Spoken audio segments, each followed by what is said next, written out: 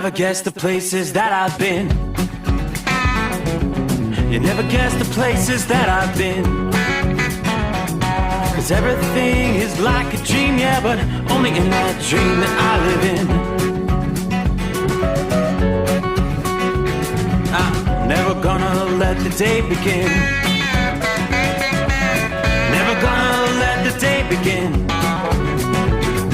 'Cause everything is like a dream, yeah, but only in that dream that I live in. Oh, don't wake me up before you go, and I'll just make this bed my home. Oh, darling, please just let me sleep. Give me my dreams.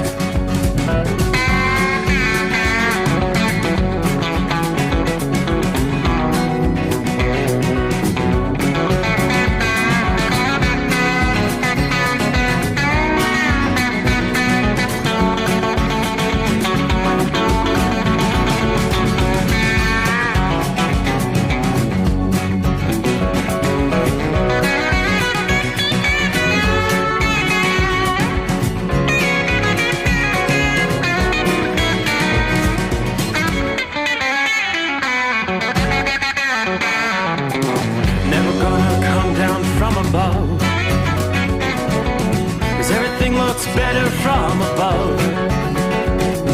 Nothing's ever as it seems, yeah, except in that world that I dream of. Never gonna lose the ones I love. Never gonna lose the ones I love. 'Cause everything is like a dream, yeah, but only in that world that I dream of. Oh, don't wake me up before you go, 'cause I can't face this day alone. Oh, darling, please just let me sleep. Give me my dreams. Give me my dreams. Give me my dreams.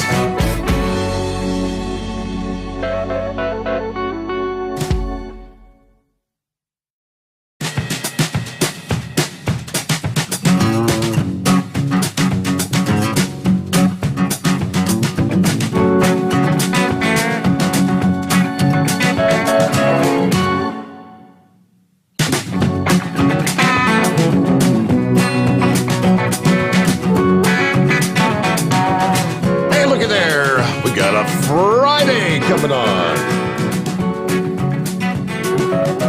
Time to get the party started, right? As Kyle said, let's roll. I saw that. How you been, Kyle? Hadn't talked to you in a while. All right, hope everything's going well. Hope you've had a good week as we make way for the weekend. What are we looking at here? 14th day of May coming on. May 14 of 2021. All right, we know things are going to be getting better as far as, the whole issue this week with being able to find gas and diesel fuel. It's going to improve over the weekend, but it was another very difficult day as more and more stations throughout the Southeast running out of fuel. Saw a report that there are more than 15,000 stations that had run out of fuel as of this past day. So still having some issues. We'll break down all the latest, but again, the good news is the pipeline is moving again. The fuel is trying to make its way to the respective destinations, and again, things should be changing pretty significantly as we make our way through the weekend, and it's probably, some of the reports are saying it could take another week or two in the Southeast to get everything back to normal, per se. So you're going to continue to see some spotty outages, but not nearly as much as we saw this past day. But we'll get more on that coming up here.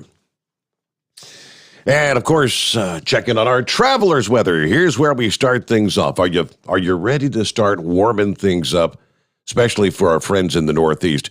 We've got another chilly night tonight. Not nearly as many areas looking at frost advisories, but Yeah, much of Michigan, you're going to be frosty. You got hard freeze warnings in place through central and northern portions of Michigan again tonight. We do have some frost advisories down through the Appalachians, the easternmost reaches of Kentucky, on up through much of West Virginia, southeastern portions of Ohio, a few frost advisories in place there. You get into the higher elevations over in eastern West Virginia, and you've actually got hard freeze warnings in place. This may be the final night of the freezing temperatures, because here's what we see on the horizon here, following a stretch of weather more fitting for April that we've seen much of this week. Temperatures finally are going to get back to normal during the period going back to the 5th of May, about 10 days ago, to this past day. The coolest air compared to average was across the interior Northeast. You were running a good 6 to 12 degrees below normal, even along the I-95 corridor from D.C. to New York City. While not quite as cool, temperatures still averaging roughly 4 degrees below normal in that time frame. And we're into mid-May now, but this is the time of year we'd typically be in the low to middle 60s in northern New England, and you should be in the mid-70s down in the lower mid-Atlantic region. Highs for most locales are forecast to be near those seasonable levels through the weekend, finally. In some parts of New England, temperatures may even climb 5 to 10 degrees above normal, on up into the lower 70s there. So while it's going to feel much warmer than prior days during the mid-morning and afternoon hours, forecasters say a light jacket may still be needed during the early morning hours, or for those who want to mind the chill. The good news, finally, though, for gardeners and other agricultural interests is the risk for frost is going to gradually, greatly dissipate once we get on through Friday morning here. Forecasters say low temperatures will generally dip no further than the 40s in the coolest spots through the weekend. But even this morning, Friday morning, frost should be very patchy and limited to the coldest spots.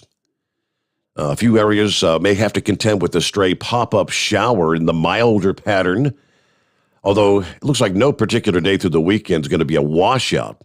These hit-or-miss showers will pretty much be confined to the high terrain, the interior Northeast, maybe later today.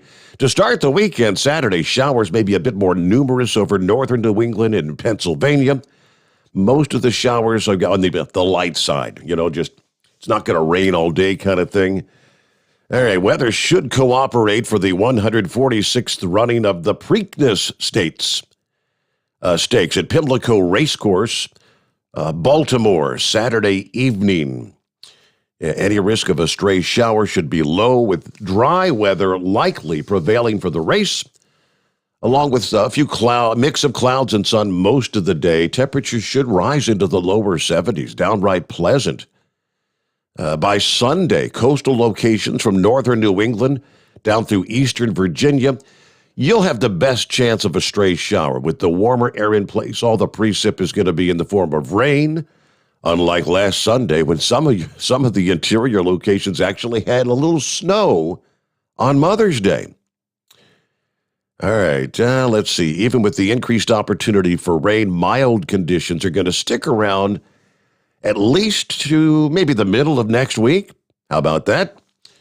Although it will be warmer than it's been, no major heat waves on the horizon. Temperatures should remain close to typical levels for this time of year, and that should help save on your pocketbook, not only eliminating the heating cost, but also you shouldn't be having to fire up the AC anytime real soon. This is the time of year where you do get a bit of a break on your utility bills. Now, we're also monitoring the potential for rounds of flooding rain and severe weather coming back into the picture for portions of the plains this weekend and into early next week. More rounds of flooding, downpours, and severe weather expected this weekend The area being targeted is going to be centered over portions of the southern plains rather than the southeast, where they've been plagued with so much rain. This high pressure that's building into the east today begins a southeasterly flow that sets up across much of the southern plains, where we'll see moisture from the Gulf of Mexico moving northward into portions of Kansas, Missouri, maybe central Illinois and portions of central Indiana, setting the stage for some thunderstorms and maybe some heavy rain across the region. We're going to be watching for a series of rather weak disturbances tracking eastward from the Rockies into the plains, starting today and on through the weekend. That first such disturbance is actually spawning some showers and a few thunderstorms. You've got some rain in Nebraska, eastern Nebraska, some heavier rains down into south central Nebraska. Down near Kearney, Nebraska, you've got some pretty torrential rains just to the east of Kearney. Rain extending on down into north central portions of Kansas. You've got some light rain back into western Kansas and the easternmost reaches of Colorado. Again, that's disturbance number one. One of these weak storms moves out of the Rockies, bringing the risk for some thunderstorms.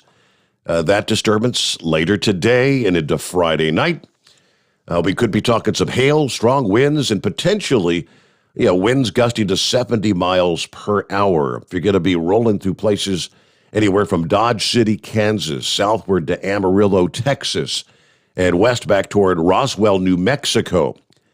Be alert for rapidly changing weather conditions.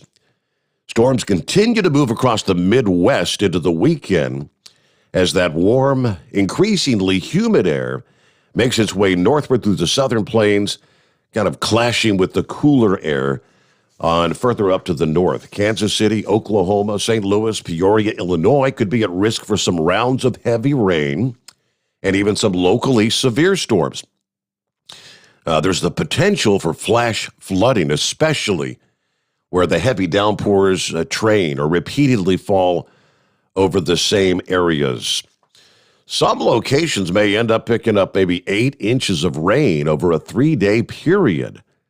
Strongest storms could produce some damaging wind gusts, especially over the southern half of Kansas and Missouri. There's a weak storm that brings the threat for severe weather to portions of western Kansas on over into southwestern Texas, Odessa, Texas, Amarillo, Garden City, Kansas. Yeah, you need to be on alert for maybe Saturday afternoon through Saturday evening. Could be talking severe weather once again. As the weekend comes to a close, a more potent storm's going to move into the southern and central plains early next week. Storms could become more widespread and pretty nasty in the south central plains, including central Texas. It's too far out to solidly know exactly where these storms are going to set up. But again, we'll be talking probably the potential for hail, torrential rains, damaging wind, and maybe some isolated tornadoes.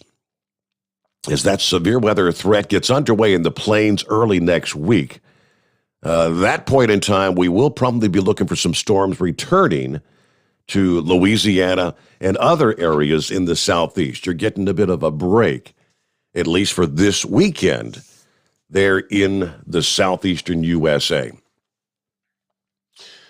All right, fuel shortages. Yeah, the issue really compounded this past day. Let me start with the update from some of our travel centers, truck stops, travel centers, the big three as we call them. Let's see, Love's, they updated their list, and there's just a handful, just a few locations out of diesel as of this past afternoon. Fort Mill, South Carolina, the Love's locations in Falkville, Alabama, Cordell, Georgia. That's the only three on the list from Love's that were out of diesel. Let's see. Since Wednesday, the list has constantly been changing, and some locations drop off the list and then maybe reappear on the list. They do say dozens of Love's travel stops are at risk of a fuel shortage. Best thing to do is go to their actual loves.com/fuel updates for the latest information.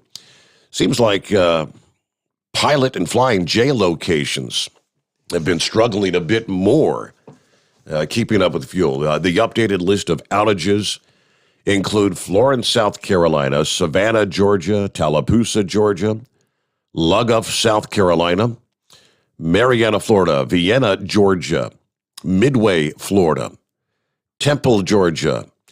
Let me see here. Carnesville, Georgia. There's a number of locations in South Carolina. Let's see. The Flying J in Lotta, South Carolina, Rock Hill and Graniteville, South Carolina, St. George in Prosperity, South Carolina, Bishopville, South Carolina. On up into North Carolina, Candor, Kenley, Troutman, North Carolina, all those pilot locations out of fuel. Much like the Love's travel stops, pilots' locations with outages kind of come and go on the list. So for updates on pilot locations, best advice is to just, again, check their website. Travel Centers of America didn't really put out a list of affected locations. But via Facebook, Travel Centers of America did state they are currently experiencing intermittent outages at locations. Again, they may be limiting the amount of gallons per purchase, depending on the location. The bigger picture, all right, gas shortages eased slightly overnight in some states, but got worse in others as Colonial works to bring the nation's major fuel conditions back online. More stations were out of gas in Florida, Maryland, South Carolina, Tennessee, and Mississippi this past morning compared to the previous. According to Gas Buddy, in Florida, the number jumped up to 30% of stations were out of fuel. We're talking 30% of there's like 7,500 plus stations. They're in Florida. Maryland, 34% of your state's stations could no longer serve customers. More than half of South Carolina stations ran out of gas, 34% in Tennessee. It's like 7% in Mississippi out of gas. At the same time, shortages eased a bit in several states, most impacted by the situation. 3% in North Carolina. About 7 in 10 stations in the worst hit state remains out of gas. So 7 in 10, wow. According to the Gas Buddy app, tracking prices and availability, shortages easing a bit in Virginia, 55% of stations out of fuel. Georgia, it was approximately 50%, remaining in the same number of states. West Virginia, Alabama, Delaware. But here's the big number. All told, more than 15,000 stations were out of gas in the eastern U.S. this past day. We all know the whole deal of where the pipeline stretches from and where it goes. Supply remained adequate in the wake of the ransomware attack. It was the transportation issues, though.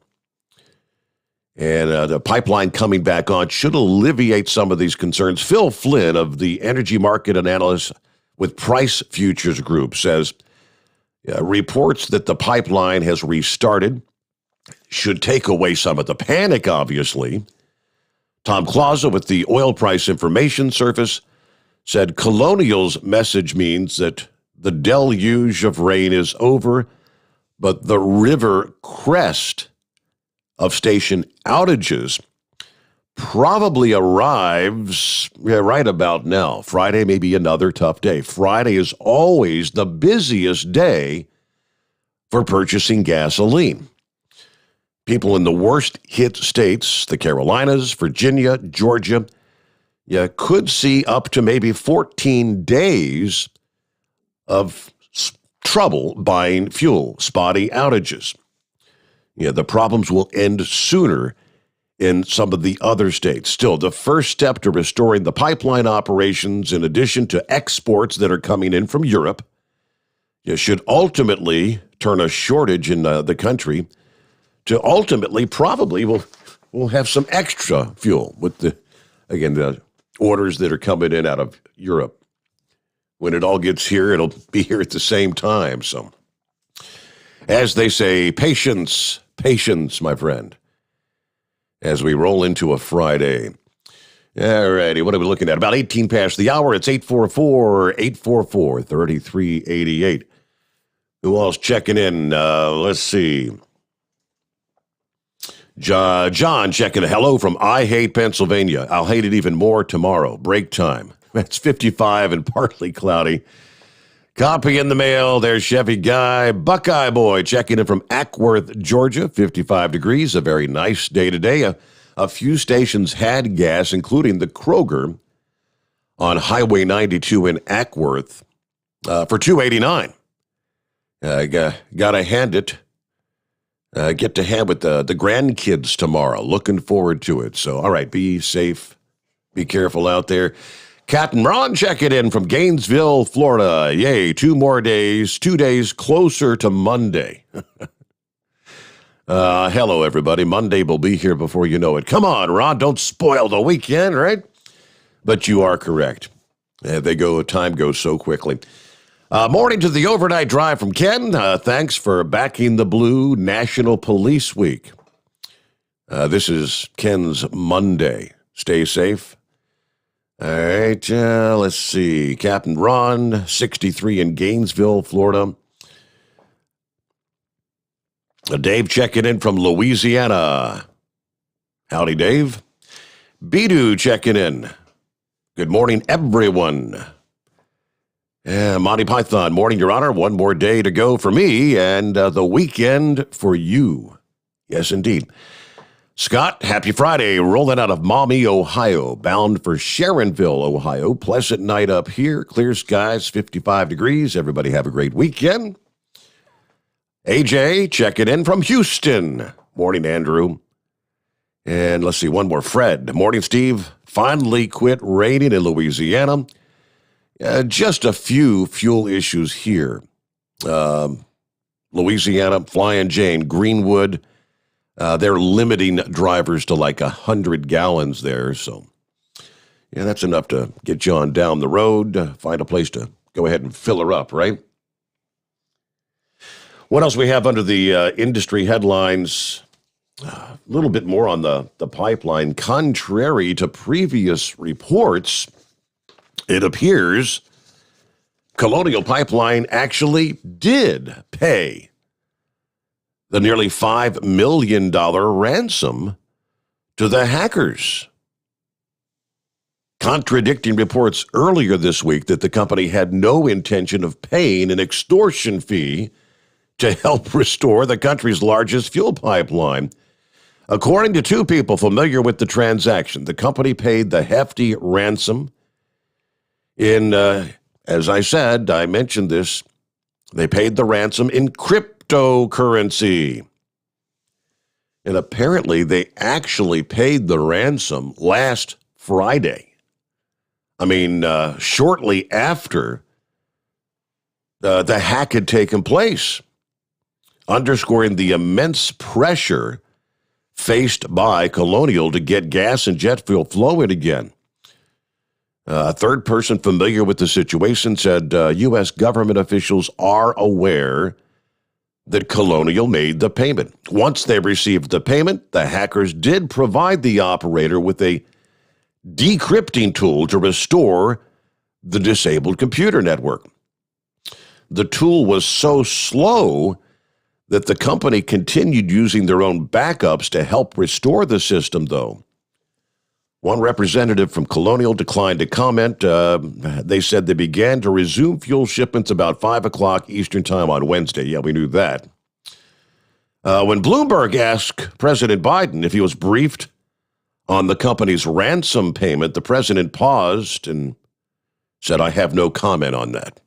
All right, let's see. Media outlets, the Washington Post, Reuters, all were reporting via anonymous sources that the company had no intention of paying the ransom. That's what we shared last evening. Oftentimes the FBI discourages organizations from paying the ransom because there's actually no guarantee that they'll actually follow through on their promise to unlock your files.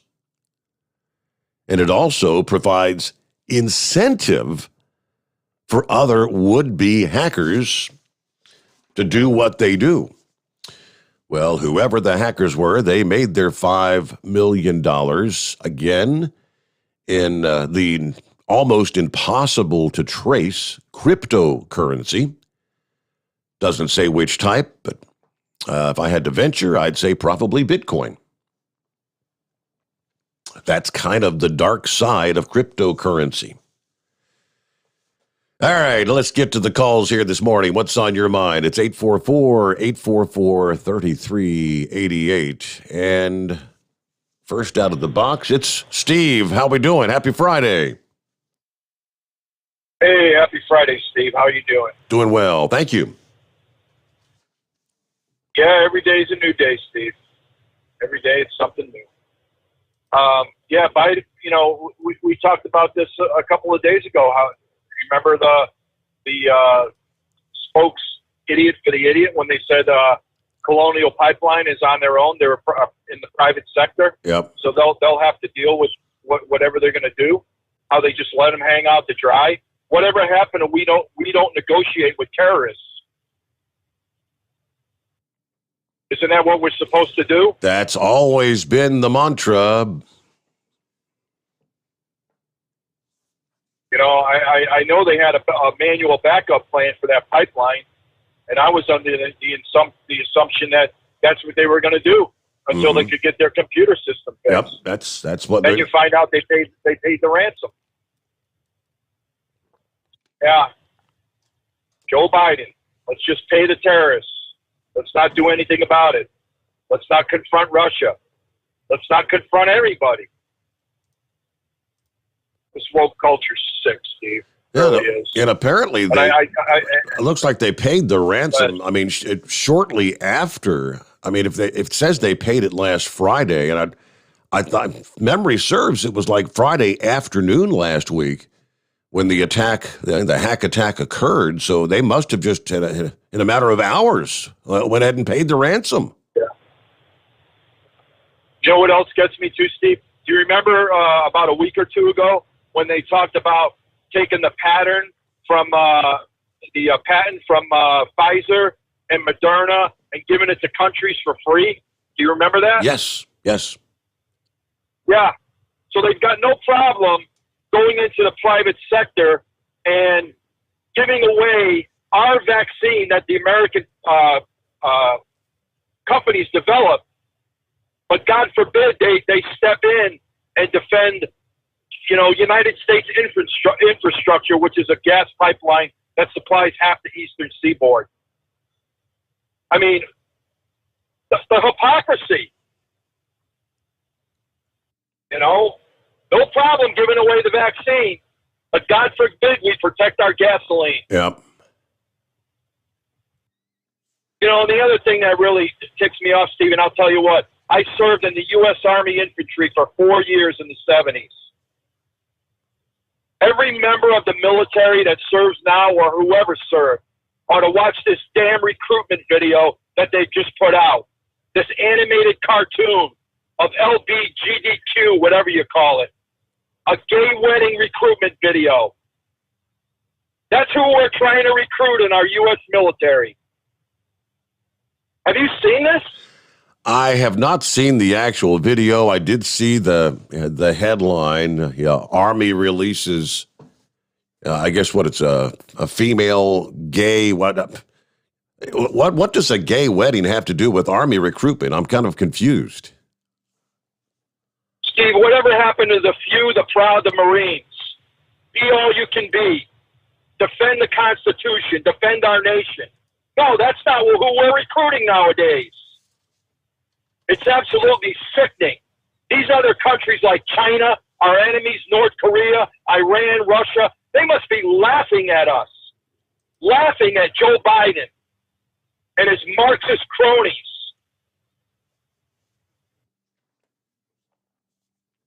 Steve, when you join the military, even the police force, you're to take an oath to defend the Constitution of the United States, to put your life on the line. You know, it doesn't matter. I was in a foxhole with black soldiers, Mexican soldiers, Jewish soldiers. It didn't matter what skin color they were. We tried to protect each other if we had to go into battle. That's what we were trained to do. This is absolutely appalling. It's sickening. Steve, if you get a chance, I sent you a link to Beck's podcast. He had that General Boykin on there, the guy that's the head of those that red flag group, the generals that signed that letter to Joe Biden. Okay. I think you read it yesterday. Yes. Well, General Boykin has been in the United States military for 36 years. He is the one that was in command of the Delta Force in 1975 when it started. In charge of the Green Berets. You know, our most elite Army fighting force. He was in charge of it. He's retired now. Steve, you got to listen to this, what he told Glenn Beck today. It's shocking. He's shocked. He's fighting. He's standing up. That's why they wrote that letter. Mm-hmm. He's really shocked about what's going on in the Pentagon, what's going on in the U.S. military. Absolutely shocked. But he brought up some really good points. He's a very intelligent man and a true patriot. But if you get a chance this weekend, try to listen to that guy. He tells it like it is. And we are in deep, deep trouble if this is who we are trying to recruit for our U.S. military. I've got the story here. Sad day in America. Some representative this past day, like I said, I've got the story over here. I'll dig it out. But saying that Joe Biden's not really even running the show here, that he's just kind of a puppet. Well, I think we touched on that. You know, a lot of people that called your show have said Obama's running things behind the scenes. Susan Rice, there's another one. I think that's... You know, her specialty, her specialty is international affairs.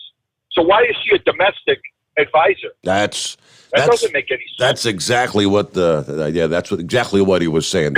She has no business trying to run any of that stuff. But it's dark days, troubling times. All right, Steve, hey, good to hear from you. Lots to cover as we roll into a Friday. It's 844-844-3388. News break time. The Steve Sommers Overnight Drive live from the Hot Shot Secret Studios. USA Radio News with Wendy King. President Biden is praising the new CDC guidance that says some Americans can skip the mask wearing if they've been vaccinated and they're outdoors. He says you need to follow this one rule. Get vaccinated or wear a mask until you do. He chose not to wear a mask as he made the announcement in the White House Rose Garden. He said it was a milestone in the fight against COVID-19. It's been made possible by the extraordinary success we've had in vaccinating so many Americans so quickly. The CDC says fully vaccinated people still have to keep wearing masks in some indoor settings, such as buses, planes, and hospitals. Currently, there are 117 million Americans that are fully vaccinated. This is USA Radio News. Do you have an idea for a book, fiction, nonfiction, or a children's book? We can help you put it together and bring it to market at Dorrance Publishing. We have thousands of testimonials from people just like you that we've helped get their books sold in stores and online. We've even got a service called The Writer's Coach. It's perfect for people that have a book idea in their head and they just need someone to help them put it on paper. Dorrance Book Publishing has been helping people just like you who have a book idea, written or not, for over 100 years. Imagine being counted among the most famous authors in the world with your very own book. Call right now and let us help you turn a book idea into reality. It's easier than you think. You just need a little help. Call us now. 800-876-9035. 800-876-9035. 800-876-9035. That's 800-876-9035. Keep the bugs off your glass and the smokies off your ass. This is the Overnight Drive with Steve Sommers. Some say their truck reflects who they are, dependable and reliable. That's why you trust Blue Def. Now the best just got better. Introducing Blue Def Platinum, a revolutionary innovation with advanced system shield technology to significantly reduce harmful deposits. To maintain fuel economy, save money on costly repairs, and sustain the life of your SCR system, there's only one DEF to choose. Blue Def Platinum. The best just got better. Diesel Army is on duty 24 hours a day, 7 days a week. Burning the midnight oil with the best diesel coverage. All the tech, all the torque. Diesel Army, where there's smoke, there's fire. For the latest news and event coverage, as well as feature and tech articles, sign up for the newsletter and don't miss a thing. Visit dieselarmy.com from the Power Auto Media family of digital magazines. Again, it's dieselarmy.com. Do you have a Dodge pickup and hate your automatic transmission? Of course you do. Levon Miller at Firepunk Diesel here, and we specialize in heavy-duty and performance transmissions for your 3-quarter or 1-ton Cummins-powered truck. So if you're interested in turning your stock slush box into a towing monster, call us today at 614-733-3744 or visit us online at shop.firepunk.com. Whether you're a diesel pickup performance enthusiast or just looking for a small upgrade, when selecting common rail fuel system components, look no further than Exergy Performance. At Exergy, you'll find injectors, pumps, and more, engineered like no others on the market using state-of-the-art equipment run by people that have been in the business for decades. So if you're in the market for common rail components at any power level, contact Exergy Performance or one of the many dealers listed on our website at exergyperformance.com. Dean Michael, the tax doctor here. Are you tired of those tax problems following you around like a dark cloud, always in the back of your mind, losing sleep at night? Call me now and get your life back. 888-632-4506 or go to mytaxhelpmd.com. Pretending they're not there won't make them go away. The IRS isn't going to forget. They will levy your bank account and garnish your wages. Don't wait for that to happen. I'm not telling you these things to scare you. I'm telling you so you can benefit from my years of experience. Now is the time to act. 888-632-4506. At Hot Shot Secret, we share the science behind common diesel problems. For example, stiction. Engine oil can break down under extreme heat, leaving behind varnish, a carbon-based deposit that creates drag on the engine's moving parts. This sticky friction is stiction. Symptoms include a rough idle and the loss of fuel economy and performance. Hot Shot Secret Stiction Eliminator is formulated to be left in the engine. It works as you drive. Stiction Eliminator is available at truck stops, Tractor Supply, O'Reilly's Auto Parts, and online at hotshotsecret.com. And now, back to the Steve Sommers Overnight Drive.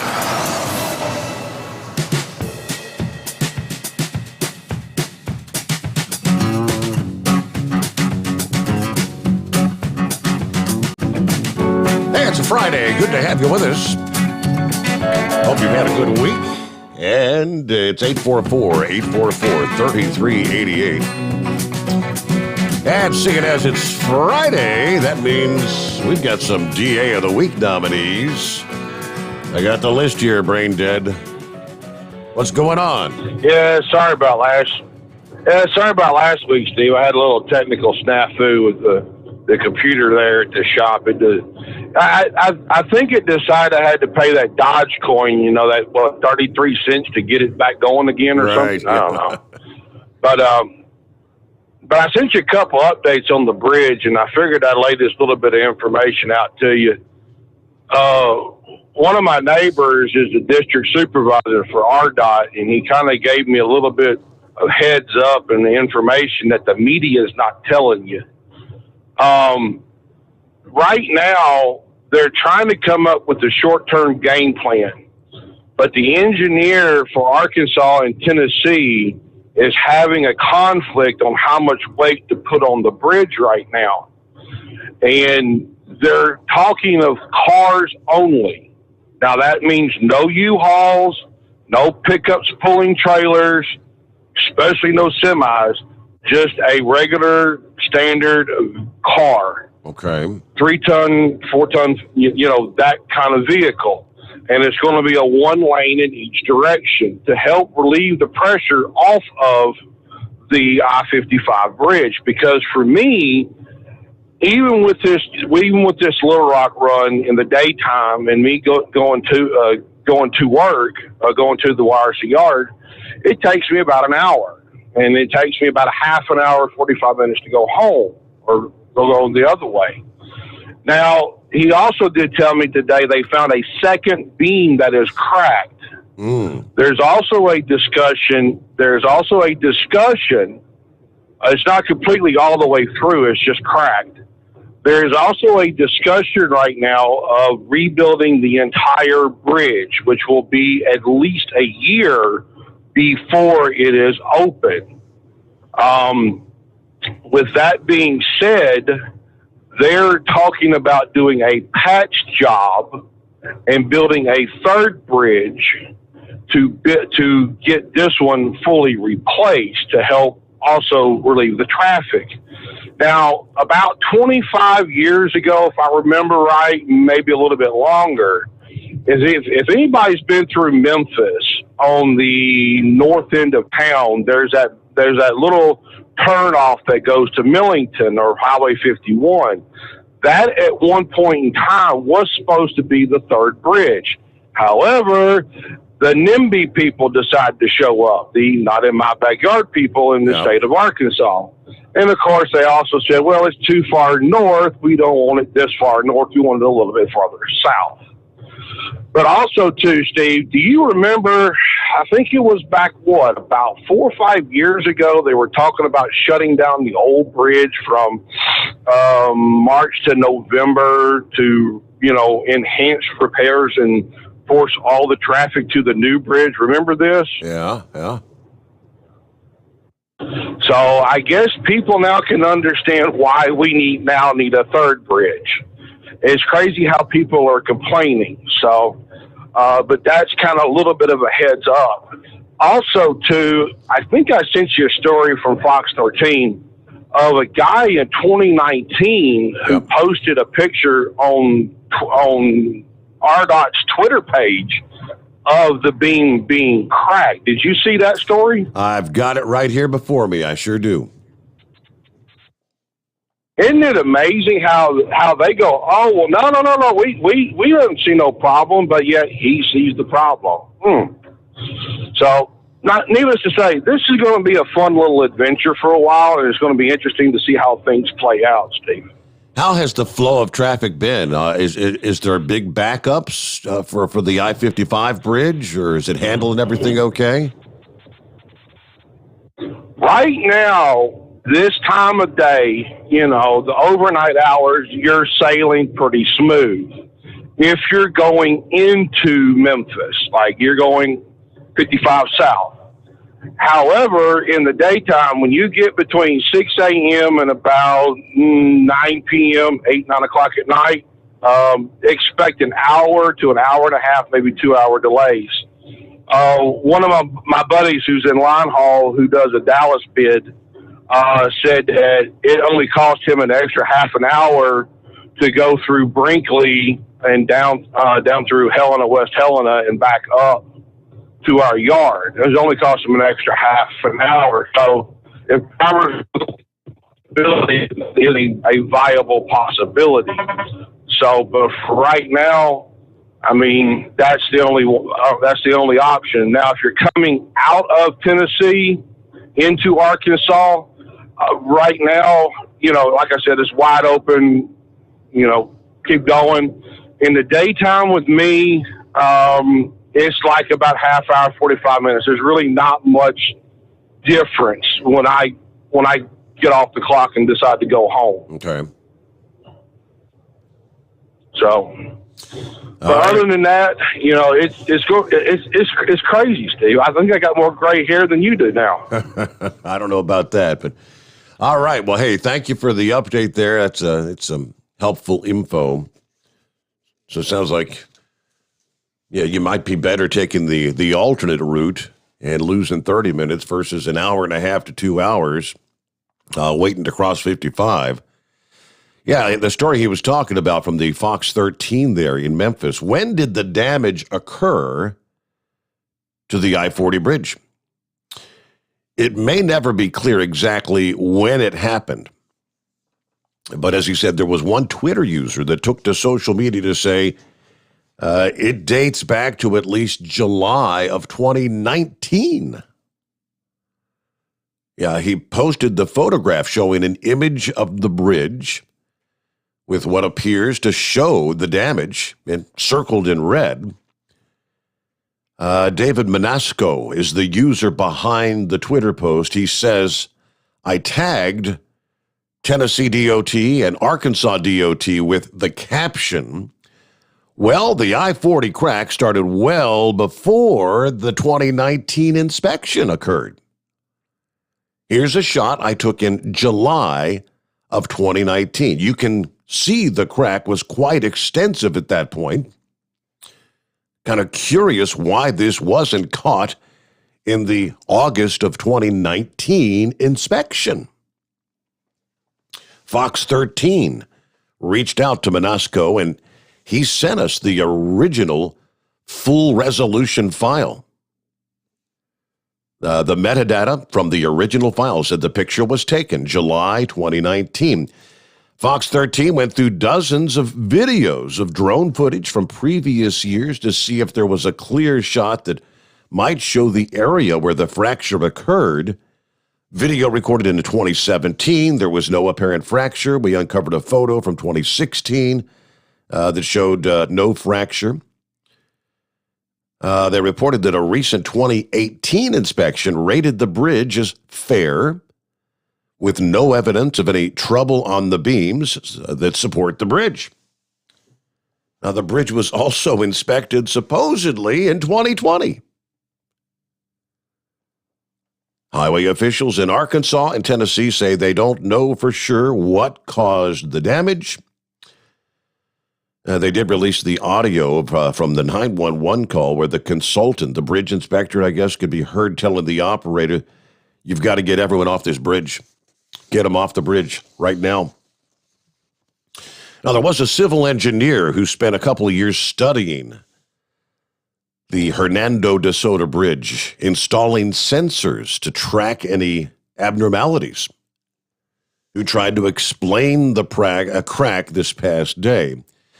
He says, based on his research, motorists might have been driving over this crack for days or even weeks. Or, as the previous story said, you may have been driving over for years. Traffic is non-existent on the famed M Bridge. The Coast Guard reports 16 vessels and 229 barges right now are at a standstill, all stacking up. Usually I explain it to my students. Imagine that's the truss, and you have trucks driving on it, and it keeps on bending. He's kind of showing an example.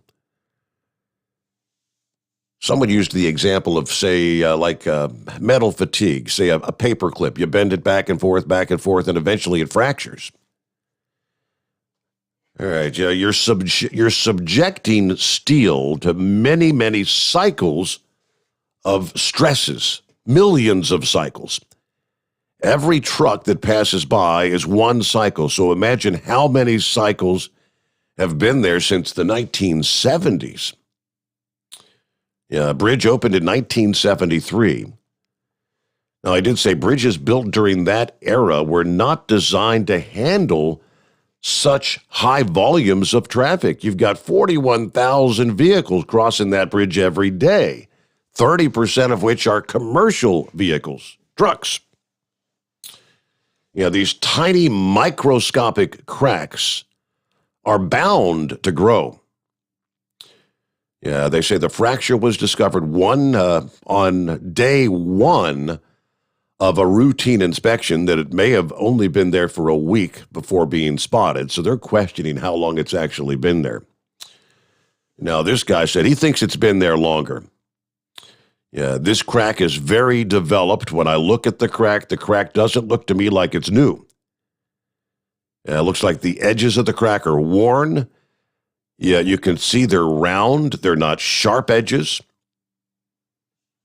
So they still have not specified a timeline to reopen the bridge. If the damage is confined to just this one crack, maybe a couple of weeks. If it's more extensive, they may have to replace the entire bridge. And that could take up to a year to get done. All right, thanks for the updates there, Brain Dead. Appreciate that. Looking at 12 before the hour, and get back to the calls here. Horse Feathers just dropped off. He'll ring us back up. Let's see here. Who we got on the line? Talking about the ransom, I believe. What's up, Stevie? Hey, Grump. Hey there, Grump. You know, that's absolutely crazy. I was just doing a little, when I stopped back there, I was looking over, some of the congressmen and senators were, of course, on the Democrats were saying, well, if we were all electric, none of this would have happened. And that one dumbass was talking about that lady that's in the Biden administration. I don't know if she's in the Department of Energy or what, but she made that comment, well, we need more electric cars. Did she not realize that the electric grid was hit many, many, many times in 2019? The one thing that they didn't do, they never shut it down, but they had a report come out last year from the Department of Energy that talked about the amount of times that Russian hackers have been trying to find the blind spots in in the crypto security side and penetrated that way on the power grids. Mm-hmm. Congress ought to get off their sorry ass and write a law right now that any hackers are treated as domestic terrorists, life in prison. And it's any country that has hackers that is trying to target the United States, such as Russia. I would start expelling people until they started locking their ass up over there. It's amazing to me that this idiot we got in the White House right now, he kind of just blows everything off like like it's something that's been happening all along, and it just, it happened under Trump, and he's got to pick up the pieces from it. Trump, please, by golly, he started that new cyber, that new agency and everything, but, that he come up with. But, man, I'll tell you what, they better get off their ass and start doing something. Because if we got an oil line, a pipeline, that can shut down half the damn East Coast and cause this kind of chaos just on one pipeline. What does this fool in the White House think would happen, and what would he do about it if they just continue? If they just said, hell with it, we're going to shut the grids down. We're going to change, we're going to change the bank. We're going to hit the banking institutes. We're going to hit the military. Our military has thousands of hits a day on hackers. They're just constantly on guard for these damn hackers that are trying to penetrate certain areas of the military. And it's as far as I'm concerned, man, that's domestic terror. It's not just domestic terrorism. That's a terroristic act, and it ought to be treated as such. All the way to death. That's the way it ought to be. Just if you're found guilty, it ought to be the same as damn murder. Treason, if it's people within the United States, their ass goes to prison for the rest of their life. It's not just us. They're trying to penetrate other militaries, other countries, and things like that. But everybody seems to be looking at the United States like we're the standard bearer of cybersecurity. We ought to be telling them what the hell to do. I'm sorry, it happened. It come out of Russia. That dark side come out of Russia. The other one was Killjoy. They were a group here in the United States, I think, and they had some splinter groups here and there, and then there's a couple other groups that were slapping the power grid around, just being jackasses and showing that they could break into certain blind spots and things like that. And that was what was in this report from the Department of Energy. And it just seems to me like, man, that ought to be priority number one. I mean, seriously. I mean, we're spending money on this damn border down here, processing all these illegals. I'd put a stamp on their ass and mail them back to wherever they come from. They need to get off their butts in Congress and start writing some immigration laws that if you penetrate our borders, period, you don't come in here. I mean, you do not become a citizen. Your ass gets sent back, regardless. And it just seems like anymore, man, it just, Americans are, as far as our government is concerned, as a second-class citizens. They don't give a rat's ass anymore about, well, look at Biden. He pretty much just said, it's not happening. It's not happening. Then I heard some jackass on the news today was talking about, well, part of the problem with stations and stuff running out of gas is and stuff is because there's not enough truck drivers out here, after COVID, hauling fuel. Yeah. Some more of that ridiculous crap. I was waiting on to start blaming truck drivers for some damn reason. I mean, we do a lot of things, but man, I'll tell you, it's just is America just falling apart or what? I have always thought that this country would stand on its own. I mean, we were, stronger than anybody else, that we would never falter to a bunch of Marxists, to a bunch of communists, to a bunch of socialism. But the idiots that we have in government right now have been in there forever and ever and ever. And you look at Nancy Pelosi, 80 years old, Feinstein, she's in her 80s. These damn people have been there forever, and it seems like they don't really give a rat's ass what happens because they're rich, number one. They've got rich off the American people, and people just keep putting their butts right back in office. We need to start buckling down and voting for somebody that's going to take care of this damn country and not ruin it. And it starts with getting rid of people like Joe Biden, who's been 50 years now in government, has got a bank account full of money, and you couldn't understand a coherent sentence that ignorant old bastard says. It's getting that damn bad. And then he's got that dingbat Trixie as his vice president. My God, it still blows my mind that people would even consider voting for people that they passed up, 3 times. But it's, I guess it's all coming home right now. People are looking at it and saying, wow, did we really put this fool in office? I know a lot of the Democrats are getting, a lot of the older, or not older, but a lot of the more moderate Democrats are looking at it and saying, this way is going to ruin them. And it is. Me and Jimmy was talking about that earlier. I think, with everything that's going on, the more freedoms that people are looking at getting taken away just because of COVID and because of, hackers and different things like that, they're going to be looking for something else. They're going to be looking for people that's going to stand up for who we are and our rights. And I hope the hell it puts an end to a lot of this crap that's coming about from the Democratic Party. But, who knows, there's so many people in this country, Steve, that wants to be taken by the damn hand and led throughout life.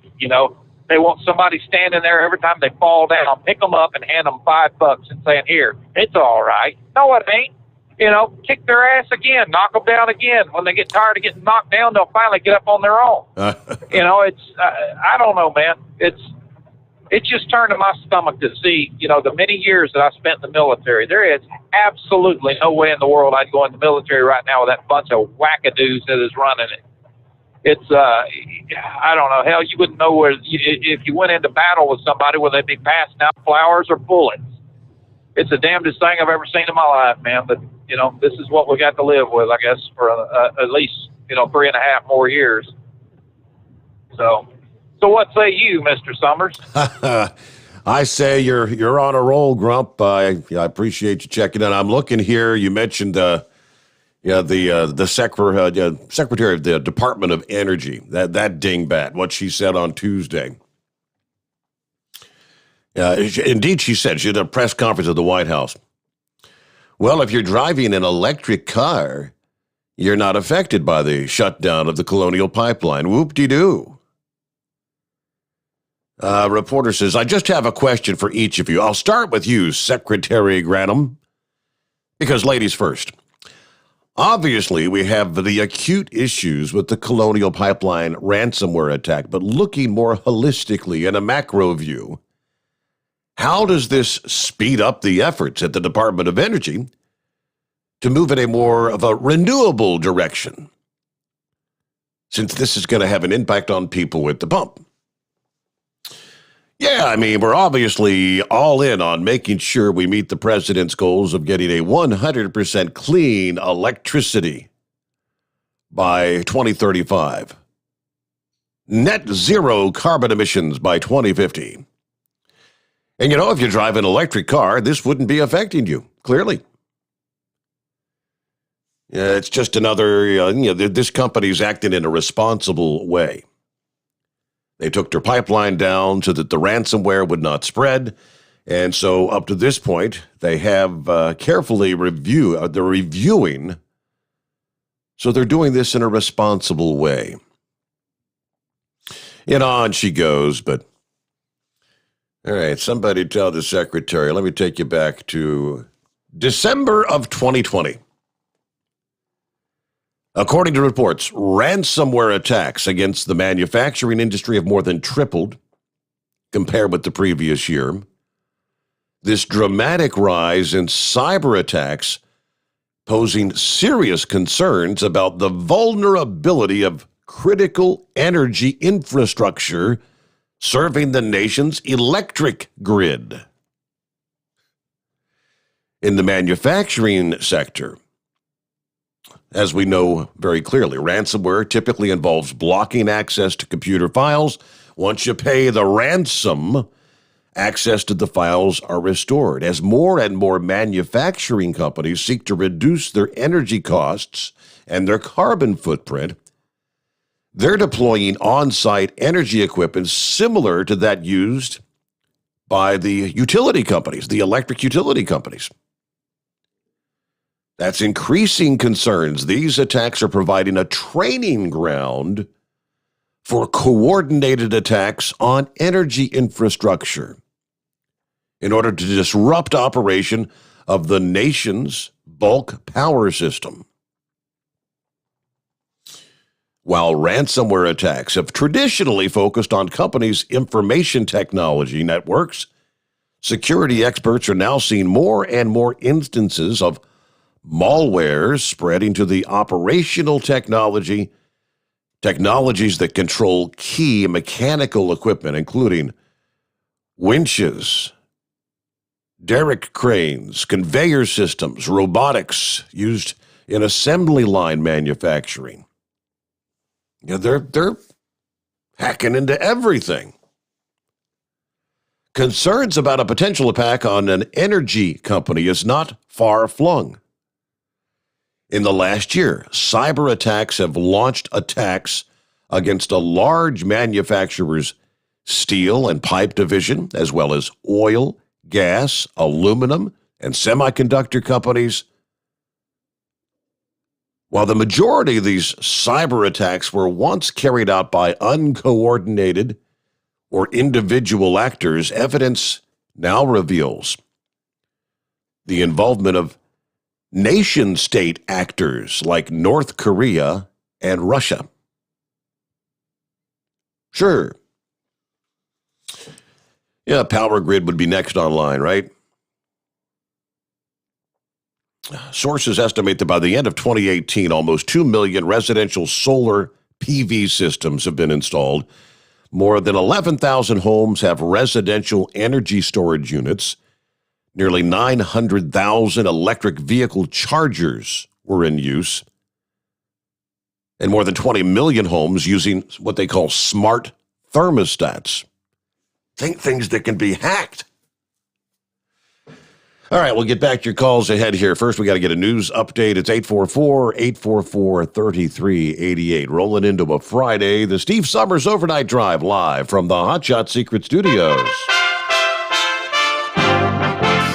USA Radio News with Wendy King. President Biden is praising the new CDC guidance that says some Americans can skip the mask wearing if they've been vaccinated and they're outdoors.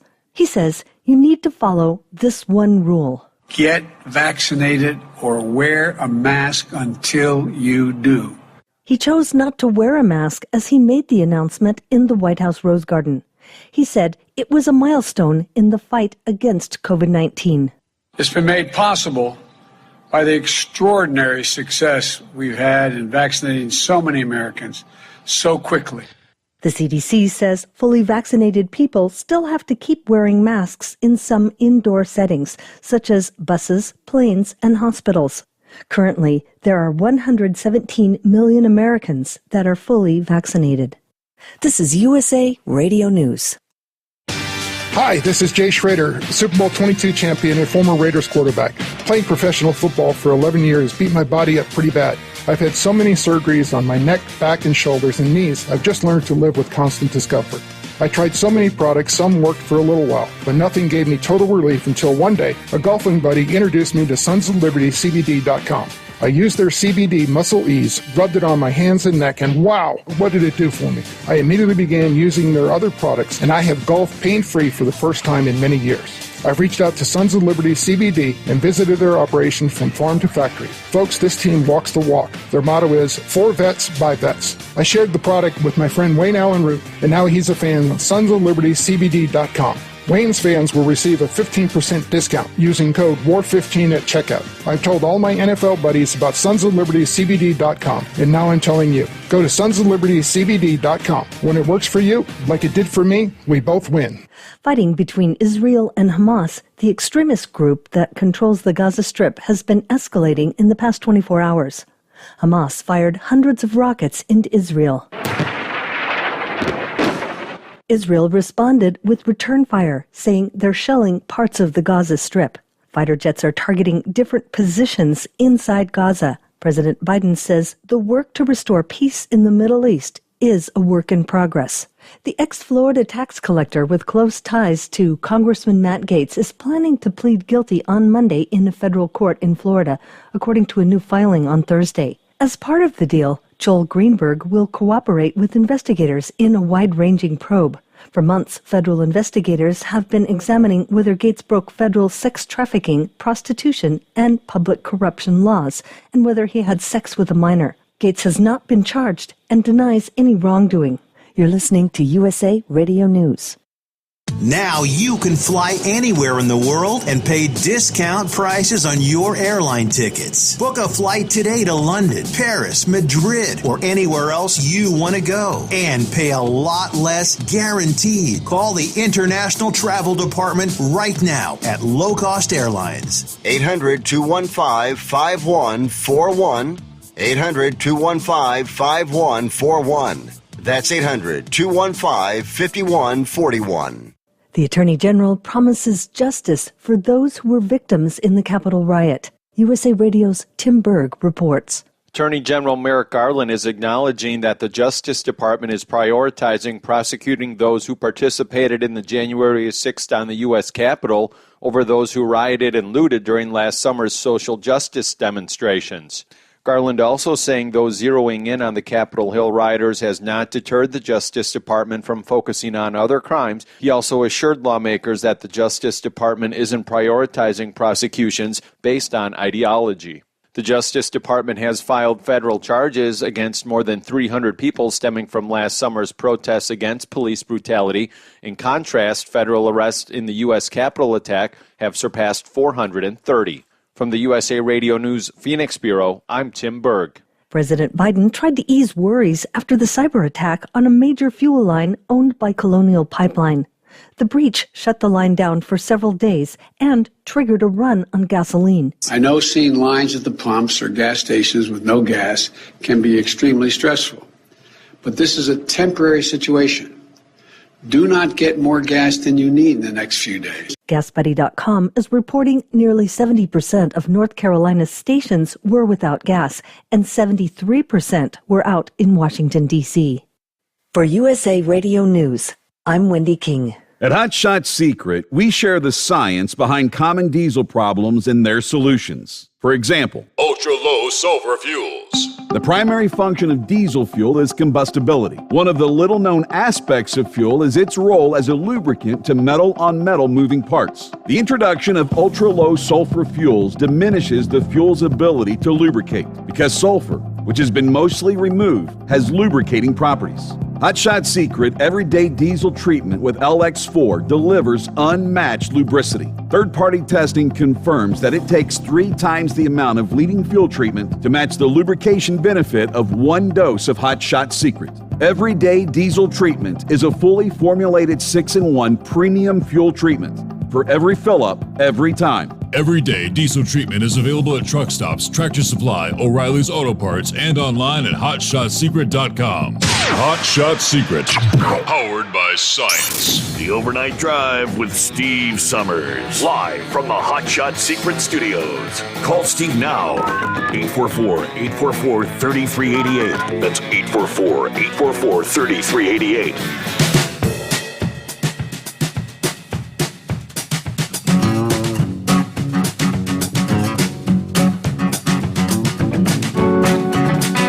Yeah, last hour, Steve brought up Susan Rice. Rick Grinnell is a guy that served as Director of National Intelligence in the Trump administration. He's pretty much saying Susan Rice is running the show. She is a shadow president right now.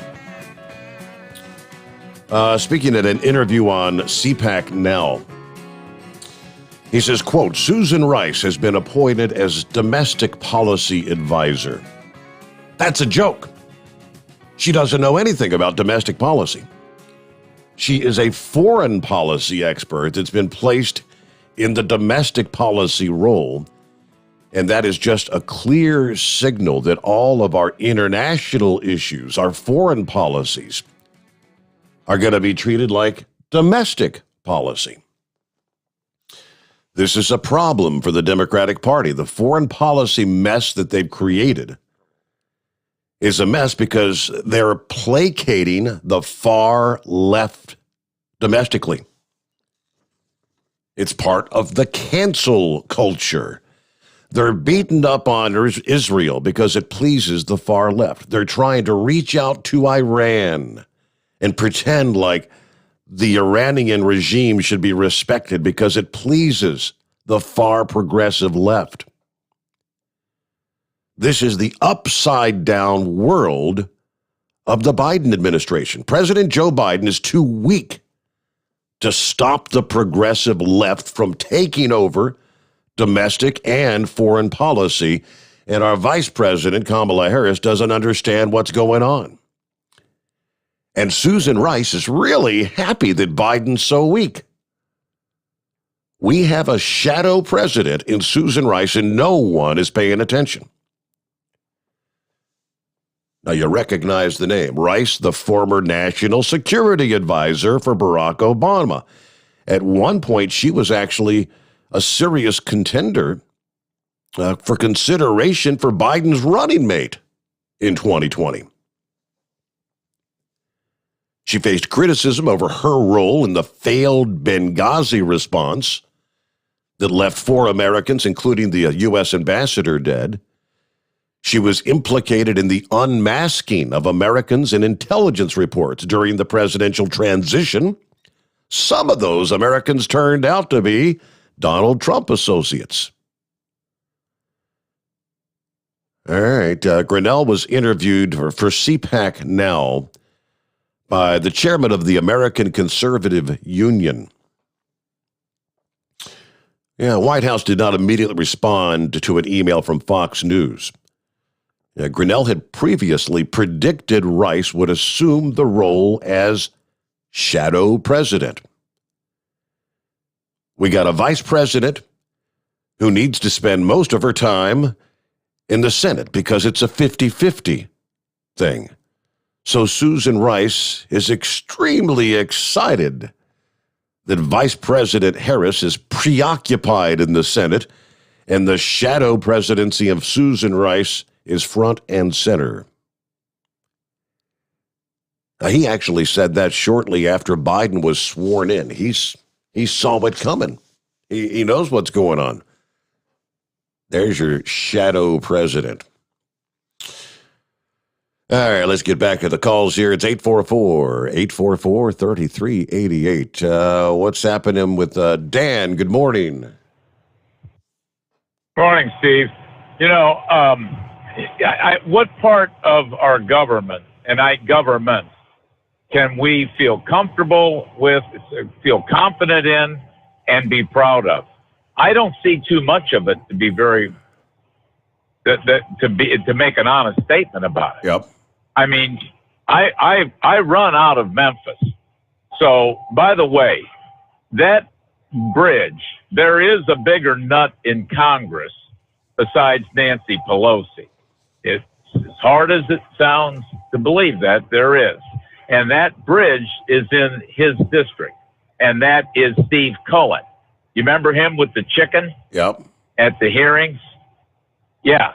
So that's whose district it is. Now, he's somebody who is fully endorsed by Federal Express, by FedEx. Mm-hmm. And he carries the water. Whenever FedEx wants one of these employee classification tweaks and so forth, he's the one that carries the water for him. So are you meaning to tell me that you're looking at an area the size of Memphis and now they're discussing about a third bridge when this one of the two bridges goes out? I mean, are you kidding me? And you turn around, the Department of Transportation's under Pete Buttigieg. What's his philosophy degree or engineer? He has no engineering background. How is he going to, you understand what I'm saying? Right. What does he understand? What does he bring to the table about this? I mean, this is the swamp. And I mean, I look at it and I think to myself, there is no investigative reporting. There may be. Things are coming online with more startups on investigative reporting. They certainly know who the manufacturer was that supplied that steel back in 1972. They certainly know who that was. And they know what the engineering plans were. This stuff of they're building a bridge that was not designed for commercial traffic, I mean, that's insanity. I mean, you know, they have no way of predicting that. I mean, that's not the standard they use. They go with the highest standard to build the bridge. And the fact that, and they know who these bridge inspectors were. And if you're telling me the most disturbing part was the photo from 2019 and having another inspection, the latest one in 2020. I mean, it doesn't make me feel too comfortable about any bridge that I cross. If you've got people like that are out there, and where are these people? What's the accountability of these bridge inspectors from 2020 that missed it? You know, I really don't understand how we got to this point in this. I do understand how we got to this point in this country. Mm-hmm. We've dumbed people down, you know, to the point that they say, well, there's a bridge, we'll go there. But for an area like Memphis, Tennessee, quite frankly, I'm surprised it's not more than 41,000 vehicles that cross over that. And to have two bridges and not have any long-term plans in the making to put a third bridge in is beyond me. I mean, where's the sense, you know, because the old bridge was built 2 years after I was born, 1949. I mean, that's the bridge that I thought, I mean, you stop and realize that? That's a 71-year-old bridge is the only way in or out of Memphis. One, as Braindead said, was scheduled to undergo some major renovations. And now that's your main hitter. Yep. That's like taking the guy who's 60 years old and he's a pitching coach, and you lose your pitchers, your ace, you call him out because that's all you got. That's exactly, Pardon me? That's exactly what's going on. Yeah, I mean, and you gotta, wonder about the weight that's crossing that bridge every day. Yeah, you got to sit there and scratch your head. And I mean, I honestly, don't get me wrong, I have the utmost respect for Grump. That's what he does in his military service and everything. But there's no such thing as a moderate Democrat. I mean, he said it's going to take moderate Democrats. Well, I mean, if you vote for somebody that idiotic, I don't know what to say. You're not voting with your mind. You're either voting with your emotions or some long past allegiance or something like that. I don't really relate to people that make such important decisions that way. But I look at it, and I mean, it's just another example of government failure. And you could go on and find several of them, like the pipeline and other stuff and like that. But I mean, a bridge like that where an inspector has to say, pull everybody off this bridge immediately. And I know that's a fact because they were back in tractor trailers right near where I lived, down on the Front Street. I believe that was Front Street. There's a lot of grain. There's a grain elevator just north of the pyramid, and that's where the bridge is. So they were backing people, tractor trailers, down off that Front Street ramp. A lot of trucks come from over in Arkansas with grain, and they get off at Front Street, and then they go down over to the grain elevators. Now, I don't know what those guys are going to do now because, as I believe that was Braindead said, they were supposed to put a bridge at one time over the north side by the Millington Naval Air Station. Yeah. They were supposed to put a bridge over on the north side. Personally, I thought it would have been better to put one on the south side because I thought that the bridge that's 71 years old was eventually going to have to be torn down. And I don't get it. I mean, I don't.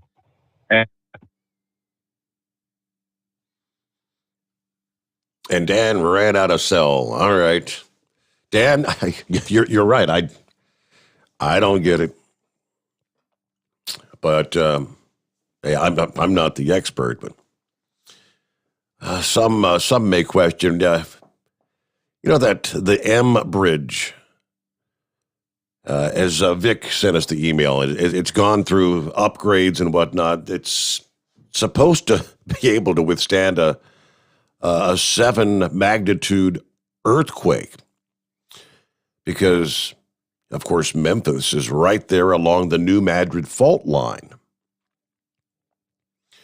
And some are questioning, is the New Madrid waking up? Lone Elk Park in St. Louis County has a leaky lake. An SUV-sized sinkhole opened up in recent days has drained about a third of the lake. The parks director said he got word Friday the lake had dropped about 3 feet, and then enough water drained away over the weekend to actually reveal the sinkhole. County will get a hydraulic engineer to look at the sinkhole and send someone with a drone to take pictures of it. They've put signage along the shoreline warning people to keep away. Odd wonders if a small magnitude earthquake reported near Eureka on April the 20th shook anything loose. He said that in the early 1990s, the lake was always full, but in the past 20 years, it hasn't held water the way it should. We've had people look at it. They couldn't tell where it was leaking, he said. The water has drained underground and come up on the Castlewood State Park side in an old creek bed But the water wasn't causing issues. Meanwhile, all lanes of the Hernando de Soto Bridge closed after the discovery of the crack. Yeah, the bridge was being inspected, and as we now know, it could be closed for months, could be a long time, using I-55. Now, if you add this giant sinkhole, the shutdown of the I-40 bridge due to infrastructure damage, and, of course, the hacked pipeline, are these more signs of the overdue New Madrid earthquake? It's time to talk about what we can expect when the New Madrid rips and tears. Yeah, the infamous New Madrid fault is forecast to take out 150 miles of the Midwest and will end up probably more devastating than the San Andreas quake, which is also overdue. New Madrid faults. The line essentially follows the Mississippi River from Illinois to Arkansas. The last major adjustment in that seismic zone was way back in December of 1811. And since science says this happens about every 200 years, we are way overdue for another big adjustment. The seismic zone, a series of faults under the continental crust, which you cannot be seen on the surface. The fault system extends 150 miles south from Cairo, Illinois, through Caruthersville, Missouri, then down through Blytheville, Arkansas, to Marked Tree, Arkansas. It then dips into Kentucky near Fulton and into Tennessee near Reelfoot Lake, and extends southeast to Dyersburg, Tennessee. So it actually crosses 5 state lines and crosses the Mississippi River in at least 3 places. Seems like a local affair, but that would affect just 5 states. But hold on, not so fast.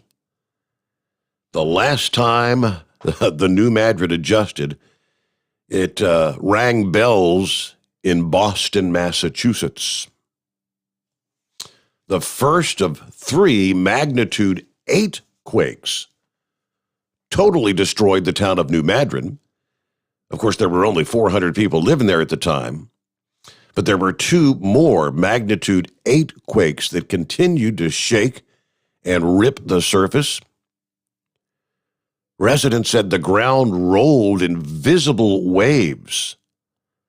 Land sank and bulged in places. Huge cracks swallowed things whole, and it was ultimately felt in 25 states. As far away as the Carolinas, Washington, D.C., and even into Canada. Charleston, South Carolina was devastated with the damage. That's kind of frightening, isn't it? It's about 25 past the hour. I've something to ponder, I suppose. Let's get back to the calls here. Who's next up on the list here? Talking about the bridges. It's CB. Well, hi there. How we doing this Friday morning? Hey, good. Hey, we got every state has what they call a truck rodeo, and then last year they didn't have them, but in the ATA handbook that you study, I remember, not to say I remember all of them, but they had in there a question that we used to have to answer, and the ATA, it was like 74.3% of the bridges, and this was way back in like 2007 or 8 was one of the questions, and it was there every year. So, I mean, the thing I get is, why is the government even doing anything about it? Because it seemed like it kept going up every year, the percentage of the bridges that needed work on. Mm-hmm. And we've seen this every year, and I'm sitting there thinking, every year going, well, it keeps going up, but why aren't we doing anything about it? I just didn't get it. Well, and then going back to that, the Maverick Falls is now I went to Johnny Cash's museum, and I thought they talked about that in like the 50s because he wrote a song about How High's the Water, Mama, and I thought that it had moved and adjusted. Like I remember in the museum, like 18 miles to the east. So they were talking back in the 18 something, but I thought that he in the museum the guy had told us like 18 miles to the east the Mississippi River moved. You know, so I didn't know if that was something that was a big thing that made it move, or if it just something that adjusted to it. But I remember hearing that in the museum. Interesting. Yeah.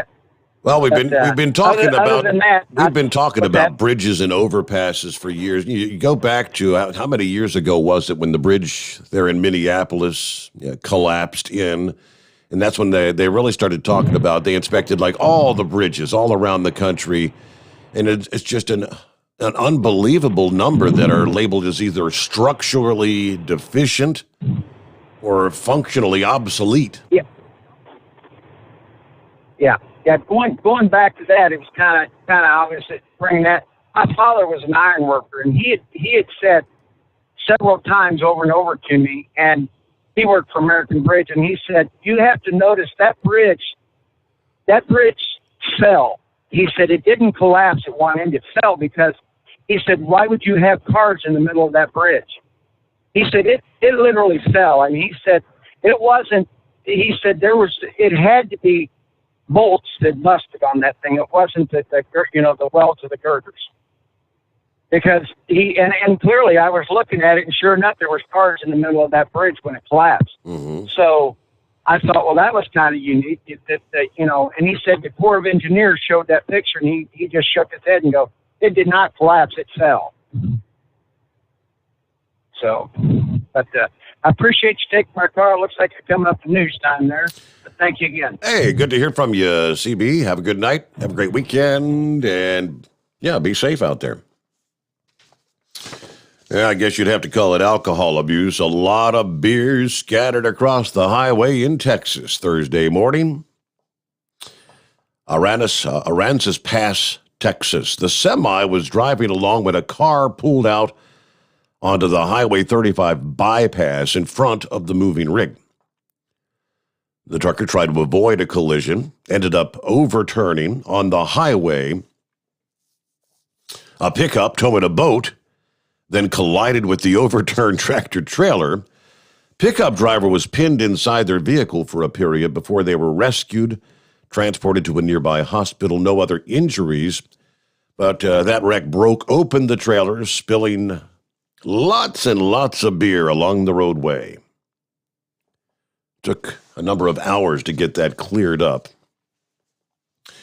One of our industry headlines there from as we roll into a Friday morning. It's 844-844-3388, the Steve Sommers Overnight Drive live from the Hot Shot Secret Studios. USA Radio News with Wendy King. Colonial Pipeline says it's fully restarted the systems for the pipeline after the ransomware attack, but it will still take some time to make up for shortages at the gas pump. President Biden says not to hoard gas and to be patient. We expect things to return to normal over the next several days. I will be monitoring Colonial's progress and the federal government's support every step of the way. So stay strong. Help is on the way. With the pipeline down, it's cut the supply to many gas stations in parts of the South. North Carolina, South Carolina, and Georgia are reporting the biggest numbers of closed gas stations. President Biden said that U.S. officials don't believe the Russian government was involved in the hack of the Colonial Pipeline, which stretches from Texas to New Jersey. He said, we do have reason to believe that the criminals who did the attack are living in Russia. This is USA Radio News. If your loved one has passed away due to COVID-19, pay close attention to this message. You could be entitled to a death benefit of over $300,000. The U.S. government has set up a fund to pay families relief if they've lost a loved one due to COVID-19. We know this is a hard time for you, and this fund has been set up by the federal government to help ease your pain. The compensation includes a death benefit and lost wages benefit. Time is limited, so we urge you to make a free phone call right now. There's no cost to you for this claim. All legal fees are only covered once you receive your money. So if you've lost a loved one due to COVID-19, call the legal helpline right now to find out if you qualify for a cash award. Here's our number: 800-923-9018, 800-923-9018, 800-923-9018. That's 800-923-9018. Paid for by the IPG Law Group. Live from the Hot Shot Secret Studios, the Steve Sommers Overnight Drive. Dean Michael, the tax doctor here. Are you tired of those tax problems following you around like a dark cloud, always in the back of your mind, losing sleep at night? Call me now and get your life back. 888-632-4506 or go to mytaxhelpmd.com. Pretending they're not there won't make them go away. The IRS isn't going to forget. They will levy your bank account and garnish your wages. Don't wait for that to happen. I'm not telling you these things to scare you. I'm telling you so you can benefit from my years of experience. Now is the time to act. 888-632-4506.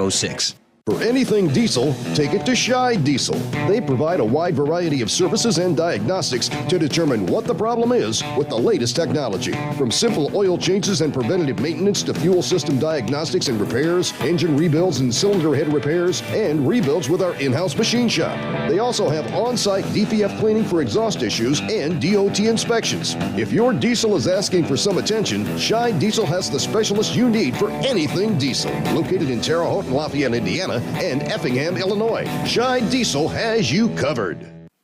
Getting a good night's sleep while on that long haul can be quite the challenge. That's why Commercial Vehicle Group has partnered with Serta Mattress to bring you the Bostrom plus Serta mattress for the best night's sleep possible while you're on the road.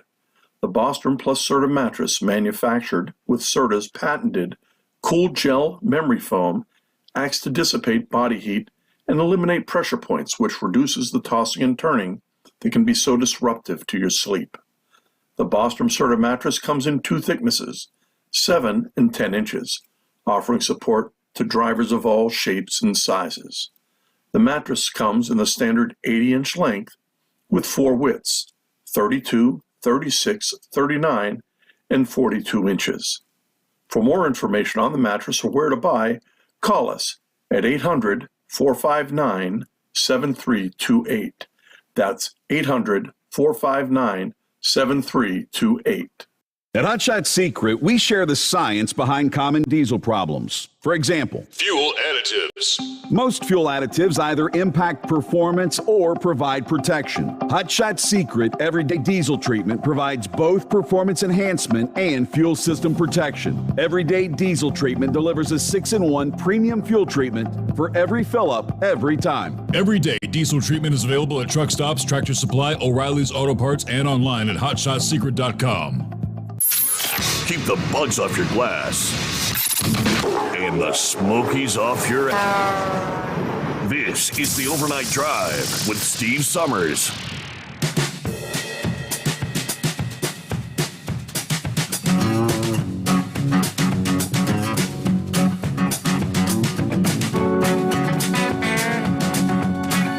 All right, where we leave off there. Quick update. Thousands of trucks being recalled by Daimler Trucks North America. An issue involving the fuel systems. Specifically, nearly 10,000 various models of Freightliner and Western Star trucks, model years ranging from 2018 to 21. According to the National Highway Traffic Safety Administration, the sealing washer may not seat correctly in the pilot boreholes, allowing the high-pressure fuel rail assembly to leak. If an ignition source is nearby, the fuel leak can spark a fire. Okay, as of this past morning, there's no remedy for the recall yet. Daimler Trucks is working to develop a solution to the issue right now. They've got a list. There's about 6-7 different model of trucks involved in that. So just be aware, notifications for affected owners are going to be mailed out by July the 5th, according to the report this past day. All right, back at it here. Horse Feathers. Happy Friday. Morning, Your Honor. Yeah, I guess it is. For some of us, the rest of us have to work tomorrow. I guess it's not Friday, but whatever, is what it is. So we got the big Preakness race coming up Saturday. Correct. And I guess if one particular trainer's horse wins, he would be the most winningest, is that the right word? Winningest trainer in Preakness history. And he's not going to be there. Did you realize that? Bob Baffert's not going to be at the Preakness. He's got his assistant going to be there because of this whole thing. He decided it'd be better for horse racing if he didn't show up at the Preakness. But if one of his horses wins, that'll make him the winningest trainer for the Preakness history, which pretty much is in the lines of Tom Brady and, Dale Earnhardt, Richard Petty, and he's not going to be at the race if his horse wins. Can you imagine that? Wow. But anyways, so yep, we can have the horse race at the Preakness. We don't no 4th of July though. We don't have any 4th of July. But hey, you don't have to wear a mask anymore. No more masks. Can they make up their mind? Can Fauci actually make? You got to look at this. I heard it was going to. I heard a preview of it when I was flipping through the channels that Lester Holt did an interview with Fauci. You talk about smoke blowing up people's skirts. Between the two of them, I don't know who was blowing more smoke, but you got to try to see that interview that Lester Holt did with Fauci. Yeah. It just. Oh yeah, no, we're good to go. There's no more need for masks and all that crap, and inside, outside. But people that haven't had the vaccination still should wear a mask. And so what are the kids? And now you're supposed to get all the kids from 12 to 17 vaccinated, which I'm totally against yet, because until it becomes a real certified vaccination and not just this emergency relief, whatever. There's not enough data out there for people that age because of this. We've talked about it, the RNA or whatever, the gene altering type of vaccination this is. There's just no way. And now, so what are you supposed to do? What are you supposed to tell your kids that are from 3 to 11? Well, you're not allowed to get the vaccination, so you have to keep wearing a mask? I don't think so. I think masks ought to be done away with, just outlaw them completely. So, anyways, craziness. And so when do you think the next attack on the Colonial Pipeline's coming? Is it going to be next week, or are they going to let it go a couple months before somebody else does it? Because, you were talking that dark side there. They're just a facilitator of the ways to do the hacking. That they're not the ones that do the hacking. They got, they sell their information to groups and let other organizations do the hacking. So when's the next organization like the pirates around Somalia attacking the oil tankers? Well, when's the next one gonna?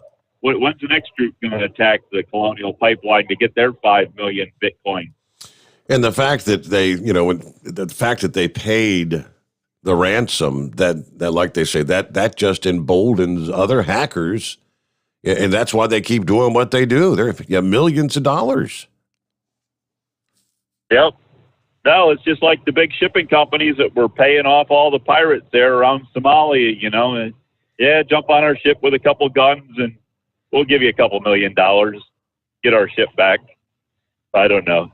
Just they need to lay a few of them out on the ground and say this is what happens when you do it, and kind of deter them, So did you run down to the local gas station with a Cadillac and 3 or 4 Omaha steak coolers there right. to fill up in your trunk? Are these people crazy or what? I see somebody burned up a Hummer they had like a half dozen 5-gallon gas cans in the back of their Hummer, and something happened, and probably they were filling the cans in the Hummer. They probably didn't even take them out and set them on the ground. And of course, you're supposed to fill your portable containers on the ground in case there's static. Yep. And you won't have the static spark, because if you're not grounded, then the spark jumps somewhere, which really creates havoc with the fuel air mixture in the surrounding area of the container you're filling. And so, but I would say that they had a slight issue there. But yeah, I don't. I run a Suburban. I got an older Suburban. I guess I told Chris that I got an '03 Suburban, and that's got that hitch on the back, that Reef style hitch, that 2-inch square hitch. And I got one of those platforms, and I put the platform on the back, and I put the gas cans outside. I've never believed in carrying gas cans inside a vehicle. And inside, even people that carry them in trunks of cars is still pretty much in the passenger compartment. They spill or something happens, they're pretty much inside with you, because that back seat isn't going to do much to stop, especially if a fire breaks out. Yeah. But I don't know. It's craziness we live in. So I did see. I went to a 7-Eleven yesterday morning to top my truck off. They have gas islands on one side of the building, and the other side of the island they have 3 high-speed diesel dispensers that I usually stop at there, and it's part of my fuel network card and all that crap there that I try to do to save money. And plenty of diesel on the backside of the building. Had plastic bags on every one of the gasoline pumps up front. So that was a 7-Eleven there in Northern Virginia, northeastern Virginia. So anyways, I haven't really been by anything today that I could see, that would be open or to tell what's going on yet this morning there for gasoline sales and who has and who doesn't have. But I will say, I tried looking on Gas Buddy a little bit, and from what I was able to tell, there wasn't any way to tell whether you could tell what all the prices were, but you couldn't tell if they were out. So there wasn't any. I don't know if Gas Buddy has a way to tell if stations are out of fuel, if they can instead of putting the price in, say out of fuel or whatever. Yeah, but yeah. I haven't. The half dozen stations I look at there, I got my favorites. Nothing popped up as being out of fuel, so they all just had the normal prices in there. So the one thing I'll say is prices really haven't jumped a whole lot. Everything's staying pretty much where it's been in the last week. It's hovering on that $3 mark, whether it's just over or just under, but everything's staying right about the $3 mark. Well, there was a station in South Carolina charging $6.99 a gallon. I don't know if they don't have their price gouging rules in effect right now or what the deal is. Yeah, I remember we talked about that yesterday there, where they changed their price like 3 times in the day. It went from $5.99 to $6.49 to $6.99. And as I say, I don't know if Maryland had it set up. There was somewhere I remember had it set up that they had a law that said you could only change your gas prices once a day. I don't remember exactly where that was, but anyways, that's all. Whatever. It'll be what it'll be. Pretty soon you won't have to worry about gas prices, Your Honor. You're gonna just have to worry about your electric prices and what your meter's doing there. Figure out how to convert your Cadillac to electric from gasoline. Are they going to sell conversion kits for that? Yeah, right. Hey, speaking of electric cars, I asked somebody the other day because I got passed by a Tesla, and I'm watching them come up in the mirror. These Teslas, they don't have a grill on the front end because they don't have a radiator, because they don't have an internal combustion engine to keep Right, cool, so you right. don't have the radiator. What do they do for air conditioning? Because normally an air conditioning condenser's out in front of the radiator in the grill. Well, what do they do for air conditioning in those electric cars? Just a question. I mean, I know they've got AC on them. I'm guessing they've got kind of like a separate independent unit kind of thing, like a small window AC kind of thing. Someone asked about that a few months ago, and I'm looking at it was actually a station in Virginia, $6.99 per gallon. It's a BP in Richmond, Virginia. So they talk about, we got shortages. Let's see. One guy says, I pulled in, I start pumping my gas, then I realized I put $80 worth in my truck. A lady next to me said she put $100 in her car. She started crying because she said, my car doesn't take that much. Price gouging laws are in effect in Virginia, they say. It's part of the state of emergency declaration there. Residents are encouraged to file price gouging complaints if you feel you've been unfairly charged for goods.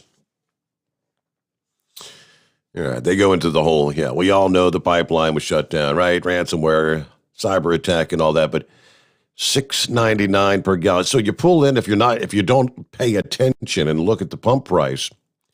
Yes, that's what the guy with the truck did. He just started pumping, wasn't paying attention, and all of a sudden you look up, it's like, what? $80? Hold your horses. It's about 12 before the hour. All right, so maybe things aren't going to get better as quickly as some might hope. According to USA Today, all right, Colonial announcing they've resumed pipeline operations. And they go into some of the numbers. Thousands of stations are out of fuel or running low on fuel. 71% in North Carolina, for example, were out of gas. The Atlanta area, about 71% of stations. So how long is it going to go?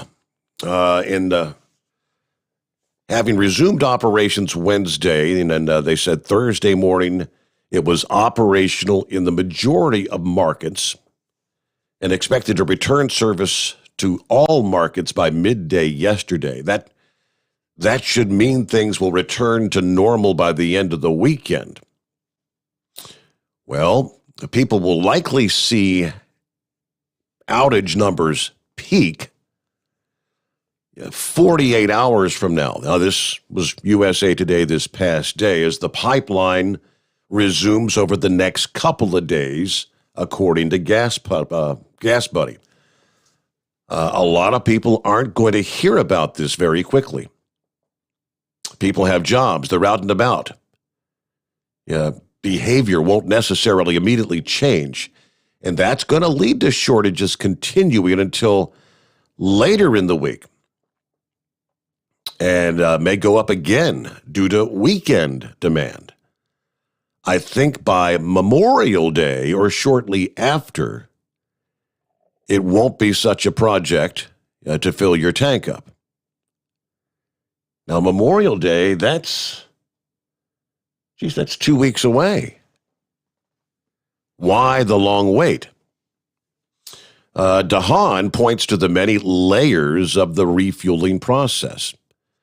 Firstly, especially in southeastern states, the lack of truck drivers, there you go, to transport fuel, has led to the first level of shortages beyond just the shutdown. It takes time to regroup massive quantities of product and efficiently make deliveries to more remote areas that are supplied by Colonial. Figuring out the time and logistics takes some time. And that goes to the whole core issue, which is causing these shortages, aka panic buying. People are filling up at breakneck pace. There's no way stations can stay anywhere near caught up. All right, the panic buying may cease here by the end of the week, so we're into Friday. But it may go up again as people fuel up for the weekend. Then it'll take a while for stations to get caught up with supply once again. But motorists can help the situation by holding off for a day or two to let the stations refuel. That's good news ahead of what's likely to be a very hot summer for fuel demand. All right, what are we looking at? About 9 before the hour, and see what's going on with Eskimo Mom. Hi there. Hello, Steve. How you been, Eskimo Mom? I'm trying to get back in the swing of things from being on vacation. Yeah. It's coming there little by little. But I wanted to add to that one driver that's talked about when you talk about the earthquake in 1811.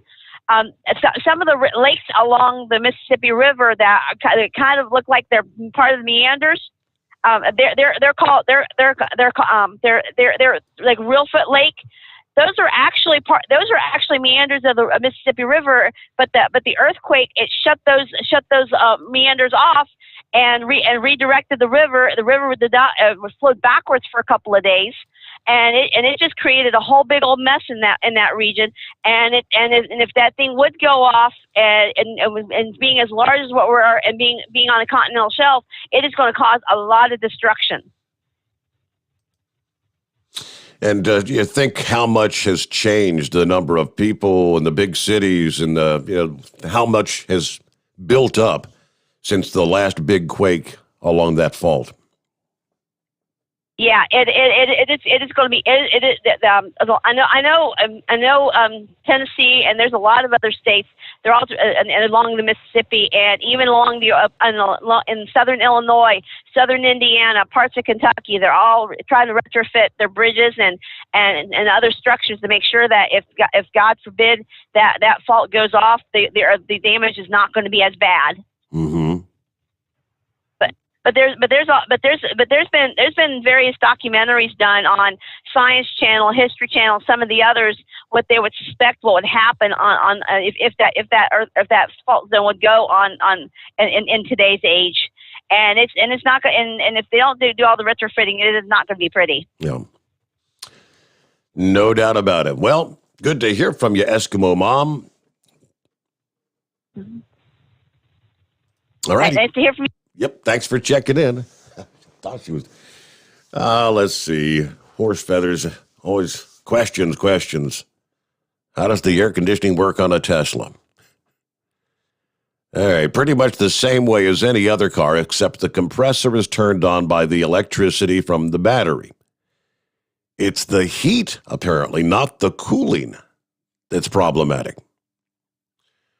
I've heard from some that the AC on the Model S and X is a little wimpy. Gets the job done, but it doesn't give you a strong Arctic breeze kind of experience. The Model 3 AC is pretty good, very effective. Laminar flow vents, a major advantage over the AC in any other car. The heat works good on all Teslas, but because it has to use a resistive heater, electricity, instead of drawing waste heat from the engine, it does put quite the extra load on the battery, reducing your range for a charge. It's still fairly manageable, though. All right. Well, thank you. That answers to your question. Looking about 5 before the hour. Who's next up here? Would that be the Carolina Monkey Gouger? Hey, what's happening? Hey there. Happy Friday. Happy Friday. Steve, talking about that bridge. You remember 2005, 2006, when Hurricane Ivan went through there and tore that bridge down over there, Pensacola, across the Sound over there, that truck driver drove off in that damn thing. I do kind of remember that, yeah. They had that bridge back up and running in 45 days with a temporary bridge. They went in there and laid down. Now, it was spooky going across that bridge, because you could look out the window and look down there and you could see the people in the boat down there fishing up under you. But, I mean, hey, they got I-10 back up and rolling. And I don't know why they can't do the same thing over there at Memphis, you know. get a temporary bridge in there and go about their business. I mean, they got people that's what they specialize in, building temporary bridges to keep America going. But did you listen to any of that 911 call? From the inspector, I saw the story, but I did not hear the actual audio of the call. No. I want to know why they didn't fire tonight. Why that 911 operator is even still got a job. There was a woman. She must have been a woman inspector. I listened to the whole daggone thing. Okay. There was a woman inspector called and told them. Mind you, the woman didn't give the details what going on the bridge. So I'm gonna give that 911 operator a little bit of leeway, a little bit. So anyway, this woman calls in and tells them they need to shut the bridge down. They have found something wrong with the bridge on the I-40 bridge. They need to shut it down. Well, she said, well, who are you? Where you at? She starts asking all these stupid questions. I don't know why the woman that called this thing she getting all flustered, telling the 911 operator to call over there to Arkansas and shut the bridge down. And there's a lot of confusion in there. I mean, a whole lot of confusion because about 5 minutes in, a man gets on the phone. Now, you could hear him pretty good. And he said, hey, look, said we have found a significant interruption in this bridge. You've got to shut this thing down. Said we've called Arkansas DOT. So they're sending people over now to shut the bridge down. And it's 9/11. It's 9/11. I can't be shutting that bridge down. I ain't got no authority to do that. And it says, I don't know who you are. She said, well, the Arkansas DOT think to call you. Well, you can hear all these other 9/11 operators taking phone calls in the background and everything. And finally they get it through this woman's skull that, this bridge is thick to fall in. She needs to do something. After the Arkansas DOT called in and told us that, shut your side of the bridge down now. So it went on there for about 15, 20 minutes. Really? Wow. But, oh, yeah, it was a lot of confusion in that thing. I mean, some of it I blame on those bridge inspectors for not being, like saying, hey, we found a bridge beam missing at the bridge and the damn thing's going to fall in the water. They never would give her a specific on it. But, I mean, I don't know whether the woman thought it was a crank call or what was going on, but I tell you, at one point it got kind of damn hilarious. At what was going on over there, but I seen them pictures this morning of that thing. That wasn't no crack. That was a complete damn break in the bridge. It's severed. Yes, that's Yep. But so anyway, that's about all I got to say on that bridge. I mean, they got people that can put temporary bridges across there and had that thing back up and running in 45 days, just like they done across that peninsula down there in Pennsylvania going across the bay. I mean, it can be done, and they got people that's all they specialize in. But, Steve, I had to laugh today. Little old town over there where I load at every week. I needed a haircut. That little bit of hair I got was starting to stick out. I ain't had a haircut in about 3 or 4 months. And it was looking kind of like bullseye, and I said, I better go get this thing cut. So I went down there and got me talked to one of the guys that does our inspection. I had to get the truck down to the inspection and everything. And he said, yeah, go down there to this here barbershop here. Said they got some hot tamales in there cutting hair. I said, if you lying to me, I'm going to come right back up here and bust you in your mouth. He said, I'm not lying to you. I said, all right. I said, I need to make an appointment. No, just drive on down there. So, it's a little old booming metropolis there. So I went down there, found a barber shop, and parked on a side street, boy, and everybody peeking out the windows and everything, looking around to see what's going on. Big truck done come in here, parked on the side street. And I walked into this barber shop. Well, the first person I seen, she was about 85 years old. She was styling hair for all the elderly ladies in the beauty shop, and it was packed. Well, the other two, they must have dressed out about 250. Them was some real hot tamales, right?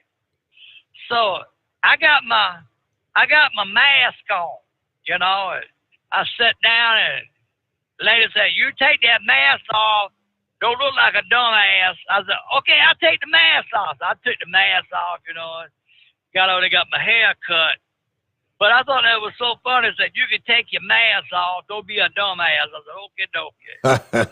But I mean, they wasn't worried. They wasn't worried about no damn COVID down there. Texas pretty much wide open now. They getting on with the program. They're going back to business as usual. Of course, they never really shut down to start off with. But Steve, this deal down there at the border, they sending an extra 400 DPS officers, which is the Highway Patrol, DOT, and Protestant Game Warden down there, because that jackass up yonder that's occupying that office up there and breathing up a good bunch of air for nothing won't do nothing about it. So that means that 400 Highway Patrol, DOT, Department of Public Service of Texas, that's being pulled off to go down there and have to do what the Border Patrol should be able to do. They wouldn't babysitting all these people ain't got no business up here to start off with. And on the price gouging deal, that guy charges $6.99 down there in South Carolina for gas. I imagine in the morning he gonna get him a summons, because they issued a declaration yesterday. The lieutenant governor was talking about it on Fox News, that they was going to be a declaration on this, that they understood a 3 or 4 cent increase on the gas, going up, maybe as much as 10, but anybody that was going over that, they would be locked up and dealt with severely. Mm. And with that, enjoy your weekend, brother. All righty. Monkey Gouger, you do the same. And we'll chat next week. All right. A little bit past top of the hour, we get our news update and much more to cover as we make our way into a Friday. Lines available. It's 844-844-3388. The Steve Sommers Overnight Drive live from the Hot Shot Secret Studios. USA Radio News with Wendy King. Colonial Pipeline says it's fully restarted the systems for the pipeline after the ransomware attack, but it will still take some time to make up for shortages at the gas pump. President Biden says not to hoard gas and to be patient. We expect things to return to normal over the next several days. I will be monitoring Colonial's progress and the federal government's support every step of the way. So stay strong.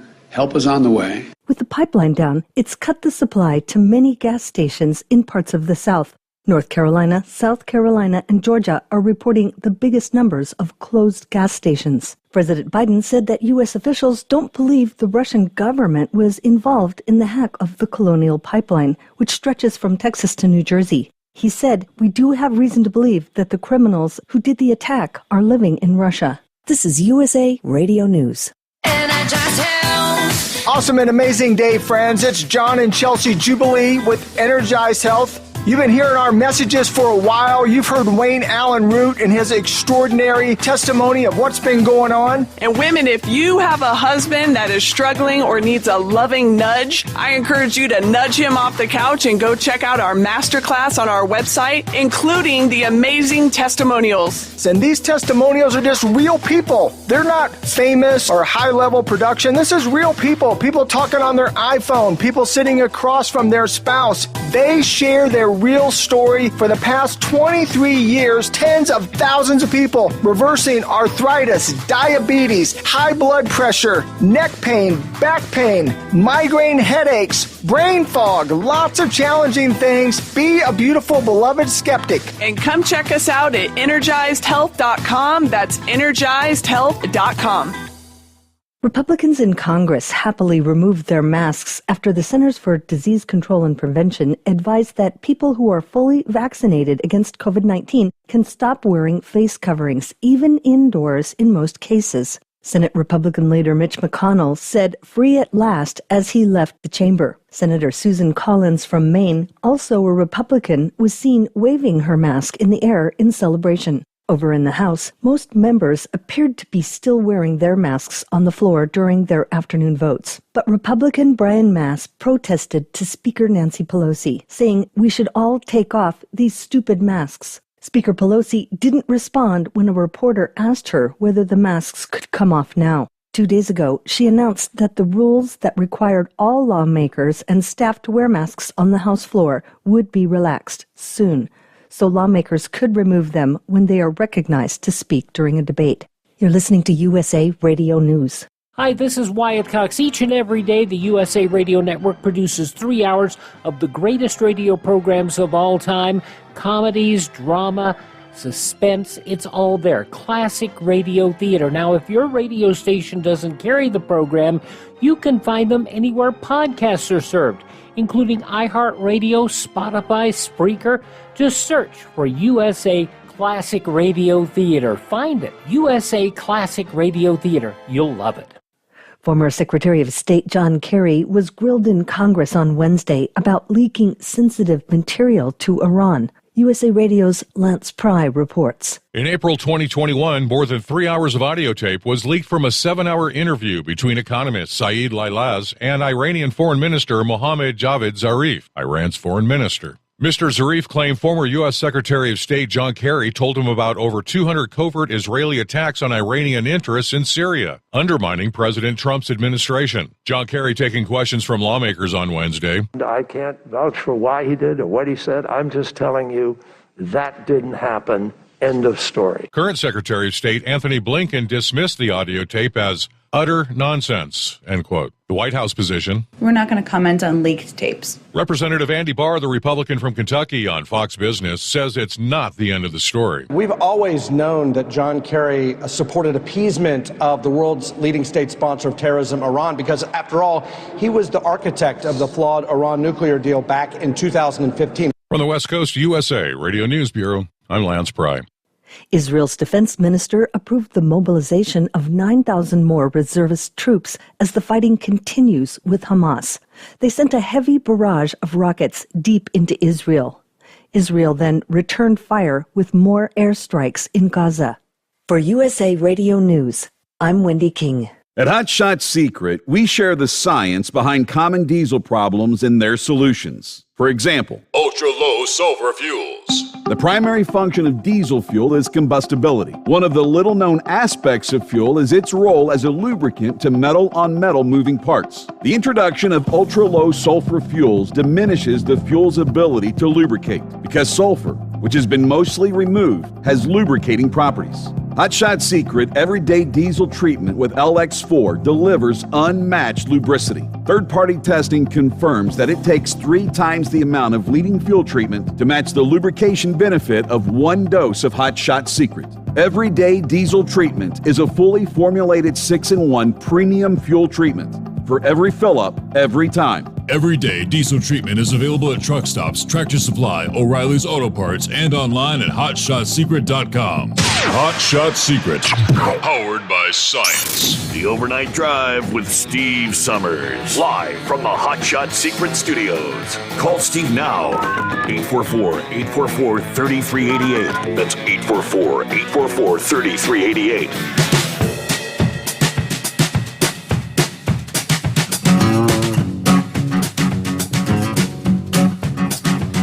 Okay, for the vaccinated, no more masks. Oh, what a day, what a day. Yeah, the craziness. But if you're not vaccinated, you gotta keep wearing your mask. That's your punishment. Wear a mask. Let's see, here comes Governor DeSantis in Florida once again. Yeah, for anyone who had found themselves in trouble for not wearing a mask or social distancing, don't worry about it. I appeared on Fox News alongside two gym owners who had been arrested several times after they reportedly refused to enforce the mandatory mask wearing in their gym. Mike Carnvale was first busted back in July last year for allegedly not requiring people to wear a mask in the gym. He was arrested another 2 times along with his wife. Governor DeSantis said that he's going to be signing a reprieve under his constitutional authority. When our clemency board meets in the coming weeks, we'll issue pardons, not only for Mike and Jillian, but for any Floridian that may have outstanding infractions for things like masks and social distancing. It's not healthy for people to be doing that in the first place, so it's a bad restriction, but these things with health should be advisory. They should not be punitive. So we're going to be using our constitutional authority. Okay, the World Health Organization advises that even in areas with high COVID transmissions, masks should not be worn when exercising. That's pretty much what they were doing in the gym, right? So, all right, don't worry about it. Thanks, Governor DeSantis. Yeah, we'll get back to your calls here in just a moment. Lines available at 844-844-3388. Boy, it's Friday, and things not getting better on the other side of the world, the Middle East. It appears that it's now transitioned to an actual ground operation. Israeli forces Friday sending ground forces into action and pounded Gaza in response to the new barrage of rocket fire from the Hamas-run enclave. Israeli planes and troops on the ground are carrying out an attack in the Gaza Strip, according to the briefing from the Israeli army. The escalation confirmed by army spokesman. They did not specify the scale of the operation. As the violence intensified, Israeli security forces scrambling to contain deadly riots between Jews and Arabs, with projectiles also fired on Israel from Lebanon. Here in the U.S., Secretary of State says Washington is deeply concerned about the violence in the streets of Israel. We believe Israelis and Palestinians deserve equal measures of freedom, security, dignity, and prosperity. There was an intense artillery exchange Thursday night, and reporters saw Israeli troops assembling at the security barrier, balls of flame rising high into the sky after strikes smashed into densely packed Gaza. Dozens of rockets fired from Gaza towards the southern Israeli coastal cities and in the vicinity of Tel Aviv's airport. All right. In Gaza, photographers said people were evacuating homes in the northeastern part of the enclave ahead of a possible Israeli attack. Of course, Hamas says if you proceed with a ground operation, you will be met with a heavy response, was the quote. Just not real good there in the Middle East. No signs that things are going to be easing. All right. The defense minister has ordered a massive reinforcement to suppress the internal unrest. Where will things go in the coming days? Okay, so I don't know what time of day it is in Israel, but obviously, well into the day Friday there. And let's see, who's next up here? Get back to the calls on a Friday morning with Shawnee Big Boy. Who we got on the line? Hey, buddy, this is Shawnee. I've talked to you a couple times back when you was at the radio station, but they listened to you for over 30 years and your dad, but I just don't call in that much. I like to listen. But I haven't had a chance to call in lately because I'm got a daytime run now. And but I sure do like your podcast. It entertains me during the daytime. That's good. Great. Glad to hear it. Shots. I really appreciate them coming up and helping you. What I was going to talk to you about is that, what was the old saying that we got the best government that money can buy?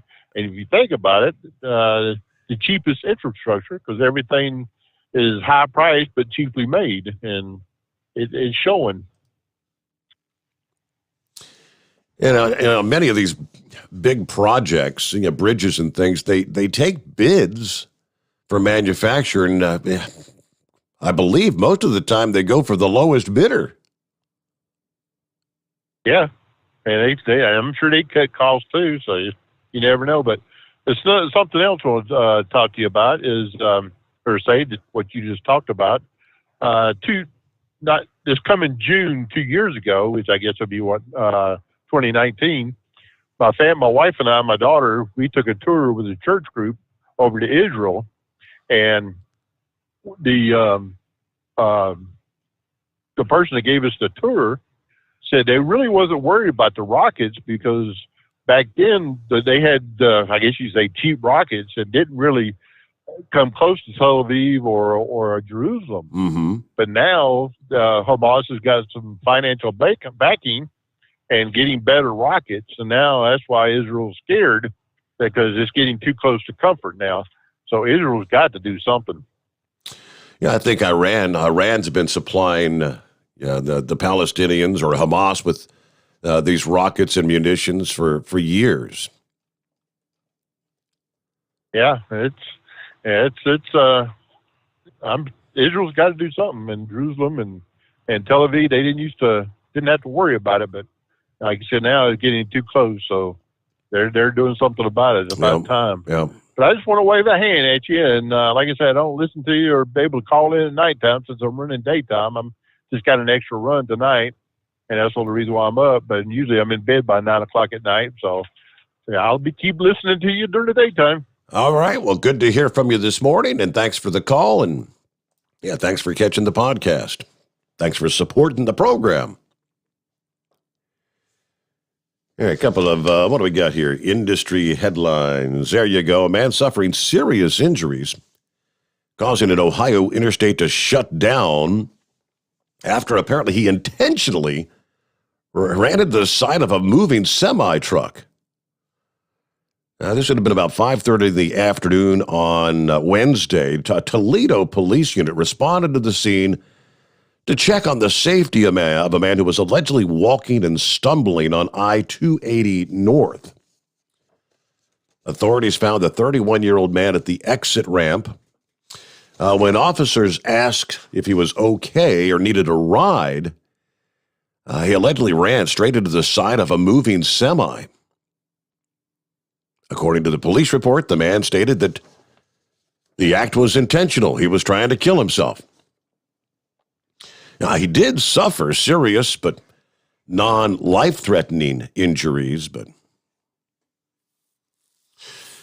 All right, now, what about the impacts of the bridge closure? Apparently, this Memphis bridge closure, the Arkansas-Tennessee border, it has begun to affect the supply chain and traffic flow in the area. Officials are saying this closure may last months rather than weeks. As far as freight and traffic are concerned, that's not good news. This is the third heaviest freight corridor in the country, according to the director of University of Memphis Intermodal Freight Institute. Memphis, Tennessee, a FedEx distribution hub, home to more than 400 trucking companies, is one of only 3 cities serviced by 5 Class 1 railroads, and is even the 4th largest inland port in the country.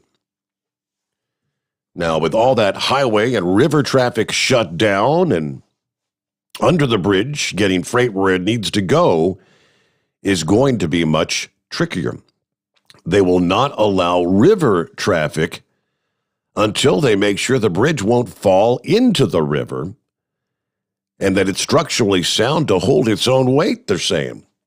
So when you add this traffic to that traffic, it's going to have a significant impact. Yeah, major delays to not only freight, but your personal traffic. Traffic from Arkansas into Tennessee has been backed up along I-55 for miles since the I-40 bridge shut down.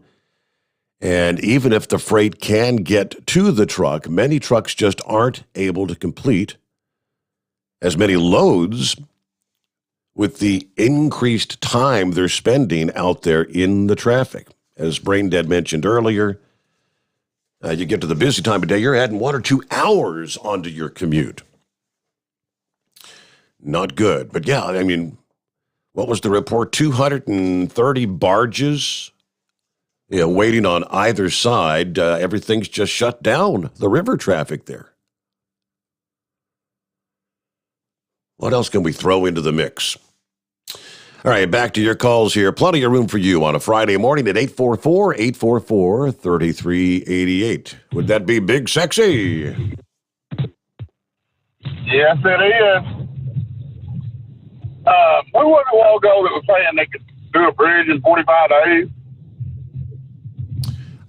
Monkey Gougers said some sort of a temporary bridge or something. Well, the problem with a temporary bridge there is Memphis sits on a bluff.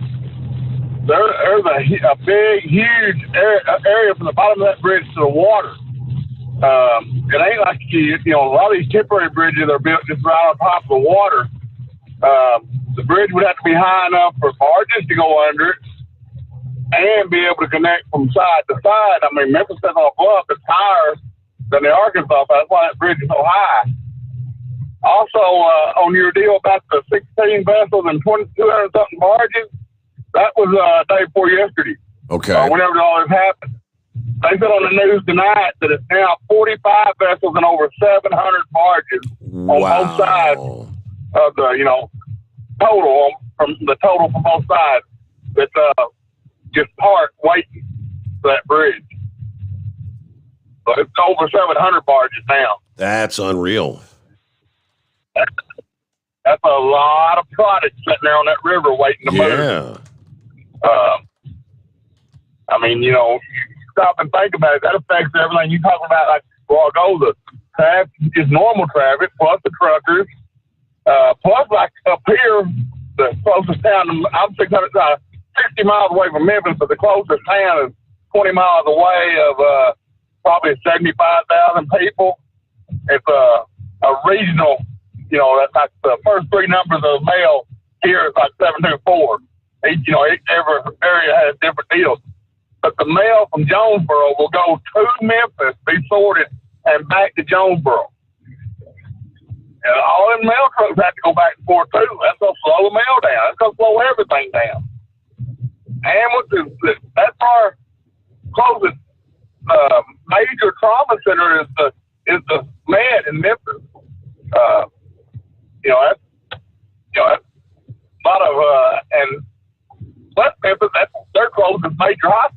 are the ones in Memphis. So, those ambulances had to go back and forth. That affects a lot of stuff. On the ransom, did you see, I saw today a tweet, I think it's from the local TV station, where the Washington, D.C. Police Department was hacked, and their information was posted online, all kinds of stuff, even some information from the FBI and Secret Service. And they even threatened to post information on confidential informants, all the information getting out online. That's a major deal. That's the largest police hack, it's happened so far. Mm-hmm. So, they need to do something about this ransom stuff. If we've got people that can pinpoint where it's coming from, sometimes you got to fight fire with fire. Why don't we start hacking back into the people that's hacking into us and shutting them down? Yeah, that's an idea. I'm thinking if they could, they would. I mean, they got to do something. Either hold the country that's responsible, that's letting them do it from their country. If it's coming from Russia, then hold Russia responsible. Put the fire to Putin if that's what it takes to put a stop to it. But that's what I wanted to comment on. I heard you say that's about 16 vessels and 200 and something barges. Now it's 45 and over 700. So, it's just stacking up. They're going to run out of barges to even load for long.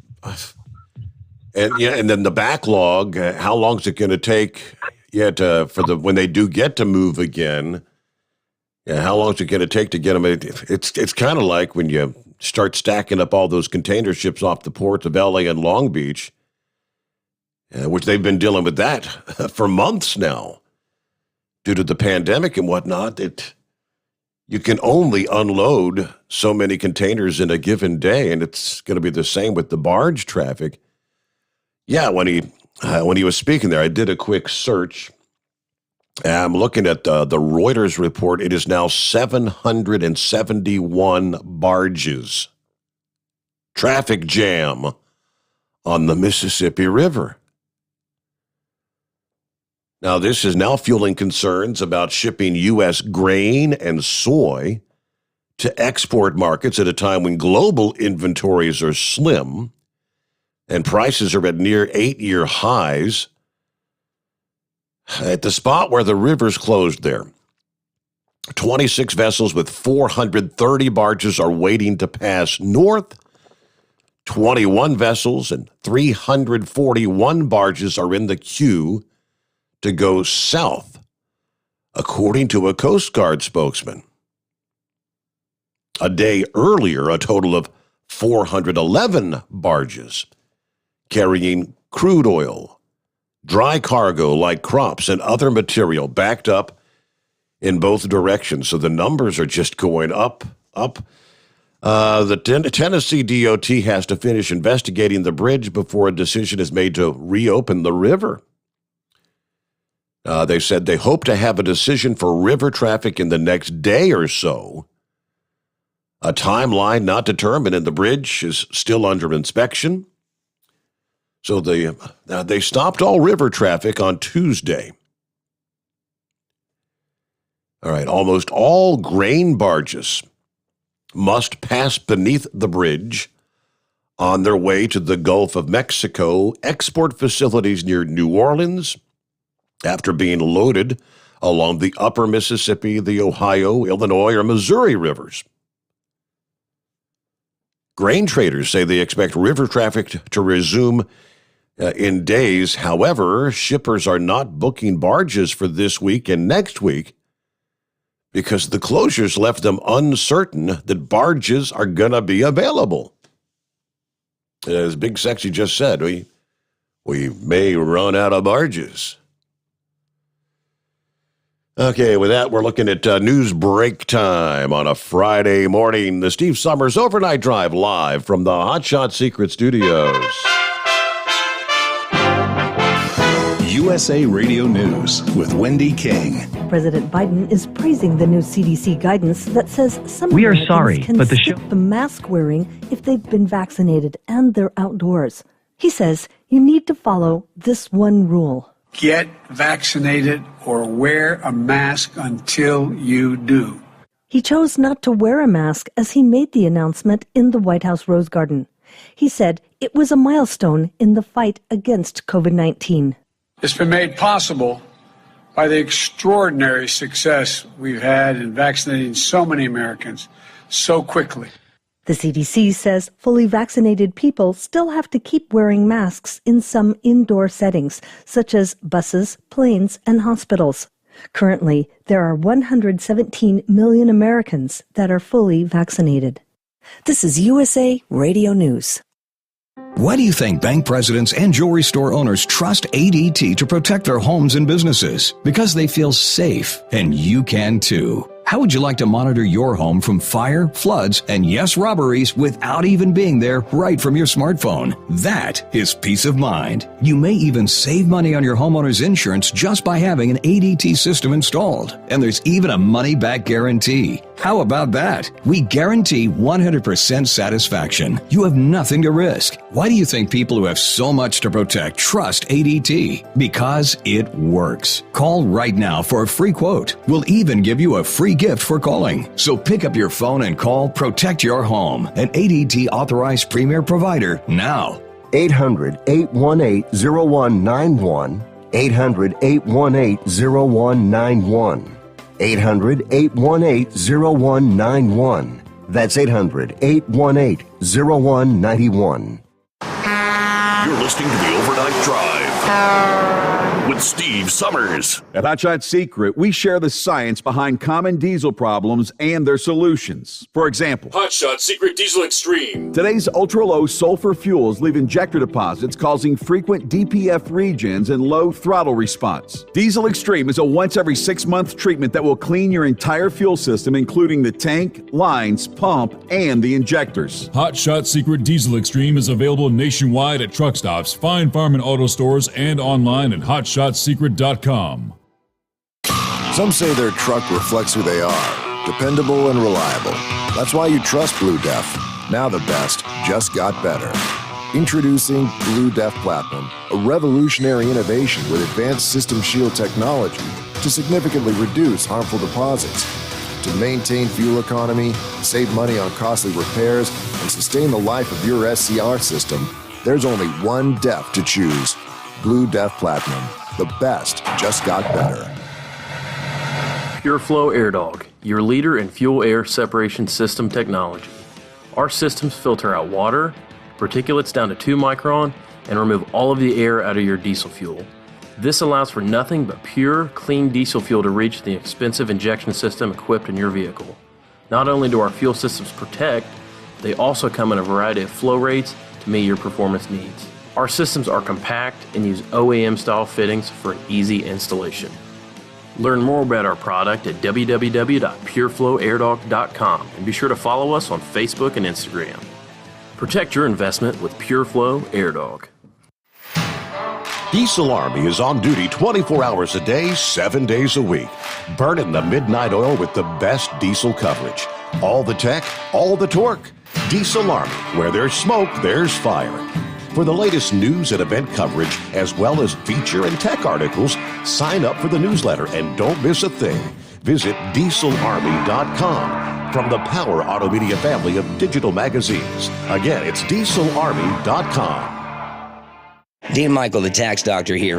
I have one question for you. Do you want to stop worrying about the IRS? If the answer is yes, then look no further. I've been around for years. I've helped countless people across the country, and my success rate speaks for itself. So now you know where to find good, honest help with your tax problems. What are you waiting for? If you owe more than $10,000 to the IRS or haven't filed in years, call me now at 888-557-4020 or go to mytaxhelpmd.com for a free consultation and get your life back. For anything diesel, take it to Scheid Diesel. They provide a wide variety of services and diagnostics to determine what the problem is with the latest technology. From simple oil changes and preventative maintenance to fuel system diagnostics and repairs, engine rebuilds and cylinder head repairs, and rebuilds with our in-house machine shop.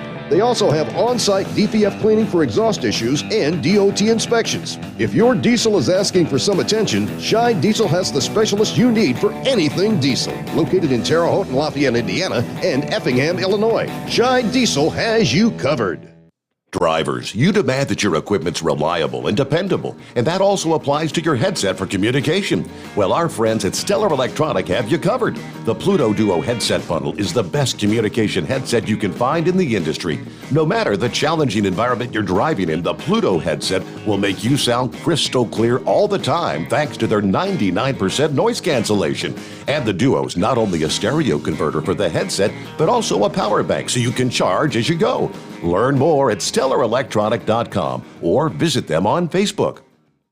At Hot Shot Secret, we share the science behind common diesel problems and their solutions. For example, Diesel particulate filter regeneration. the DPF catches particulates left over from combustion. DPF regeneration cycle cleans the filter with temperatures exceeding 1,000 degrees Fahrenheit. A computer sensor triggers the DPF regen, which is often accompanied by a loss of power and fuel economy. The frequency of DPF regens are in correlation to the cleanliness of the fuel burn. Under heavy operation with the dirty burn, DPF regens can occur multiple times per day. Hot Shot Secret Diesel Extreme Fuel Additive promotes a more complete combustion, creating fewer emissions and therefore fewer DPF regens. Vehicles using Diesel Extreme experience 83% less DPF regens. Hot Shot Secret Diesel Extreme is available nationwide at truck stops, fine farm and auto stores, and online at hotshotsecret.com. Hot Shot Secret, powered by science.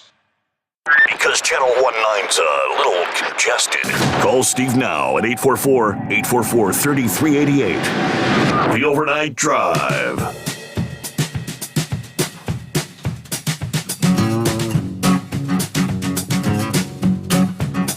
Boy, so it almost seems like we go from one crisis to another. Is the Colonial Pipeline, it's moving. Still dealing with the issue of gas and diesel shortages in the South. But what's next? It's not real encouraging. Talking about the barge traffic. Hadn't really thought of the implications. From Helena, West Helena, Arkansas. Obviously, the bridge shutdown is having a ripple effect on river commerce. We shared the number, 771 barges right now, unable to move north or south, and this is going to have potentially a profound impact. It means delays. This could create a bottleneck for barges as far south as Helena, West Helena, Arkansas. Anything you can just about think of, we see and use on a daily basis travels up and down this river, according to the Economic Development Director for the Helena Harbor. Commodities like fertilizer will be late getting to Delta farmers as barge traffic comes to a halt. We've got farmers in the fields trying to get their crops planted, then preparing for what's next to fertilize these crops. He calls the situation extremely critical and worries that barge backup could eventually reach the harbor at Helena. What I'm hoping for is a solution will be reached that barge traffic will be able to resume while the repairs to the bridge are ongoing. Now, he said, if needed, barges could offload their time-sensitive cargo at one of Helena's terminals. We've got the Helena Bridge, so we can make the connection. Barges that need to be offloaded here could then be trucked across the river to get to the eastern side of the country. So we'll have some options, but while river traffic here is normal for the time being, traffic on the Helena Bridge is picking up as travelers and truckers seek an alternate to the gridlock nightmare at Memphis. All right, let's see. For many, the old cantilever-style two-lane bridge on Highway 49 that opened in 1961 is the best alternative. Studies are underway looking into the possibility of turning the Helena Bridge into a four-lane bridge that typically has about 4,400 vehicles cross on a daily basis, 20% of that trucks. That bridge was also inspected in December of last year. They did not find any noteworthy problems there. There was an accident inspection in March after a minor barge strike, but no damage as a result, apparently. So, yeah, commodities, nothing moving. Red Mule, I believe. No, this ain't no Red Mule. This is a Carolina monkey, guys. I wanted to clear something up with Big Sexy there on bridge building there, since he got peanut butter in his ears. Steve, they ain't got to tear that whole bridge down. They just need to, you got to take that span out there that they're having trouble with. They run the temporary bridge on the same piers that bridge is sitting on, which that could be a little challenging. But if they have a problem with it, all they got to do is call that old boy over there in Oklahoma when that drunken barge pilot knocked that bridge down over there on I-40 across the Arkansas River. All they got to do is call him. They had that bridge back up and it knocked it completely down. They had to pour new piers and everything for that bridge. I don't know if you remember when that happened. But anyway, that man put that bridge, his crew put that bridge back up in 45 days. He got a big lump sum of money for getting ahead of schedule. Mm-hmm. All right, now going to the Pensacola Bridge. That bridge has got a big bow in it where you come, like if you're going eastbound, which that was the side that got knocked down over there during the hurricane. And what they done was they run it right over the top of the existing piers, right on down and right on across. So they could run them big sailboats and everything up under it. So yes, Big Sexy, it can be done in 45 days. Okay. So with that, Steve, I am out of here. Thank you. It says Red Leroy, so I just assumed it was the Red Mule. Nope. All right. Well, it was a semi-truck hauling lemons that caught fire Wednesday afternoon. I guess, okay, that would create an unusual fragrance, they say. Golden, Colorado, eastbound lanes of I-70. According to KKTV, the cause of the fire was not determined, but the flames did burn through the trailer, spilling lemons all over the highway. Motorists stuck in traffic caused by the flaming truck say it took about 2 hours to get past the area. It was awful, according to one motorist visiting a relative in the area at the time. According to Cowboy State Daily, I was almost out of gas. I really had to use the John, but thankfully the traffic did start moving just in time. Now, he did admit that he attempted to snag a burnt lemon as a souvenir while he was stuck in the backup, but a trooper yelled at him to get back in his car. In retrospect, I guess it was a bad decision.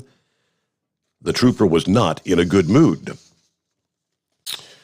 All right, let's see. The 31-year-old man on the exit ramp, when officers ask, okay, that's different story.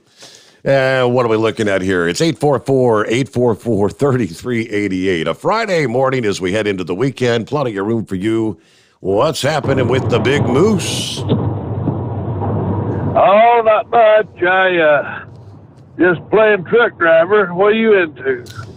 Trying to stay busy, getting ready for the weekend. Boy, I tell you what, I don't need to get ready for this weekend. I got so much crap to do this weekend. I'm gonna need 4 more arms and 16 more hands. Oh, yeah, and then they say the rain's coming, what day, Sunday? that when the rain's supposed to get up there in Ohio? Sounds about right. Yep. Yes, sir. Yeah. Well, I had a little doctor's checkup today because I'm getting down to the wire here on getting the old knee patched up. But something kind of strange happened. I was in there, the old doc's in there poking and prodding. You know how they do, And he would tell me all about this operation. I told him, I said, my wife's got a few questions. He asked me if I had any questions. I said, no, not really. I said, but my wife had a few that she wanted me to ask you. He said, okay, shoot. I said, well, when can we have sex? And you know what that sucker said to me? What's that? He said, I'm off in 10 minutes. Meet me in the parking lot.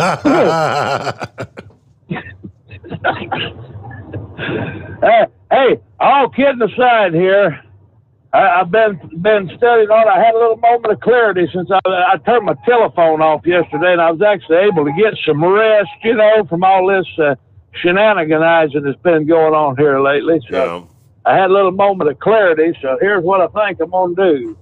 I'm going to call out a couple of our cohorts here, all in good faith and good sportsmanship. But I'm going to challenge I'm going to officially challenge Heat Wave and Fly Rod to a no-holds-barred cage match against Betty the Bush Hog, International Intergender Heavyweight Champion of the World. We're going to have us a cage match broadcast live on YouTube and Facebook, live from the Hot Shot Secret bunker.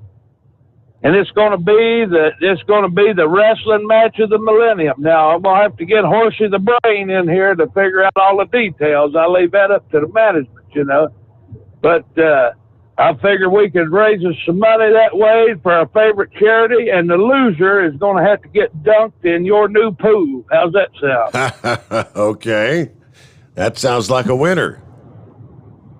I think I can get Mills Lane out of retirement. He's getting up there, but I think he'd come out of retirement to referee it for us. So I'm throwing down the gauntlet. So the challenge has been laid. I'm calling out the Heat Wave and the Fly Rod, 2-on-1, same time, no holds barred, cage match. It's gonna be a bloody mess, but we'll have a good time. Oh boy. Just let me get a date scheduled, Big Moose. Yeah, well, set it up, and I tell you what, I've been thinking about this too, to kind of level the playing field a little bit more. We could even schedule it right after the knee surgery, because that'd probably make it a little more advantageous for them guys, make it a little bit more sportsmanlike if I'm gimped up good when it goes down, So. But, yep, there it is. It's out there. So let's see.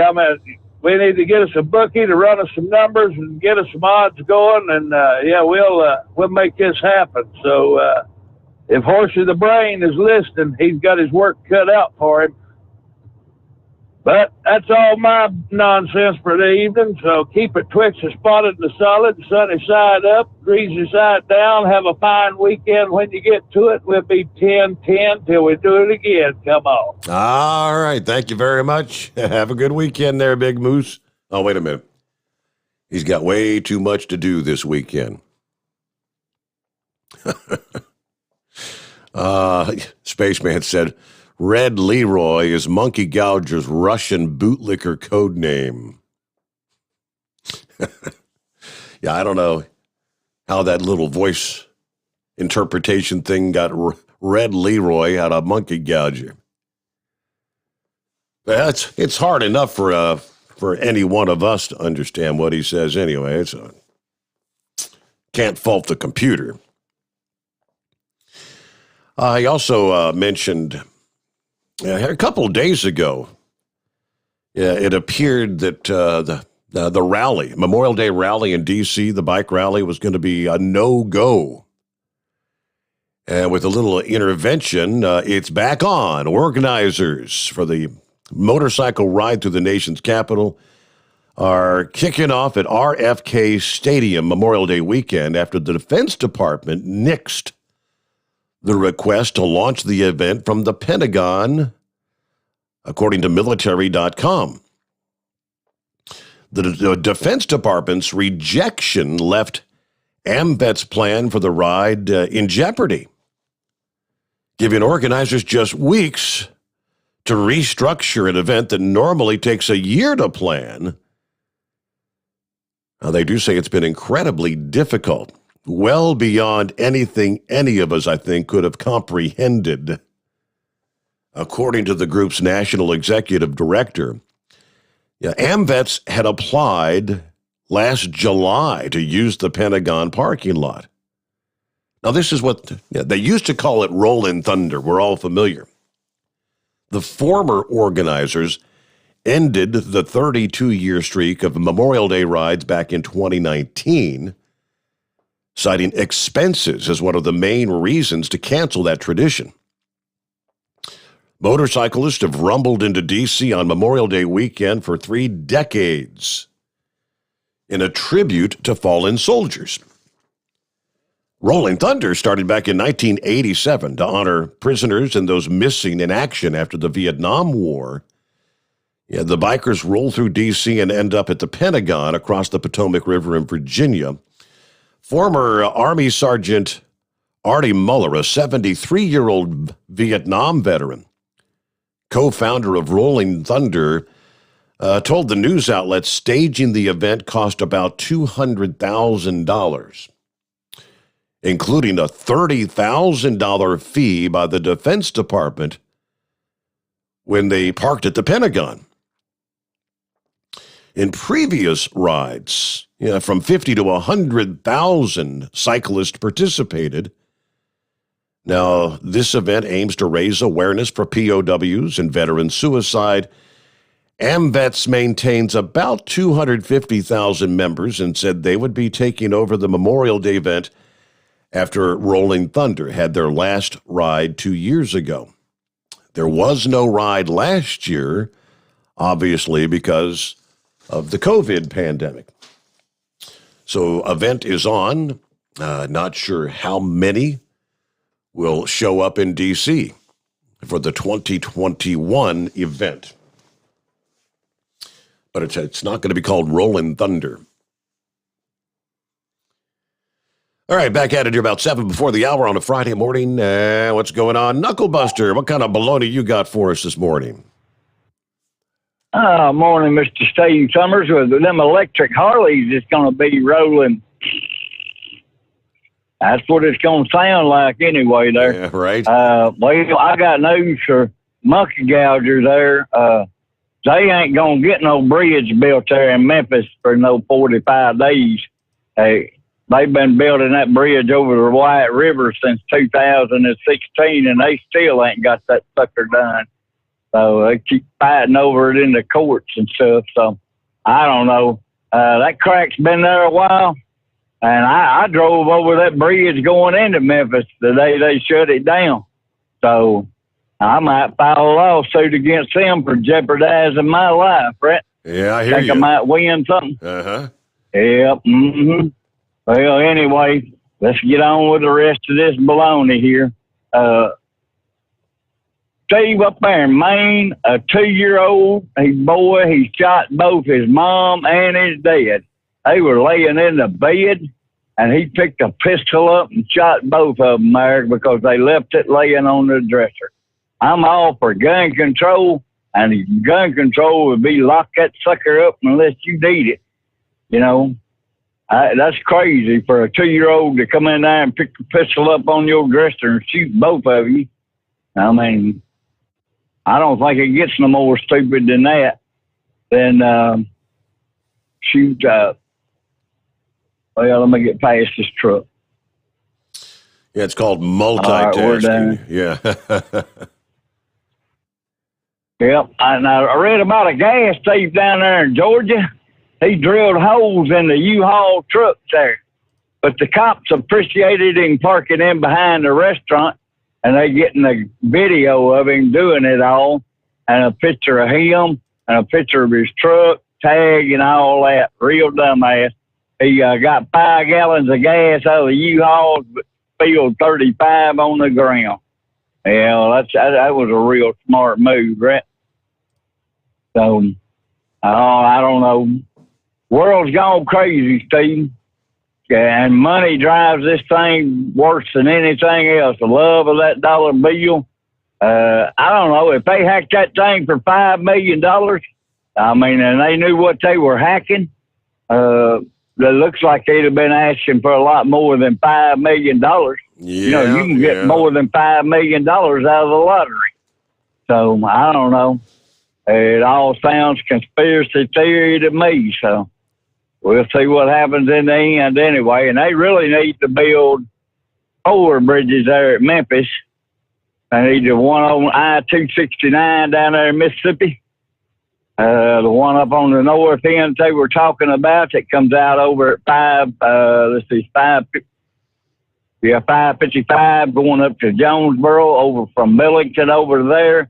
Replace that Hernando de Soto and replace that old Memphis bridge there that was built in 1945. So they got a lot of money they need to be spending right there. So, but that still scares me crossing that bridge the day they shut it down. So anyway, that's all my baloney for right now. If I come up with something different, I'll call you in the loneliest hour radio. The loneliest hour. And y'all buy some hot top secret. Keep Steve in a job. Thank you very much, Knucklebuster. There you go. So he was kind of, I guess we could throw that one into the Dumbass of the Week nominees, right? Speaking of which here, let me see here as we roll toward top of the hour news update.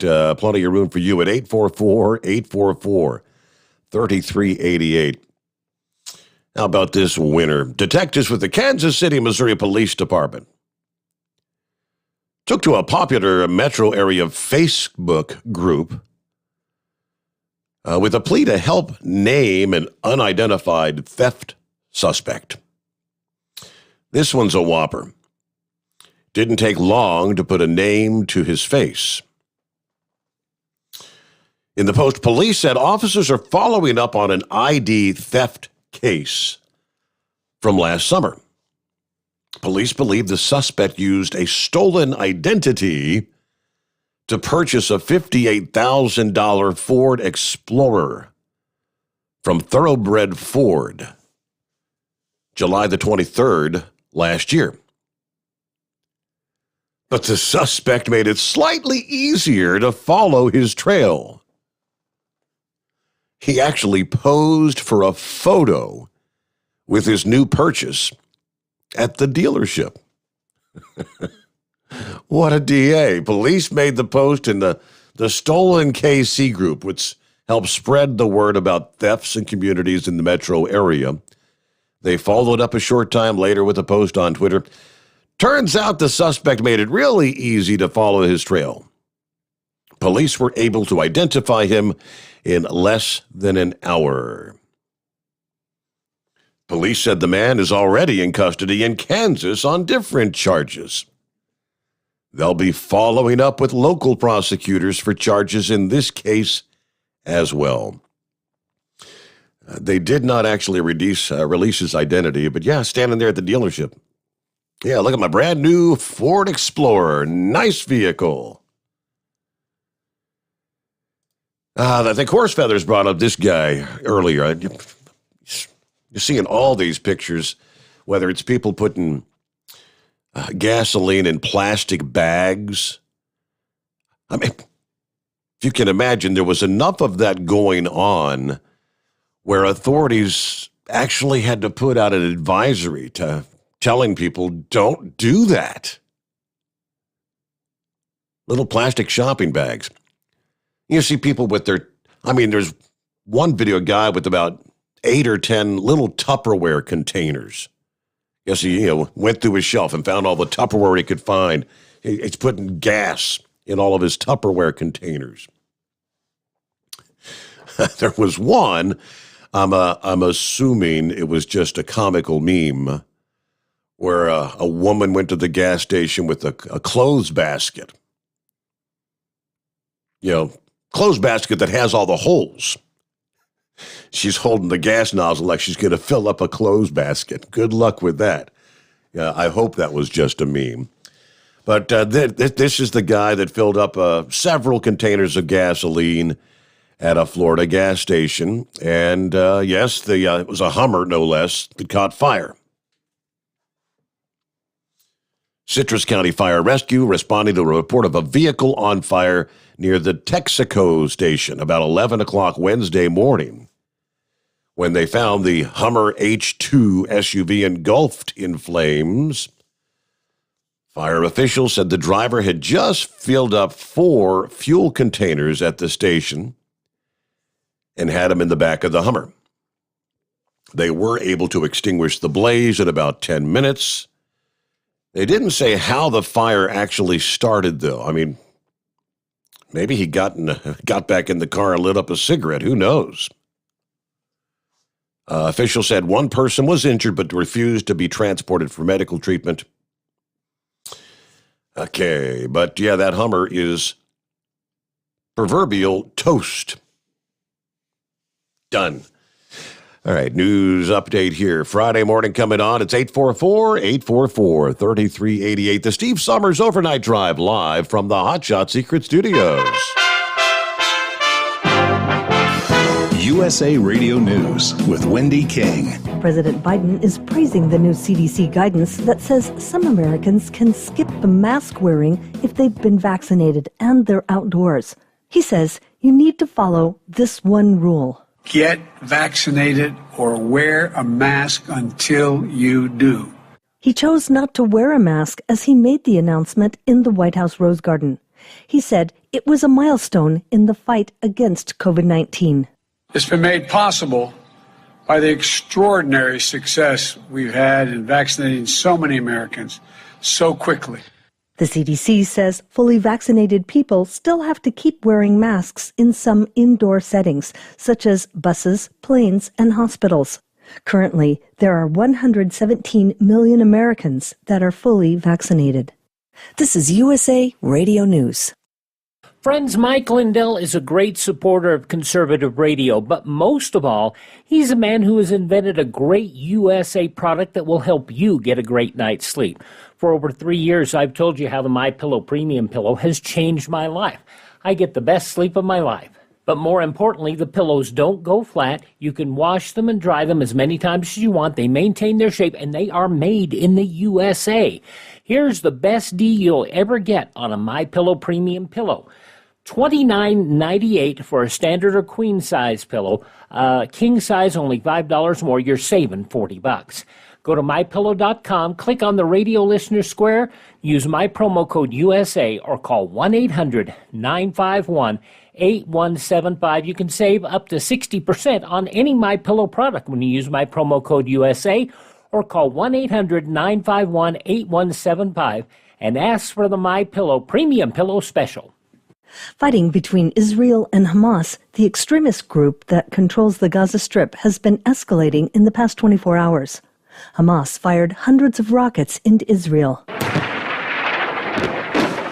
Israel responded with return fire, saying they're shelling parts of the Gaza Strip. Fighter jets are targeting different positions inside Gaza. President Biden says the work to restore peace in the Middle East is a work in progress. The ex-Florida tax collector with close ties to Congressman Matt Gaetz is planning to plead guilty on Monday in a federal court in Florida, according to a new filing on Thursday. As part of the deal, Joel Greenberg will cooperate with investigators in a wide-ranging probe. For months, federal investigators have been examining whether Gaetz broke federal sex trafficking, prostitution, and public corruption laws, and whether he had sex with a minor. Gaetz has not been charged and denies any wrongdoing. You're listening to USA Radio News. Hi, this is Dr. Joel Wallach, and I want to tell you that arthritis is not a genetic thing. It's not a disease of aging. Neither is osteoporosis. Get a hold of my book. It's all in your head. It goes into the 25 different diseases you get when you have osteoporosis of the skull. These are all reversible. You take the Healthy Bone and Joint Pack, the MSM, vitamin D3, stay away from all the bad foods, including gluten, and guess what?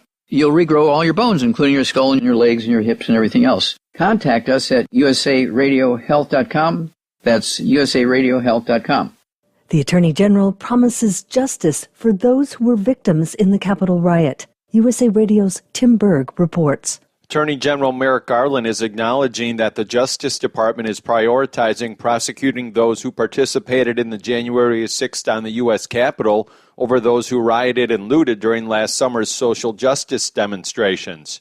Garland also saying those zeroing in on the Capitol Hill rioters has not deterred the Justice Department from focusing on other crimes. He also assured lawmakers that the Justice Department isn't prioritizing prosecutions based on ideology. The Justice Department has filed federal charges against more than 300 people stemming from last summer's protests against police brutality. In contrast, federal arrests in the U.S. Capitol attack have surpassed 430. From the USA Radio News Phoenix Bureau, I'm Tim Berg. President Biden tried to ease worries after the cyber attack on a major fuel line owned by Colonial Pipeline.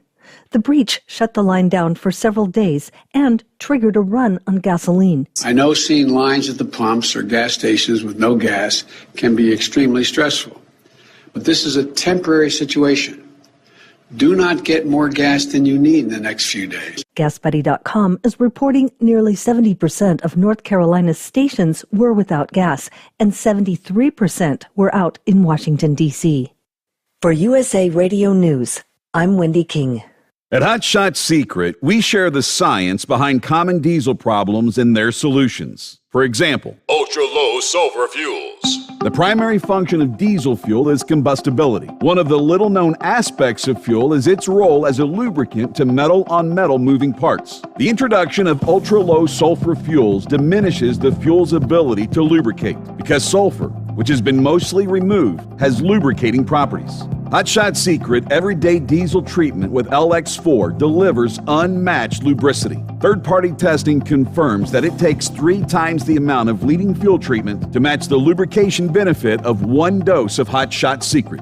Everyday Diesel Treatment is a fully formulated 6-in-1 premium fuel treatment for every fill-up, every time. Everyday Diesel Treatment is available at truck stops, Tractor Supply, O'Reilly's Auto Parts, and online at HotShotSecret.com. Hot Shot Secret, powered by science.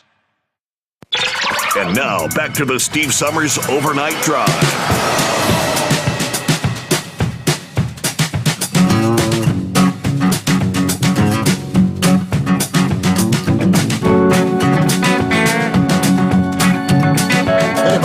For a new car, good luck with that.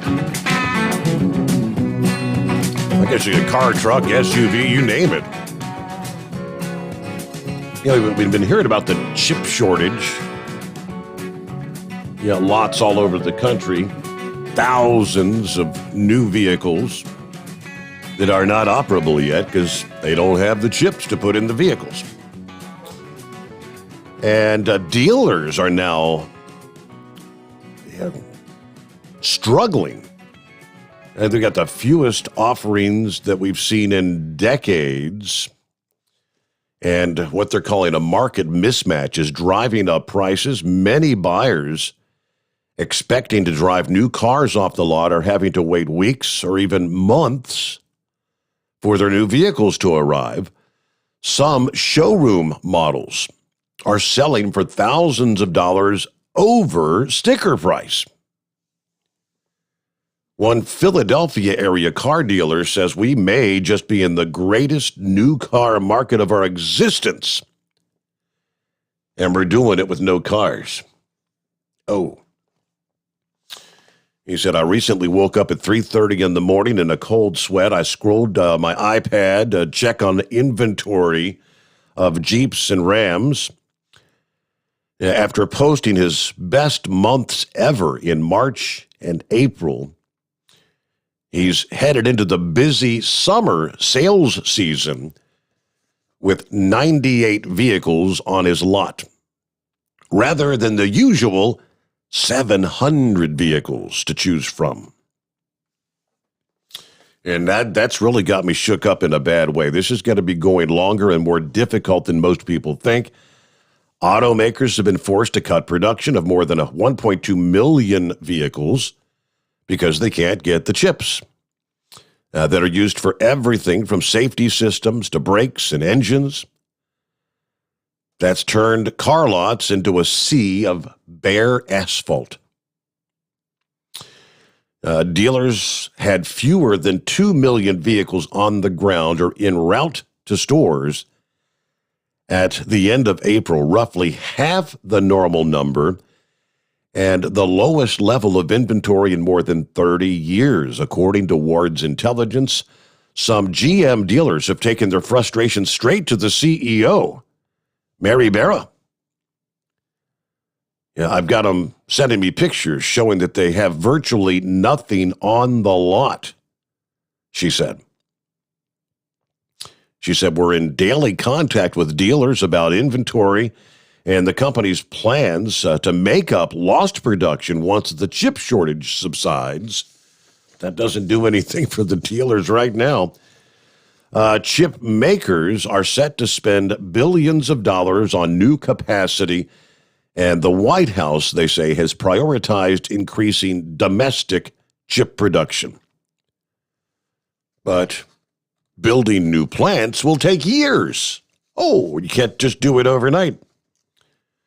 Many auto executives expect the shortage to affect their business through the rest of the year. For now, the lack of chips has disrupted production at dozens of auto factories across the country, including some that have actually been closed for months. Okay, back to the calls here. Friday morning, TGIF. Would that be the heat wave? Yes, sir. It'd be the heat wave. Good morning, senor. Morning. How the heck are you? Yes, I am. I'm not doing really all that great.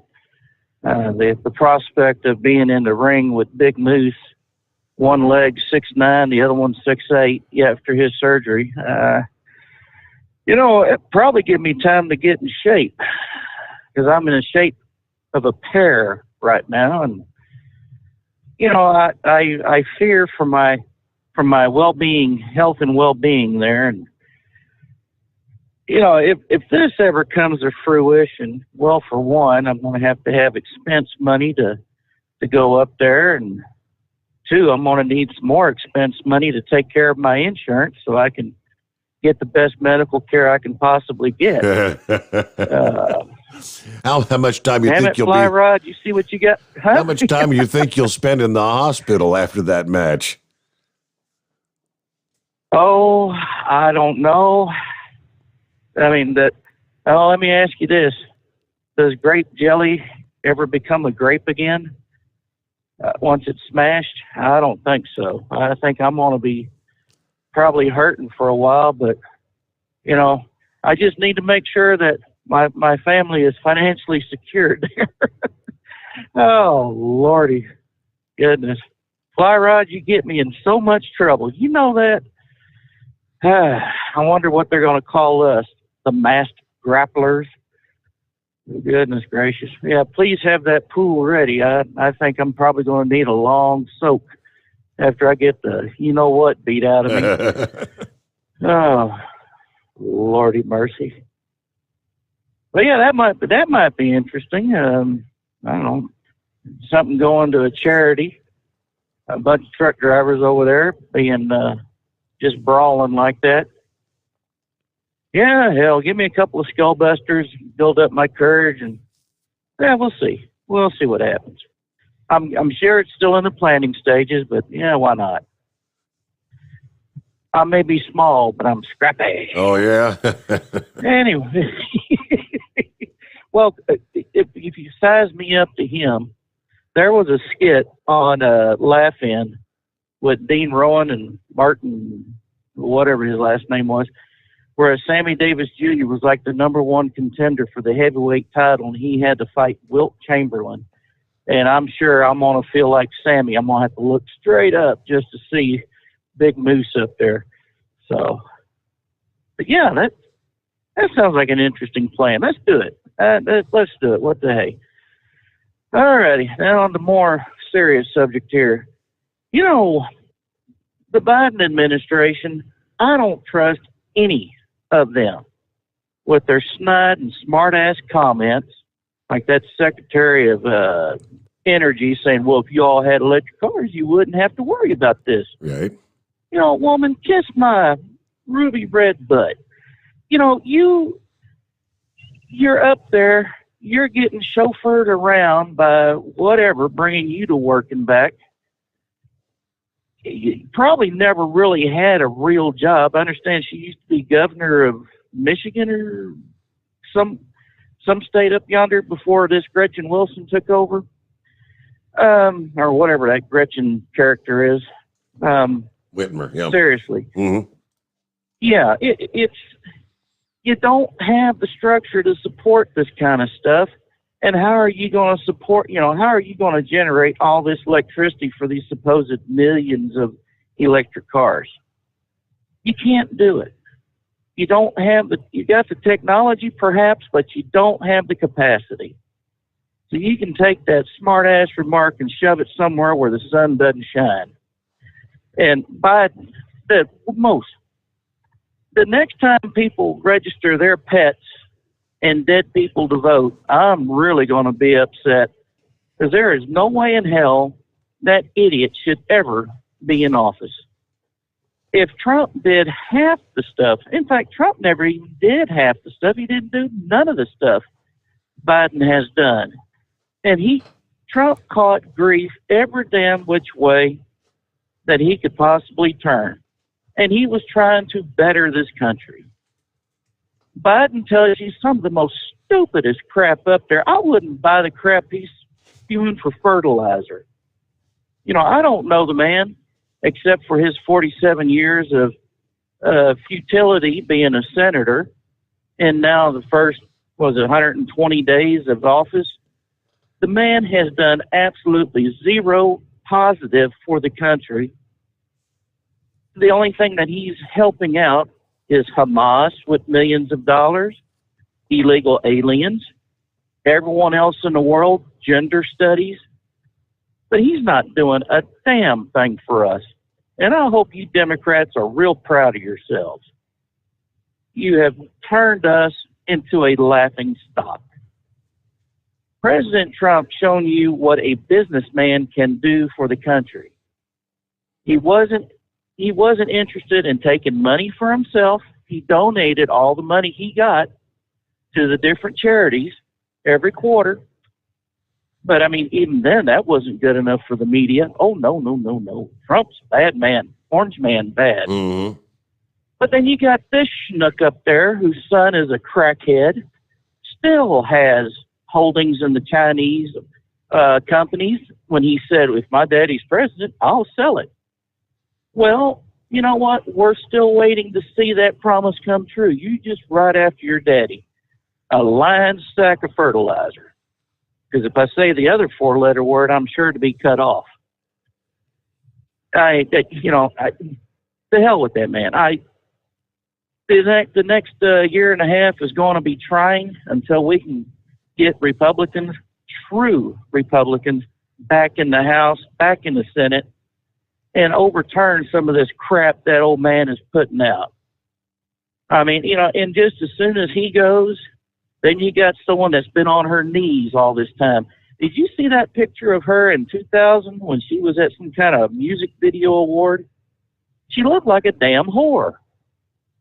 All them actresses and entertainers, whenever they get up on that red carpet, that is exactly what they look like. A bunch of damn whores trying to expose as much of themselves as they can without getting flagged. And this is what America wants. Or let's just say this is what the dead, the pets, and the jackasses, this is what they want representing us. It is infuriating, to say the least. And if I could say more, but I'm sure I'm just preaching to the choir up here. So I just got a call from my wife here a few minutes ago saying we have a visitor back at the house, and it seems like the visitor always shows up when I'm not around. So she called the police, and they're out there doing extra courtesy patrols. And she's got the 38 locked and loaded. Of course, my daughter has a shotgun in her room on the in case. But I tell you what, it's getting worse. It's not getting better. And I don't know when we're going to be able to see better politically, because, I mean, common sense-wise, you can go ahead and throw that out the damn window. Common sense went away a long time ago with these fruits and nuts. Yeah, gone. And, it's totally gone. So, and, you know, saying that we can't build microchip processors here, it's going to take years. Bull crap. You get that stuff over here, you take everything out of these you know what? God, I'm so frustrated here. I can't even talk right now. But when I was working for CFI and that NAFTA nonsense went through, I mean, I was ashamed to go into West Virginia or Kentucky and get the machines from these mills that were doing, cloth textile mills. They actually pulled up the whole machine, put it on the back of our trailers, and we took these machines direct to Mexico. I mean, yeah, it was good miles, but the problem is, once you're done, you're done. And it's disheartening. We need to bring back American products where we build them, we make them, and yeah, they're going to cost a little bit more because of unions, but I'll guarantee you one thing: it will be built to last.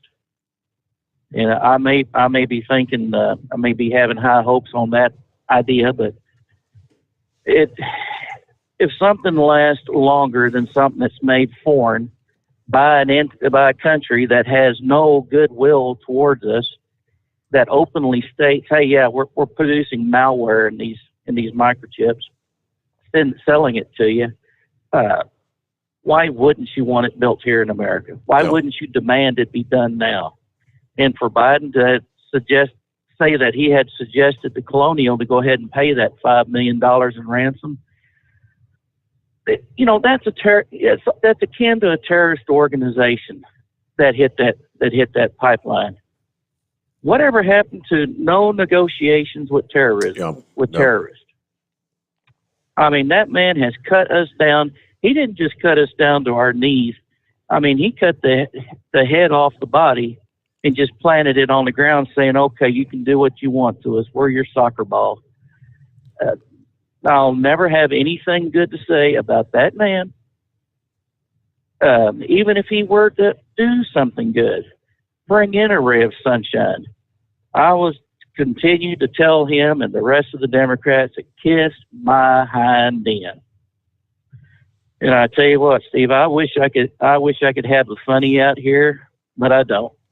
Except to say, yeah, I'm beating feet to the West Coast because I don't want the moose coming after me, because I was laying in bed last night just wondering what kind of damage he was going to do to me, and I figured if I could feel the earth tremble underneath my bed, I knew he was close by. So. Well, I got a email from Billy the Kid, and he says, "I got $1,000 on the Heat Wave Fly Rod Tag Team. Fly Rod and Heat Wave.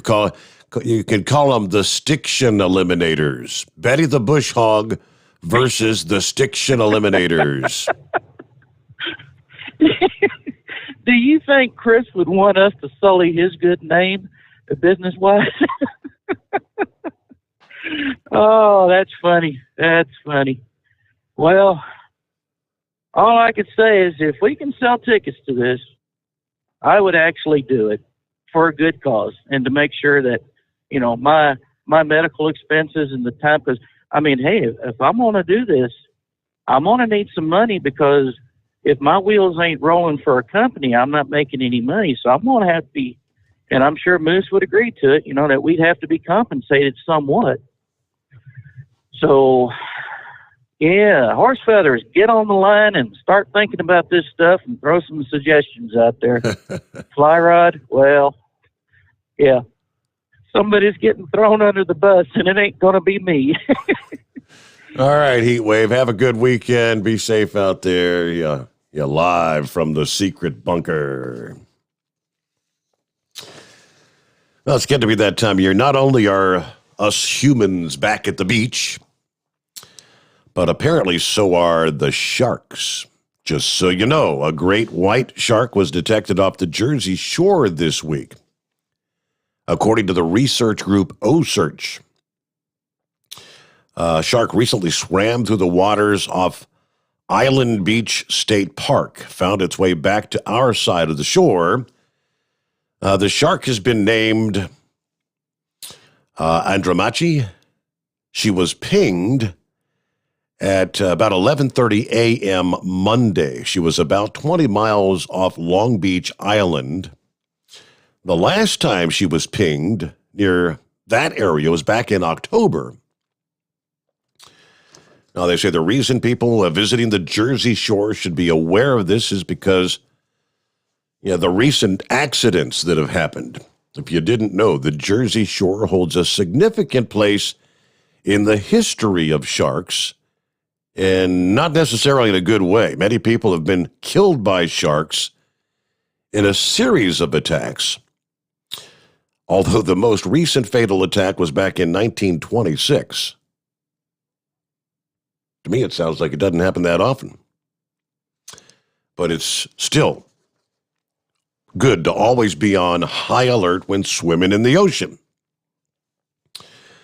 All right, if you want to track the sharks that swim up to the area, according to OSearch, they tag and monitor sharks and other marine creatures all the time as they help scientists develop data. Researchers say this shark, she has swam 5,505 miles in 165 days.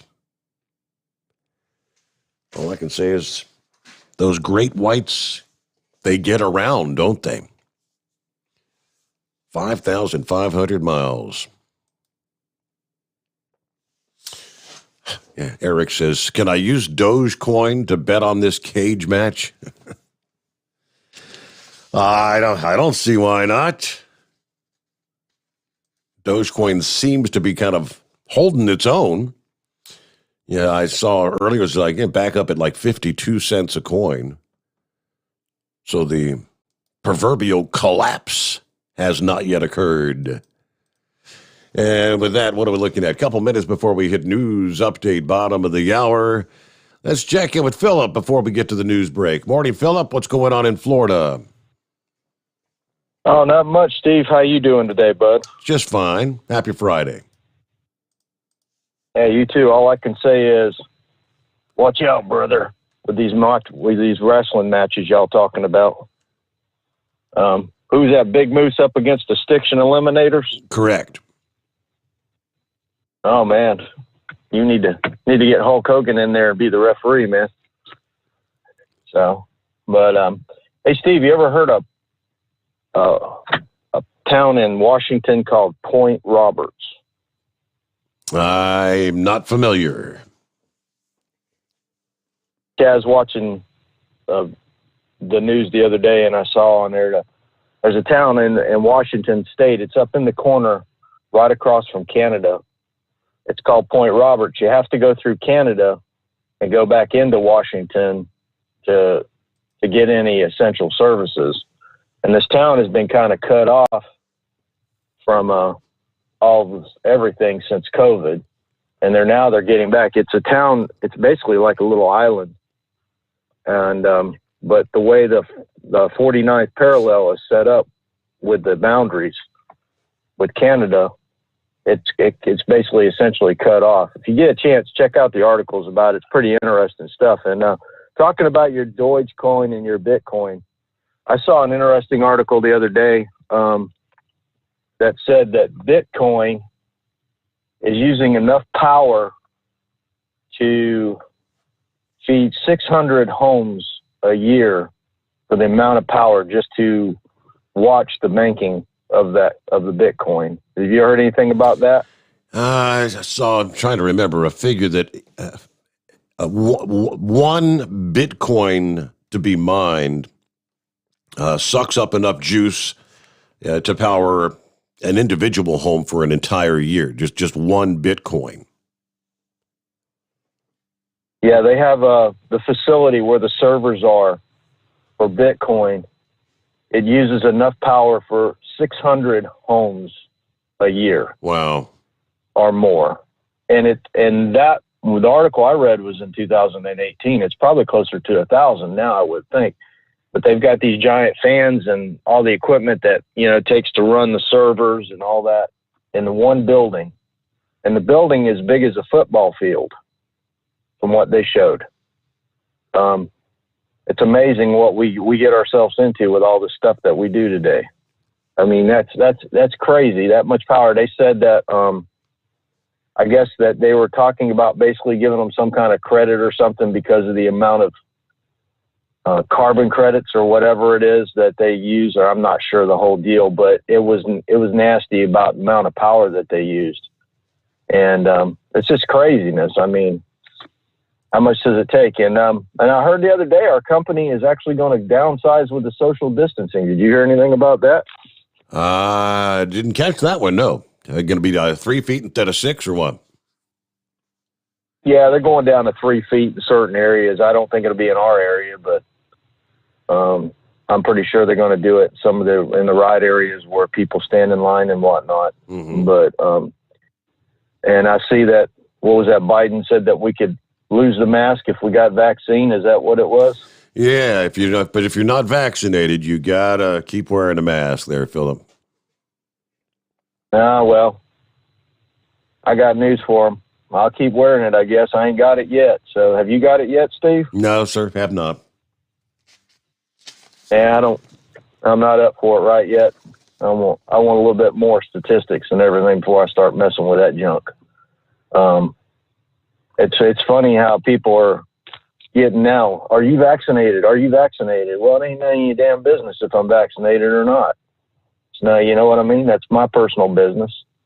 I mean, I ain't got nothing to hide, but, get off my back, If I make the decision, I make the decision. Right. So that's all I got to say today, bud. You have a good one. I know you got to get to that news stuff. So okay. We'll talk to you later. Thanks for checking in, Philip. You do the same thing. Have a good weekend, and we'll chat again next week. All righty. Yeah, news break time. It's 844-844-3388. The Steve Sommers Overnight Drive live from the Hotshot Secret Studios. USA Radio News with Wendy King. The CDC has a major announcement about wearing masks. CDC is updating our guidance for fully vaccinated people. Anyone who is fully vaccinated can participate in indoor and outdoor activities, large or small, without wearing a mask or physical distancing. Director Rochelle Walensky also says in some situations, like public transportation, masks should still be worn. President Biden said if you haven't been vaccinated, you should still wear a mask to protect others who haven't been vaccinated as well. It's not an enforcement thing. We're not going to go out and arrest people. But the fact of the matter is, I still believe the vast majority of the American people care about the safety of their neighbors and care about the safety of their families. He said again he'd like to see 70% of Americans with at least one dose of coronavirus vaccine by July 4th. This is USA Radio News. Okay, we are running a car drive right now to help veterans all across America. So if you have an old car, truck, or van, even a motorcycle or an RV sitting around, you can right now give it away and help the vets. They really need your help. And your car will help support the vets and their families. And guess what? You even get a tax donation. Plus, we'll even come and pick up your car for free. And all you've got to do is pick up your phone right now and make a free call. Now is the perfect time to do something good for the vets. Give back to the vets right now for all they've done for this country. And your old car can really help them. So call the Veterans Car Donation Program right now for free pickup of your vehicle. Help the vets and help your taxes at the same time. Call right now. 800-882-2093. 800-882-2093. 800-882-2093. That's 800-882-2093. The Overnight Drive with Steve Sommers. Live from the Hotshot Secret Studios. Call Steve now. 844-844-3388. That's 844-844-3388. At Hotshot Secret, we share the science behind common diesel problems and their solutions. For example, ultra-low sulfur fuels. The primary function of diesel fuel is combustibility. One of the little-known aspects of fuel is its role as a lubricant to metal-on-metal moving parts. The introduction of ultra-low sulfur fuels diminishes the fuel's ability to lubricate because sulfur, which has been mostly removed, has lubricating properties. Hotshot Secret Everyday Diesel Treatment with LX4 delivers unmatched lubricity. Third-party testing confirms that it takes 3 times the amount of leading fuel treatment to match the lubrication benefit of 1 dose of Hotshot Secret. Everyday Diesel Treatment is a fully formulated 6-in-1 premium fuel treatment for every fill-up, every time. Everyday Diesel Treatment is available at truck stops, Tractor Supply, O'Reilly's Auto Parts, and online at HotShotSecret.com. Hotshot Secret, powered by science. Dean Michael, the tax doctor here. Are you one of those truck drivers that came home after a long haul and found the only thing waiting for you was a stack of IRS letters? Your significant other was gone, but your newfound IRS problem is still there. I've heard this story many times over the years. While I can't help you with your broken heart, I can fix your tax problems. If you owe more than $10,000 to the IRS or haven't filed for many years, call me for a free consultation at 888-557-4020 or go to mytaxmd.com. Like I always say, you keep your eyes on the road, I'll keep mine on the IRS. Whether you're a diesel pickup performance enthusiast or just looking for a small upgrade, when selecting common rail fuel system components, look no further than Exergy Performance. At Exergy, you'll find injectors, pumps, and more, engineered like no others on the market using state-of-the-art equipment run by people that have been in the business for decades. So if you're in the market for common rail components at any power level, contact Exergy Performance or one of the many dealers listed on our website at exergyperformance.com. Do you have a Dodge pickup and hate your automatic transmission? Of course you do. Levon Miller at Firepunk Diesel here, and we specialize in heavy-duty and performance transmissions for your 3-quarter or 1-ton Cummins-powered truck. So if you're interested in turning your stock slush box into a towing monster, call us today at 614-733-3744 or visit us online at shop.firepunk.com. Getting a good night's sleep while on that long haul can be quite the challenge. That's why Commercial Vehicle Group has partnered with Serta Mattress to bring you the Bostrom plus Serta mattress for the best night's sleep possible while you're on the road. The Bostrom plus Serta mattress, manufactured with Serta's patented Cool Gel memory foam, acts to dissipate body heat and eliminate pressure points, which reduces the tossing and turning that can be so disruptive to your sleep. The Bostrom Serta mattress comes in 2 thicknesses, 7 and 10 inches, offering support to drivers of all shapes and sizes.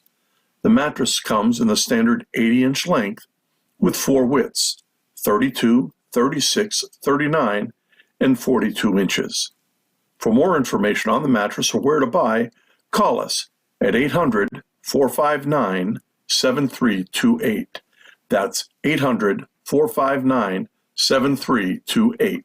At Hotshot Secret, we share the science behind common diesel problems and their solutions. For example, Hotshot Secret Stiction Eliminator. Stiction, that sticky friction, undermines the performance of diesel engines and is difficult to remove from the oil system. Hotshot Secret Stiction Eliminator is a powerful synthetic cleaner that targets stiction, contains no harmful solvents, and is formulated to be left in the engine to safely dissolve stiction for thousands of miles. It works as you drive. Our proprietary carbon nano lubricant is blended with Stiction Eliminator, filling in microscopic irregularities inside your engine, providing a smoother surface for enhanced lubricity, reducing friction and wear. Third-party ASTM testing verifies that Stiction Eliminator removes 2 times as much stiction than any alternative on the retail shelf. Use Stiction Eliminator to solve an existing problem or as a preventative maintenance. Hotshot Secret Stiction Eliminator, available at truck stops, Tractor Supply, O'Reilly's Auto Parts, and online at HotShotSecret.com. Hotshot Secret, powered by science. And now, back to the Steve Summers Overnight Drive.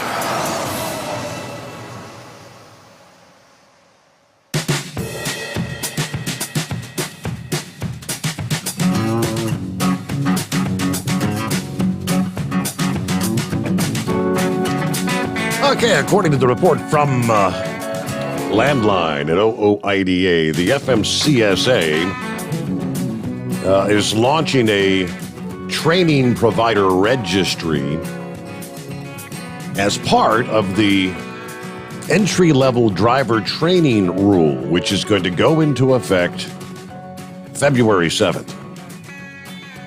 So a little ways down the line. According to the FMCSA website, the training provider register will help commercial drivers, license applicants connect with training providers who are self-certified to provide entry-level driver training.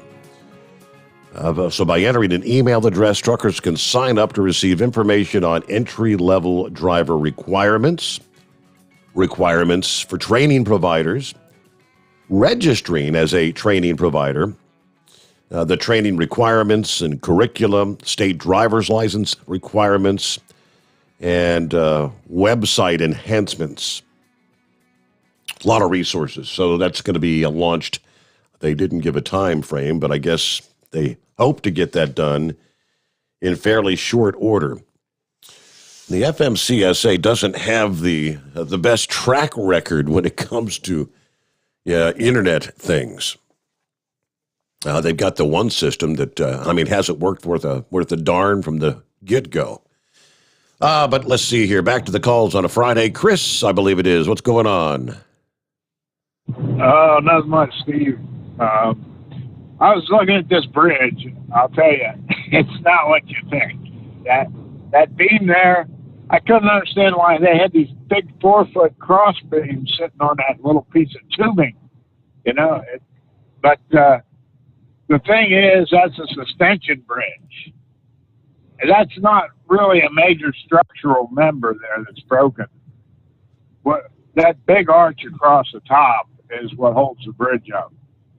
And you have all these little rods coming down, and each one of those cross beams has a rod on each end, and it's suspended from that arch. So, and when I first looked at it, I thought, why did they use tubing on that? Because you never see anybody use tubing in a structure like that. And it gets moisture in it. You remember that tilt-a-whirl or whatever it was at the Ohio State Fair? Yep. That thing spun around, and it got weak after, years and years of just rusting on the inside, and you can't see what's inside of it. But I think the reason they use that is because that's what they built the arch out of. And it's when you have an arch like that, it's called a compression structure. Steel is usually, it's strong when you pull on it, but when you squeeze it, it can buckle, and that tubing is a lot less prone to buckle. So that whole big arch structure is made out of tubing. That's probably a good idea because it's going to drain. And I think that's probably what they're worried about, is what the inside of the rest of that structure looks like. If that thing is rusted to the point where it just broke in half. But I can't see it. I don't think it's really necessary for them to close it to the river traffic for a long period of time. I mean, they could put some kind of a patch, and they have two sides. I think they could go onto the side that's not broken without any problem. Of course, it's very possible that people have been driving over that thing for years, and it's just, I think it's a stiffener or some kind of a brace under there. You know what I'm saying? I'm not really. I didn't think it was a suspension bridge, though. I didn't either when I first looked at it, but I thought, look at these cross beams. They're 4 foot tall, and I did see that one eye. There's not a lot of good pictures to it. Yeah. But it's sort of like the McDonald Bridge we got down there, and that's tubing. And that big arch, and then you've got rods coming down off the arch, and they hold the roadway up. Remember that there was one that collapsed over in, I think it was in Korea or something, about last year sometime, where there was a little box truck going across the bridge, and all of a sudden it just started it was like the bridge was falling in behind him. And they had the rods coming down the center, and they had no guardrail or anything. And I think that box truck going along there, I don't know if he was doing it intentionally or if he lost control, but he was knocking those rods off one at a time, and the whole damn roadway collapsed. And that's what holds it up. Those rods. But yeah, so I don't know. I think it'll be all right. I think it'd be pretty easy to patch, but they're probably worried about the condition of the rest of that steel that they can't inspect. I imagine that's the case. Yeah, that's because if you got one piece that's snapped like that, there could be a bunch of them that are weakened. Yeah, but the bad part about that one is it's just completely vertical, and the rest of them, I don't think, they're kind of upright, arched, and I don't think they would hold moisture the way that one would. But I don't know. Well, the fact that they've got the river traffic shut down, no barges going through, I mean, that tells me they're afraid the damn thing might just, collapse at any time. Yeah, I know. That seems pretty excessive to me, though. I think they're making a bigger issue than it needs to be. Hell, it would have fallen in a while ago. Like you see, you can see in the picture, that thing's rusty. It's been broken for years, probably, possibly years. Somebody was saying that, like you had that, I look at that story you were talking about where that guy said he had a picture of it. I don't know, though. That could be anything, just something dripping down the side. I'm not sure he had it wasn't very clear, but I could see. It just, if he saw that crack in his picture, I think he's just blowing something up. You would think he'd report it to somebody. Yeah. I mean, I'm guessing at the time he probably had no idea it was a crack or whatever. I mean, just didn't pay any attention to it. I think after they released the photos earlier this week of the bridge, I think they've been digging through archives. I mean, even the television station down there was using footage, I guess, from previous coverage and whatnot, going back years, trying to see if they could spot the crack at that particular location. How long's it been there? But, hey, Chris, thank you for checking in. Good to hear from you this morning. And Vic is up next. Morning, Vic. Hey, good morning, Steve. I want to clarify one thing. Steve's the one that did all that research into the New Madrid Fault there. That wasn't me. I just mentioned that everything built in that area has to be earthquake-proof anymore. And your previous caller there was rather interesting. But I can add a little bit to not the steel and all that. But rivers in the northern hemisphere tend to erode to the right, on the right bank of the direction of flow. So since the Mississippi River flows north to south, that means the right bank would be on the west side of the river. So when they build the bridges and all that, when they sink the towers to support those, they usually take all that into account. And on any navigable river, the Coast Guard has the final say on the bridge design. But really, all of the things we have going on, the pipeline, the chips and all that. Steve, do you remember all the discussion that went on when they said they were going to the just-in-time logistics system? Were you part of the trucking industry at that time or not? I think that's a little before I was involved. Okay, it was ongoing already. I mean, I know that my dad talked about it, for years. Everything being on the just-in-time system, and if a truck's not there just in time, they may have to shut the assembly line down. Right? That's correct. And we got away from the warehouse system. And we were trying to model it after what the Japanese were doing. Well, we are a much bigger country than what Japan is, and we depended heavily upon the transportation system. So, by and large, to me, that's a big part of the problem of the. And then the other thing too is they have the society so worked up today that they, they'll jump at about anything, and they get all excited, and you have people.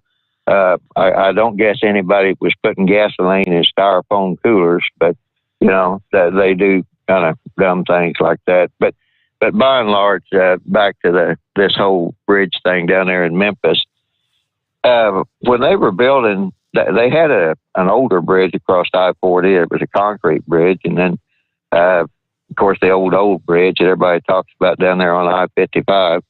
I think that's a combination railroad bridge because there was a railroad there. Whether they still used it or not, I don't know. I just know that I used to haul a lot of stuff out of there, and when I had to go through there, the first time I went through there, you'll have a bunch of railroad bridges that says 13-4 that'll scare the daylights out of you until you see a lot of other trucks going underneath there, and you realize the 13-4 is on the shoulder. You don't want to get off on the shoulder, and then you have to go down there and make a loop-de-loop. We were backed up sometimes all the way back to I-55, which I don't know, people run that all the time probably remember, but it seems like it was about a 2 or 3 mile backup just to get across that bridge when they were building the bridge that they're having trouble with now, the new I-40 bridge. Because I don't know what happened, whether it was on one of the ends or not. For a while, they had that I-40 shut down, and everybody seemed to make it okay. A lot of it had to do with planning routes around that. But the big thing that I wanted to point out was that when they go to design those bridges, they have to take into account that there's going to be some erosion.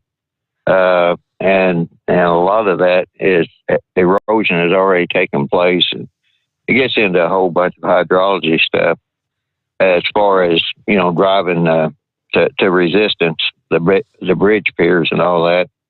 And then you throw into the fact that we have all that's in an earthquake zone, and whether fracking has caused it or whatever, you've had a lot of reports on small earthquakes. So, whether the earth's coming alive in that area or not, who knows. And the other point too that I wanted to make is they have been experimenting with concrete for some time on these different roadways. And in '92, they allowed the interstates to be built to less than highway standards.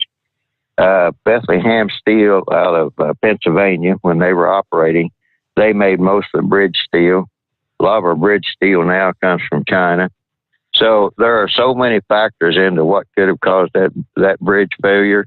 It's going to take engineers some time to sort it out. But the big supply disruptions that's going on right now, I just have to blame back to this just-in-time logistic system rather than where we used to always have a lot of things stored in a lot of different places and in various warehouses. Part of it was part of the national defense system, and part of it was just simply making sure that there was plenty of supplies there for production runs. So, although it all kind of sounds disjointed, but when you sit down and look through it, you realize that by and large, trying to operate, large enterprises on a just-in-time or, just barely enough to get by really isn't a very wise decision. But everybody jumped on it, and the stock market people, they jumped all over companies that didn't go to that. So one thing led to another, and maybe this bridge failure might force people to take a long, hard look at where we're getting our supplies. And like I said, Bethlehem Steel, all those bridges that have lasted so long, they were made with Bethlehem Steel. Whether the Chinese steel will last that long or not, it's anybody's guess. And that's it for this morning for me. All right. Almost said Dave there for some reason, Steve. Thank you, Vic. Have a good morning and a good weekend, right? About 5 before the hour. Somebody posted the photo from, I guess this is at a Love's truck stop. Didn't say which location. But it's Mickey D's, McDonald's at the Love's Truck Stop. Anybody looking for a job? $13 an hour to start, and a $1,000 sign-on bonus after 90 days. New employees sign-on bonus, new hires only. To be eligible, the new hires should not have employment history at this location. Bonus will be awarded after the 90th day of employment. But, yeah, Mickey D's at $13 an hour to start. Who we got here? Flyrod. Flyrod's got to check in. Good morning. What's happening? Well, good morning, Mr. Steve Summers. Thank you for taking my call. First out of the box, this is a live phone call. This is not a pre-recorded message. Greetings and salutations, sir. What's happening this morning, Flyrod? I'll tell you what, I am so embarrassed. You know, our good friend Big Ed, a while back, he called out Heat Wave for what he really is. The Heat Wave, I know you're listening. Big Moose, I know you're listening as well. So you just put your ear just a little bit closer into that headpiece, because I'm going to say something directly to you both. Old Heat Wave, as Big Ed called him, but Jezebel, a slut, he has done his best to stir up the fish pot on this whole daggum cookbook thing. I had nothing to do with it, first of all. So, a Big Moose, I've sized you up. I know you really ain't nothing more than a popcorn fart. So I'm pretty confident that you say you need to pack a lunch. I don't think I'll need much more than a ho-ho with Heat Wave's help. But anyway, I'm going to read you a letter that Heat Wave sent out to Big Moose and myself. Now, this is going to confirm what kind of a Jezebel he really is, because Steve Summers, this man is full of doo-doo. So this is what the letter says that he sent to Big Moose, and it reads: "Dear Big Mr. Big Moose, Dear Mr. Big Moose on the Loose, this is Neil Holster, aka Heat Wave. It was my idea to throw Flyrod under the bus and blame him for all my evil wrongdoings regarding this whole cicada cookbook idea. I dreamt the whole broker story up, put Flyrod up to calling you and telling you the will of the story on my own. You, sir, have every right to be angry and no doubt sleep deprived," because he called him in the middle of the day when he was taking a nap. And he puts in parentheses, I mean, $5.50 a mile would be a doggone good deal indeed. Hell, for that price, I'd haul Joe Biden's monkey fart sniffing ass to the IHOP for an all-you-can-eat breakfast buffet. But I digress. Please don't whoop on Flyrod. He is innocent. I'm ready to stand up like a man and take an ass whooping. Respectfully, Heat Wave. Now, this goes with the email that he also sent Big Moose privately.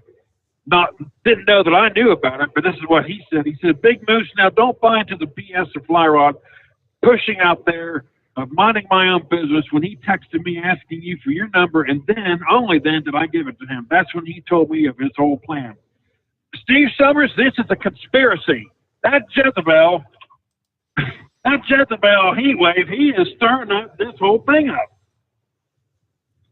Well, that pretty much sounds like he sent out an actual confession, in other words. That's a confession letter.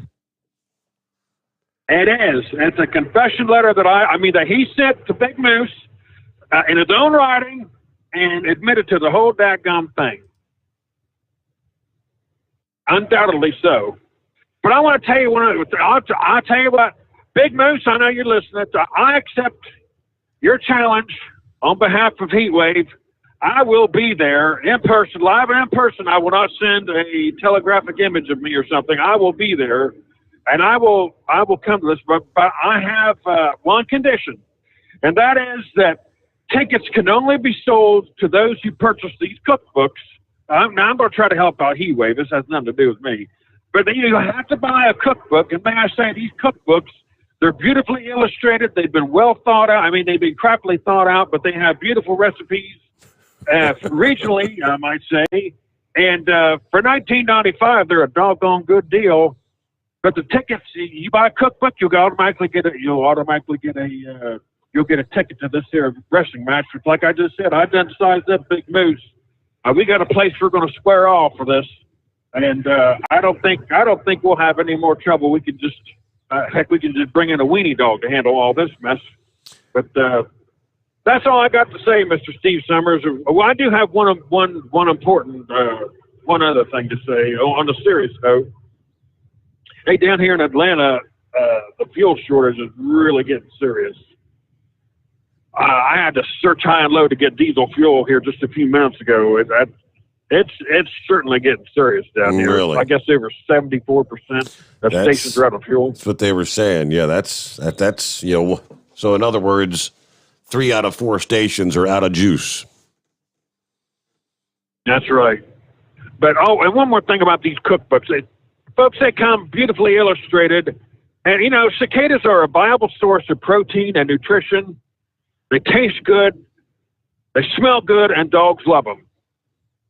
And I just wanted to tell you that. But, Steve Sommers, you have a fantastic weekend, and don't buy into this nonsense baloney story from that Jezebel heat wave. Yeah. And, I ain't scared one bit of the Big Moose, I'll tell you what. But have a great weekend, sir. Big Ed called him a sapsucker, didn't he? Or Big Moose did, rather. All right, we get a news update here, top of the hour. Final hour just ahead. Several lines available. Want to jump on in? It's 844-844-3388. The Steve Sommers Overnight Drive, live from the Hotshot Secret Studios. USA Radio News with Wendy King. The CDC has a major announcement about wearing masks. CDC is updating our guidance for fully vaccinated people. Anyone who is fully vaccinated can participate in indoor and outdoor activities, large or small, without wearing a mask or physical distancing. Director Rochelle Walensky also says in some situations, like public transportation, masks should still be worn. President Biden said if you haven't been vaccinated, you should still wear a mask to protect others who haven't been vaccinated as well. It's not an enforcement thing. We're not going to go out and arrest people. But the fact of the matter is, I still believe the vast majority of the American people care about the safety of their neighbors and care about the safety of their families. He said again he'd like to see 70% of Americans with at least one dose of coronavirus vaccine by July 4th. This is USA Radio News. Hello, this is Wayne Alaroot for our newest sponsor, Asset Strategies, or ASI for short. ASI is a precious metals powerhouse. They sell gold and silver. Never in history has there been a more important moment to buy gold and silver. ASI has been in business for 39 years. They've served over 20,000 clients and sold $5 billion worth of gold, silver, and precious metals with zero complaints. Last year, gold saw gains of 25%. Silver nearly doubled gold's performance. Now Democrats are in charge. Green New Deal, open borders, free healthcare for illegals, bailout broke cities and states. The debt is about to go through the stratosphere. The time to buy is now. The owners of ASI, Michael and Rich Chekin, have been my close personal friends for 16 years. ASI is the company I trust when it comes to buying and selling precious metals. Call now to receive a free consultation and a free 1-ounce silver eagle with every qualifying purchase when you mention the Wayne Alaroot Show. Call 800-831-0007. That's 800-831-0007 or visit assetstrategies.com. Fighting between Israel and Hamas, the extremist group that controls the Gaza Strip, has been escalating in the past 24 hours. Hamas fired hundreds of rockets into Israel. Israel responded with return fire, saying they're shelling parts of the Gaza Strip. Fighter jets are targeting different positions inside Gaza. President Biden says the work to restore peace in the Middle East is a work in progress. President Biden tried to ease worries after the cyber attack on a major fuel line owned by Colonial Pipeline. The breach shut the line down for several days and triggered a run on gasoline. I know seeing lines at the pumps or gas stations with no gas can be extremely stressful, but this is a temporary situation. Do not get more gas than you need in the next few days. GasBuddy.com is reporting nearly 70% of North Carolina's stations were without gas, and 73% were out in Washington, D.C. You're listening to USA Radio News. You've heard me talking about My Pillow for 3 years, folks. It's the truth. I get the best sleep of my life with a My Pillow. You can do it too. 60-day money-back guarantee, 10-year warranty, made in the USA. You'll sleep well or you'll get your money back. Go to MyPillow.com, click on the radio listener special, use my promo code USA, get 2 MyPillow premium pillows for the price of one, or call 1-800-951-8175. Get the best sleep of your life and do it now. Much of the world's solar panels comes through China's Xinjiang province, which creates many issues due to human rights violations. USA Radio Network's Tim Berg has more. U.S. Special Envoy on Climate John Kerry acknowledged on Wednesday that obtaining solar panels from China is a problem given the forced labor reported in the area and China's strength in the market. During a House Foreign Affairs Committee hearing, Congressman Michael McCall of Texas asked Kerry about ensuring that the U.S. climate strategy won't involve buying solar panels produced from forced labor. It is a problem. Xinjiang province not only produces some of the solar panels that we believe are being, in some cases, produced in forced labor by Uyghurs, but also there are a significant amount of rare earth mineral that's used in the solar panels themselves.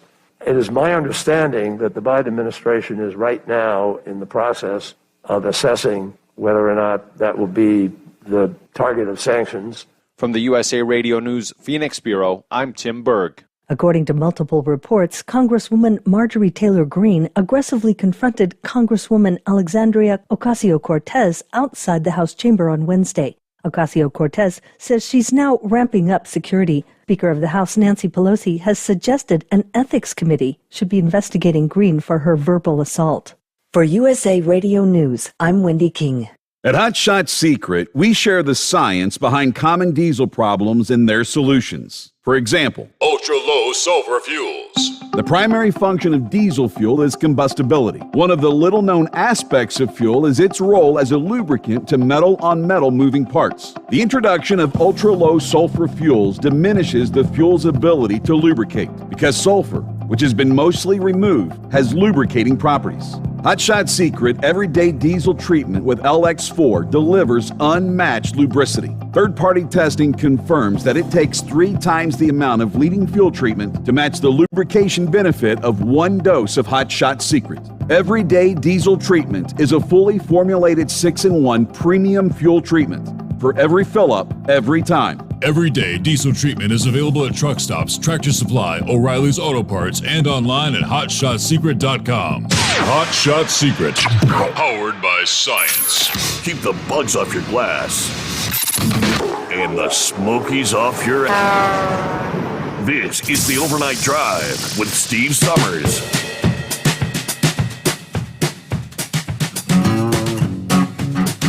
Yeah, catch the final story there, I guess so. AOC feels threatened. I'm going to go tell my mom. She yelled at me. She confronted me. Yeah, Marjorie Taylor Greene, I don't know. Is it a breach of protocol? You're not supposed to do that. You're not supposed to confront another representative. Let's see. Both of the congresswomen were exiting the House, I guess. Where was this out? Yeah, just outside the House chamber. And according to several reporters that witnessed the exchange, yeah, Marjorie's like, hey, Alexandria, trying to get her attention. But AOC didn't stop. She just kept on walking. So Greene kind of picked up the pace and started shouting at her. She asked AOC, why are you a supporter of Antifa, a violent group of far-left activists, and Black Lives Matter? Greene also shouted that AOC was failing to defend her radical socialist beliefs by not publicly debating her. You don't care about the American people. Why do you support terrorists and Antifa, she says. I mean, she's right. AOC did not stop during the incident and only turned around once to answer Greene. Said she She said something that was inaudible, kind of throwing her hands up in the air like she was exasperated. A spokesperson from AOC's office says Representative Green tried to begin an argument with Congresswoman Ocasio-Cortez, and Representative Cortez tried to walk away. Congressman Green began screaming and calling AOC a terrorist sympathizer. We hope leadership and the Sergeant-at-Arms will take real steps to make Congress a safe, civil place for all members and staff. AOC's beefing up her security. Oh boy. Especially as many offices are discussing reopening. One member has already been forced to relocate her office due to Congresswoman Green's attacks. Now, Green says, my intention is to hold Democrats accountable for their policy proposals. She's a chicken. She doesn't want to debate the Green New Deal. These members are cowards. They need to defend their legislation to the people. It's pathetic. In a series of tweets here several weeks ago, Green challenged Ocasio-Cortez to debate the Green New Deal. Hey, let's talk about it. I'd like to challenge you to a debate on the Green New Deal economic policy. Since you sponsored the Green New Deal and you have a degree in economics, I'm sure you're more than qualified. I just have a degree in business administration. I've owned a construction company for 20 years. A debate between AOC and I on the Green New Deal would be informative for the American people. They deserve to hear the two sides, the pros and the cons. You choose a moderator and I'll choose a moderator. Then we can negotiate a major news network to host this debate. Let's do this for the people. What do you say? Of course, AOC didn't respond. Yeah, no response about that. Yeah, the Green New Deal at a cost of trillions of dollars. All right, so yeah, Marjorie Taylor Greene not backing down. But then I did, what the news update there did say that, Nancy Pelosi may have an ethics committee. Yeah, look into Marjorie Taylor Greene. You're not allowed to do that. Carolina Ghostwriter. Well, after listening to the three participants in the upcoming wrestling match, I've done some analyzing, and Big Moose, he was wanting some odds on it, so I think right now we're looking probably around 250 to 1 that the Stiction Eliminators would be able to defeat Big Moose. I don't see much chance in it. 250 and as far as 1. That's as far as what the funds, it's going to take American greenbacks to place your bets, but there's a new cryptocurrency I've just developed called Hoax Coin. That's what it'll be repaid in if you win. Hoax Coin, okay. So we may partnership up with old Doc Holliday there with H&H, I believe, and he's already got a system in place, I believe, for everybody to send money in, so it may cut him in on the deal. That sounds like a plan there, Ghost Rider. Yeah. Huh. Well, looking forward to it, though. You may have to do a little renovating there in the studios, get the fencing put in. Of course, now you could take the walls from your old pool and just put them up and put them in the middle of that. Yeah, that's pretty much all I got left of that pool is the wall. Everything else is gone. Yeah, you just save a section of that and, rivet it together and just put them in the big middle of that and let them go at it. But I think it'll be a good show. Do we need to invest in some fake blood, or you think there'll be plenty of real blood? Nah, I believe Big Moose could probably draw a little bit of blood out of them boys. Yep. You know, you just get him riled up like he was last week, right before he goes in there. And I tell you, he'd be put on a one-man ass-kicking show. All I can say is Heat Wave and Fly Rod better be brushing up on their running skills. Yeah, I believe you're right there. Well, Steve, have yourself a good weekend there. We still got one more night to finish it out here, and we're going to listen to the rest of the show. All right. Hey, thank you for checking in. You do the same. Have a good weekend. You got it. What do we see here? Cicadas. I'm looking at somebody sent me the link to Cicada Safari. It is a smartphone mapping app. Join Cicada Safari. Help map the emergence of the periodical cicada brood X. Download the free app from the Apple Store or the Google Play.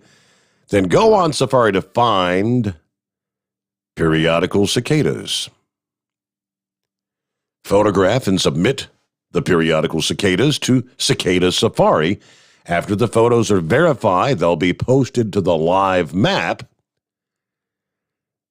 So I guess they're just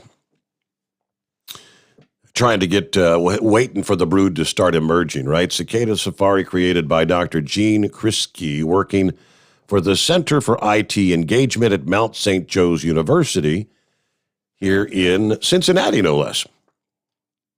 And there's a lot of information about the cicadas as well.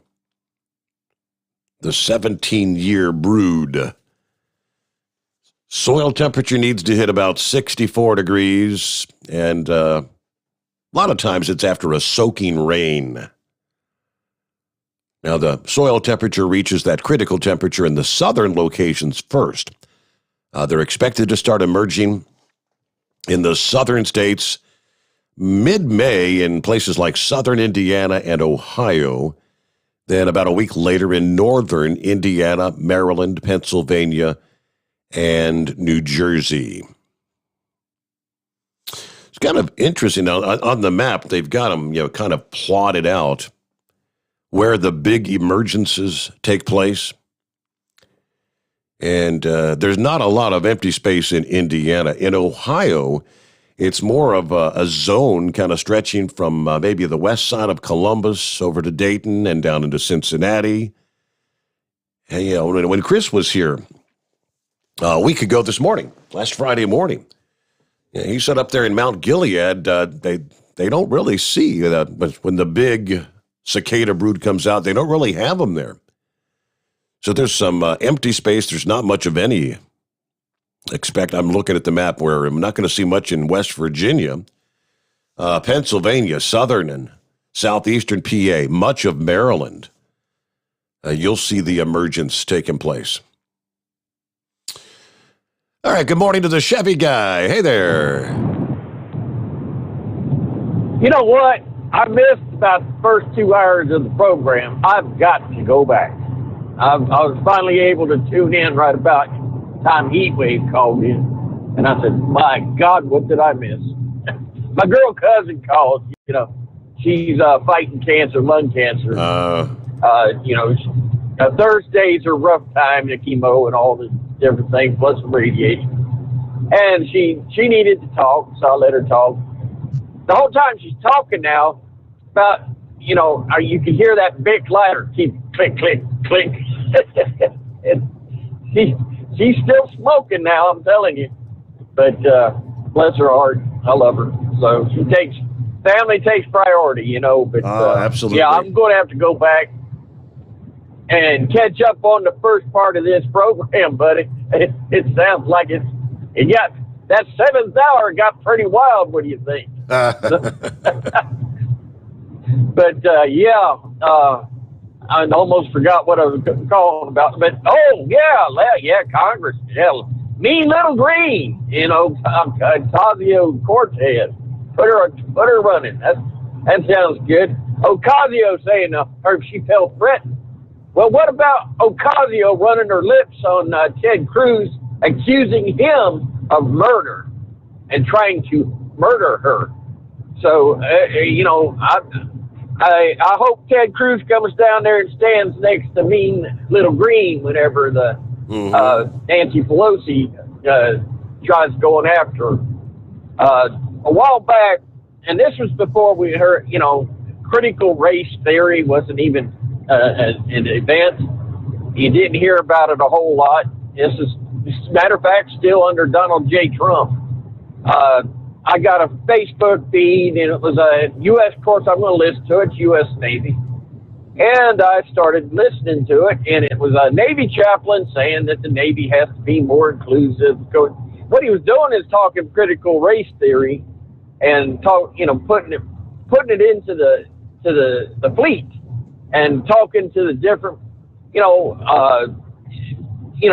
different races coming on and saying all that, George Floyd could have been my husband, and a woman says that, Freddie Gray could have been my brother, another black comes on and just going down the list, and it was all comparing it could have been my family member. I'm sitting here and listen to this.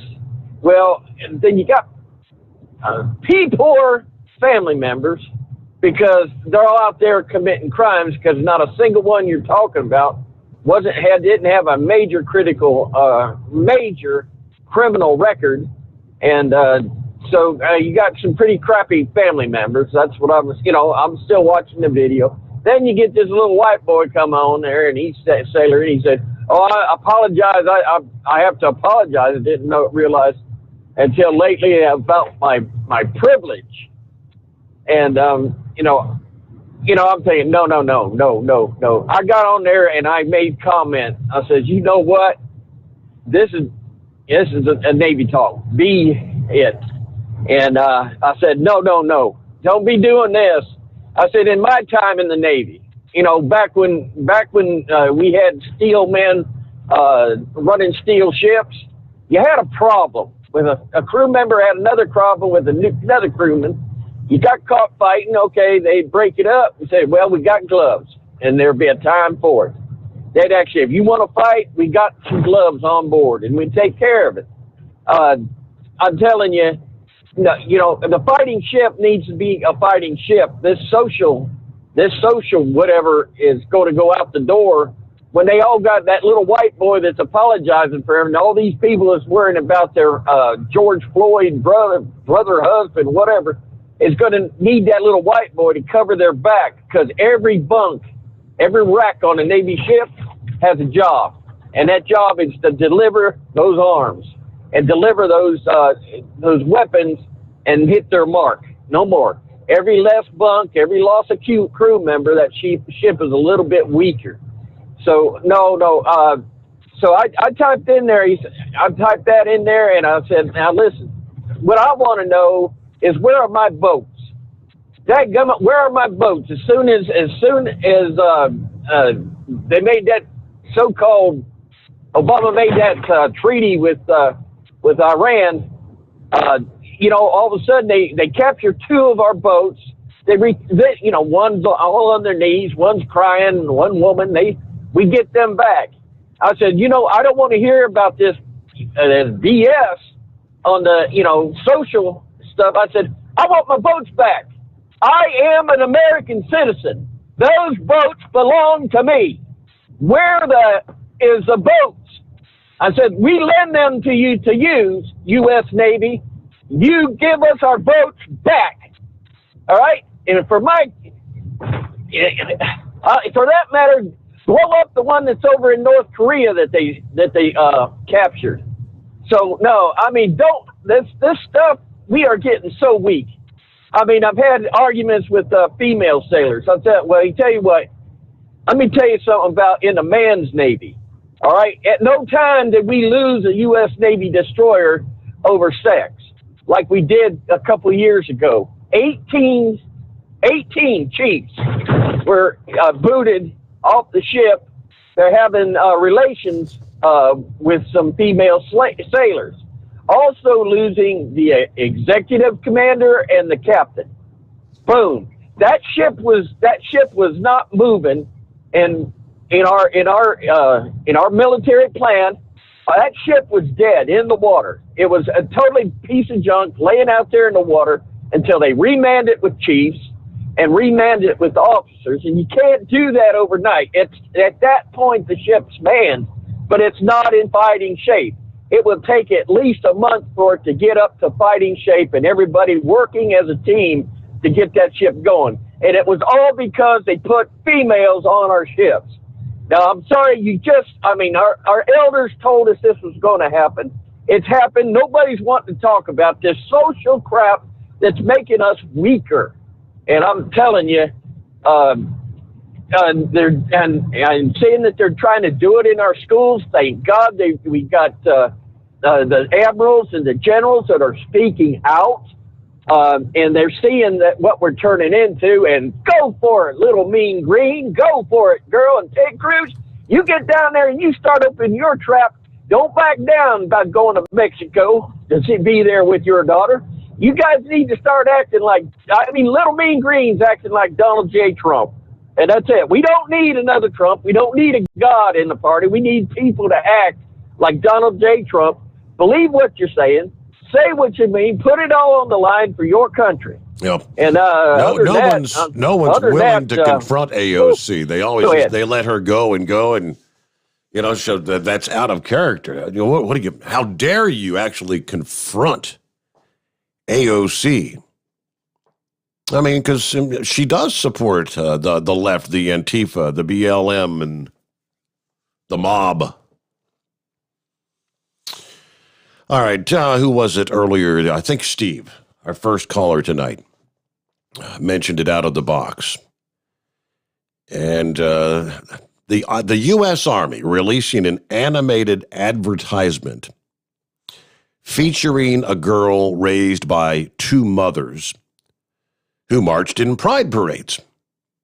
Oh, yeah, why are they tying this kind of stuff in with recruitment? The advertisement, entitled Emma, the Calling, showed a girl's childhood before she joined the Army as a Patriot missile operator. The 2-minute video followed Emma while she watched her two mothers get married, joined a sorority at the University of California, Davis, and fought for freedom at a young age by participating in gay rights parade. It begins in California, a little girl raised by two moms. Although I had a fairly typical childhood, took ballet, played violin, I also marched for equality. I like to think I've been defending freedom from an early age, says the advertisement. When I was 6 years old, one of my moms had an accident that left her paralyzed. Doctors said she might never walk again, but she tapped into my family's pride to get back on her feet, eventually standing at the altar to marry my other mom. All right, the advertisement released as similar recruiting methods were employed by the Central Intelligence Agency over the past few weeks, which is drawing, obviously, criticism via social media. Let's see. Growing up gay in a small southern town, I was lucky to have a wonderful and accepting family. I always struggled with the idea that I may not be able to discuss my personal life at work, said a man in one of the agency's advertisements. Imagine my surprise when I was taking my oath at CIA and I noticed a rainbow on then-Director Brennan's lanyard. I remember being stunned, the man continued, adding that inclusion is a core value here at the CIA. The advertisement, the latest in a series called Humans of CIA.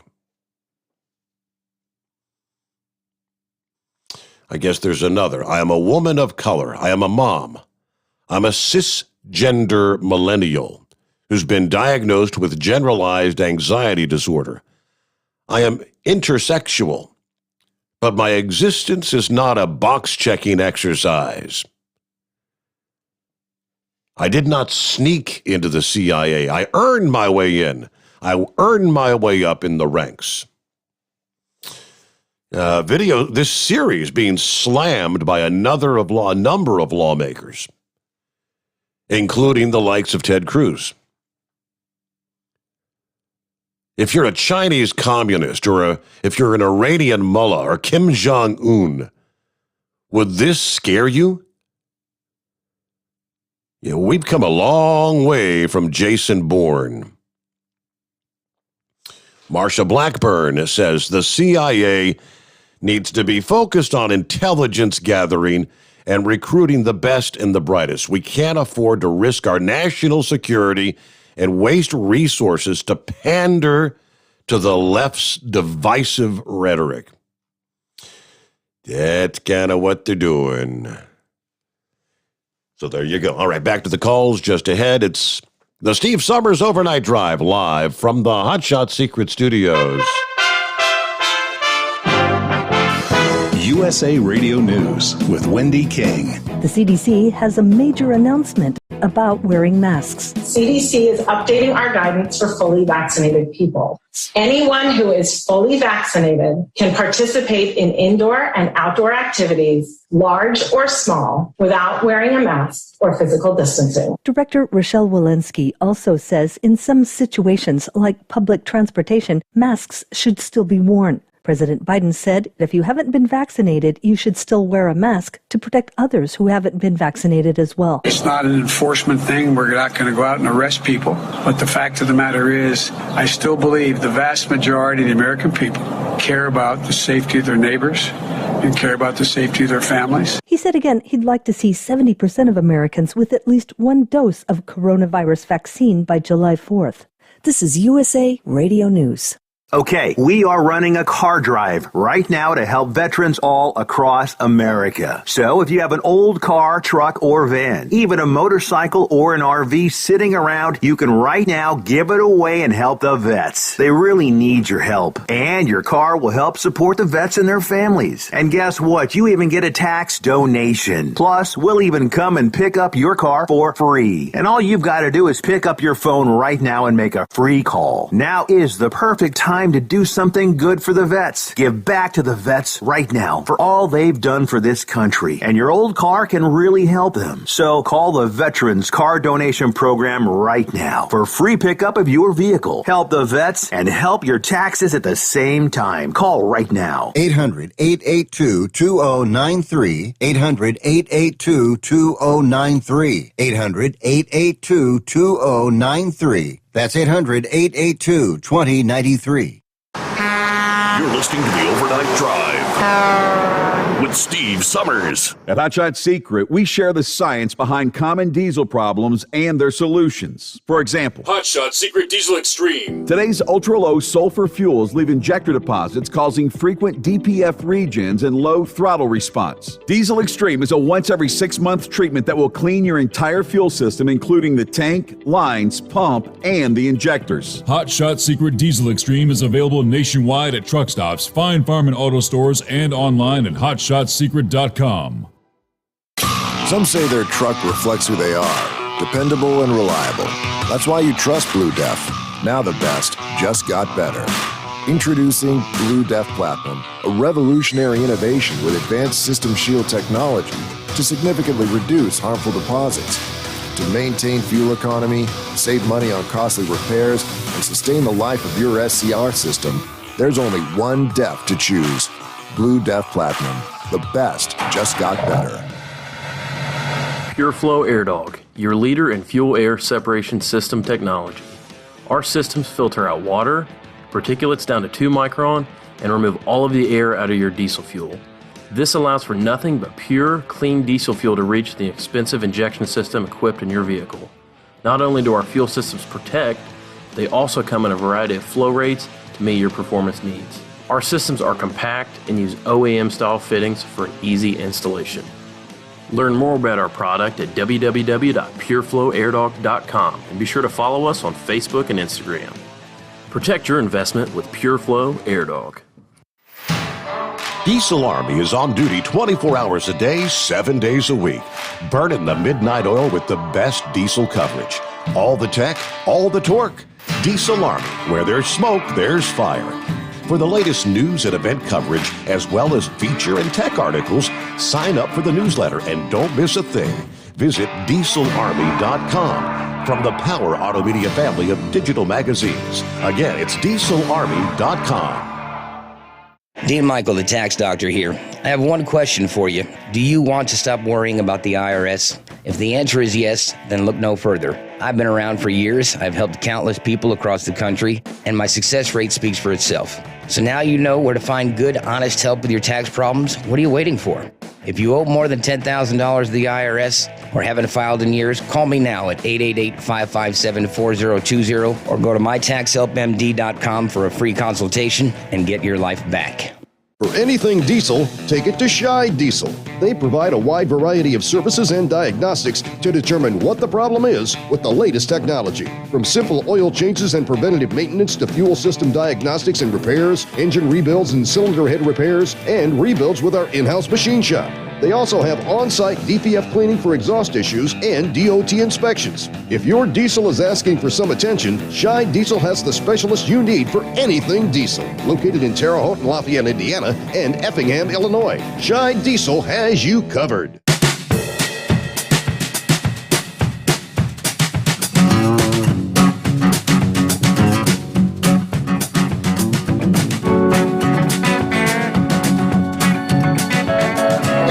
Chevy guy brought up the old George Floyd thing.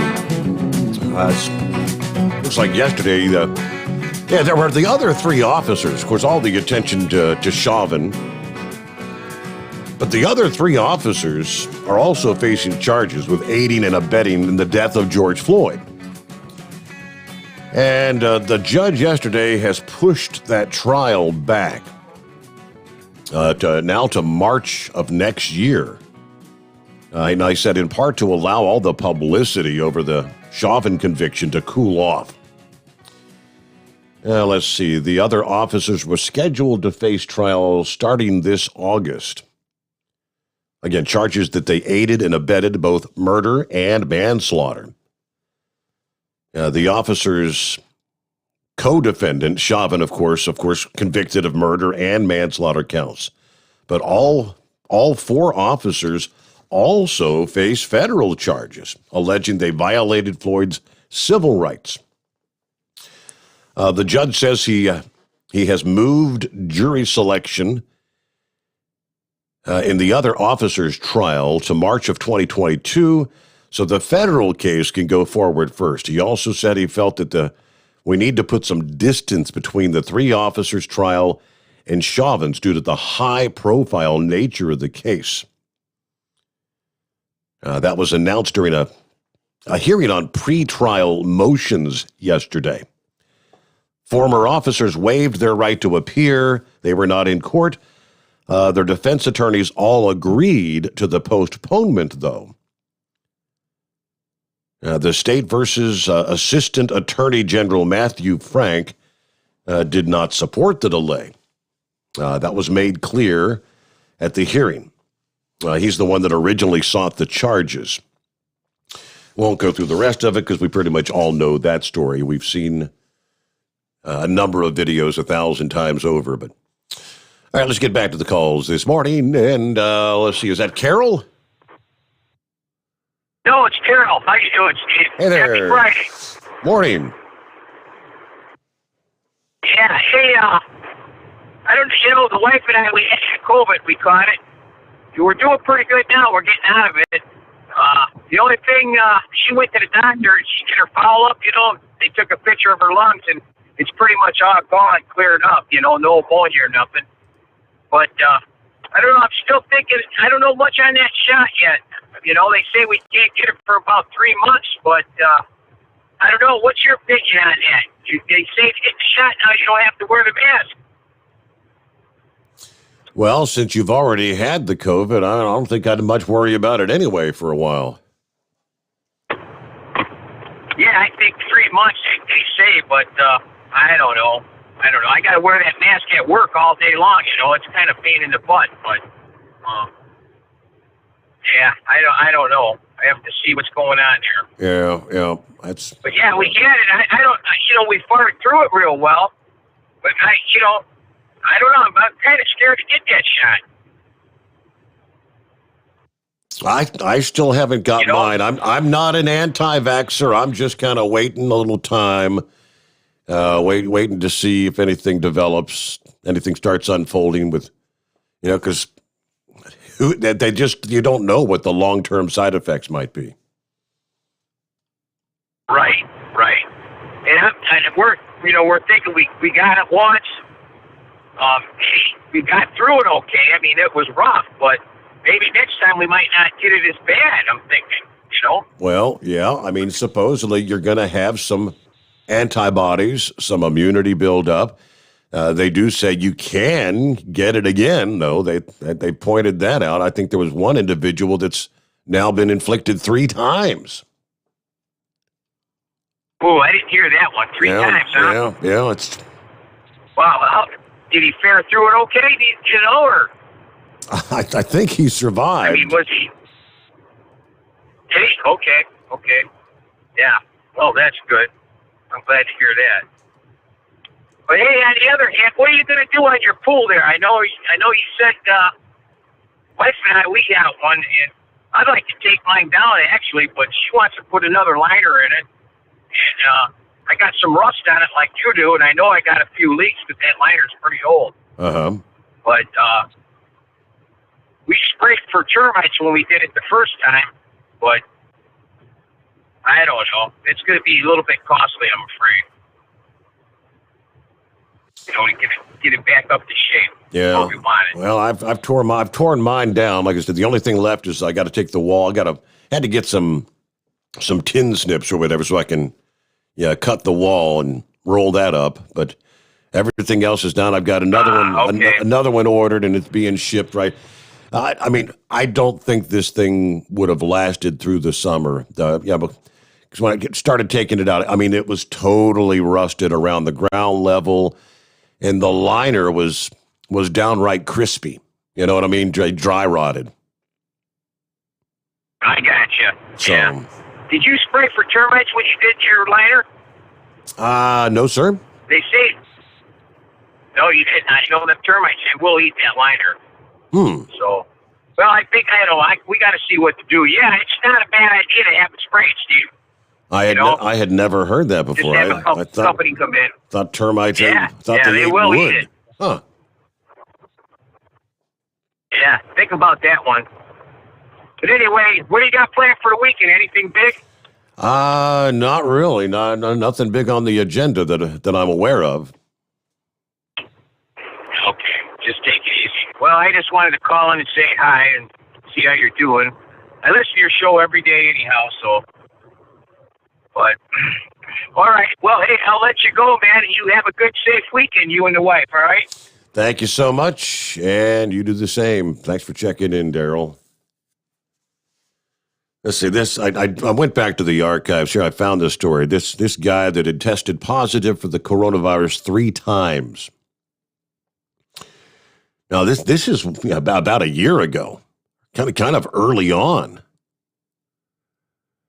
Let's see.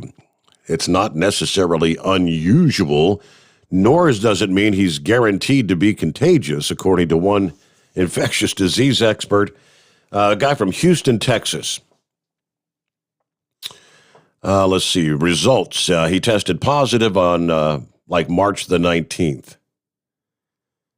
And then I guess he got some negative tests. Then he tested positive on April the 13th. And then on May the 1st. Now, even though they say it's not certain why he continued to test positive, it's not uncommon to test positive more than once over a period of weeks, supposedly. So that was, again, going back early on. Maybe he just had a case of it and it lingered and lingered and lingered. I'm not exactly sure. Let me see here. Captain Ron, how you been? Hey, Steve, how you doing? Happy Friday. Haven't talked to you in a little while. Yeah. Yeah, it's Friday. One day closer to Monday. You know how that story came about? We were all hanging around in the driver's room, and a guy came in. He was all happy all excited that it was Friday. And I said, well, what's so good about that? It's one day closer to Monday.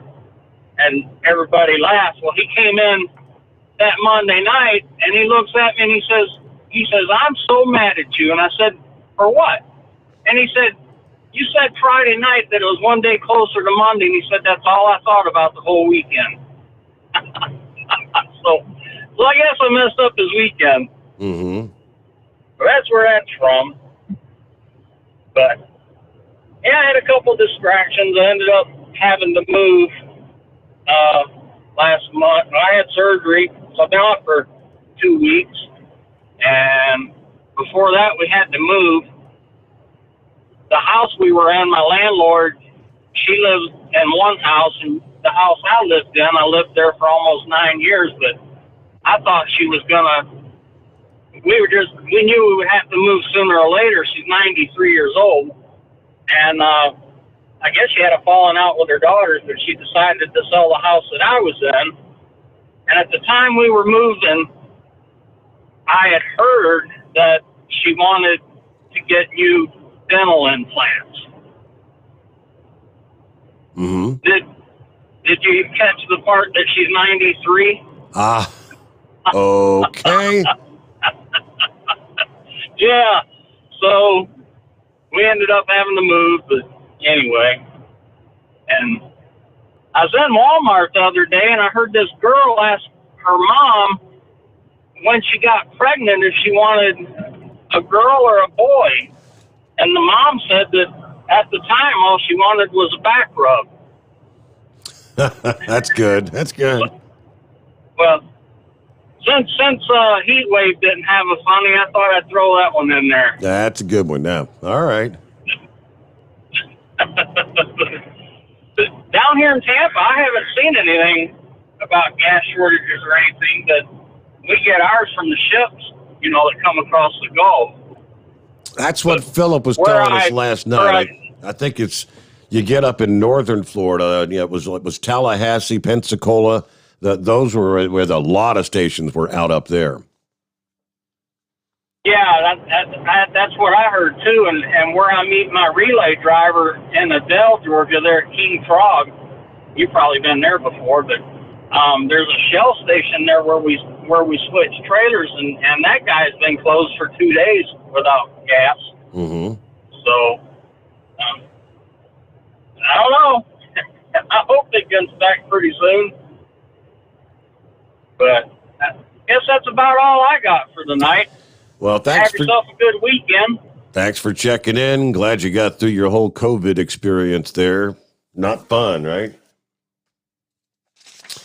It looks like I kind of alluded last night on the program. I was talking about cryptocurrencies and how the price, especially Bitcoin, had dropped like $10,000 in the past week. $10,000 a coin.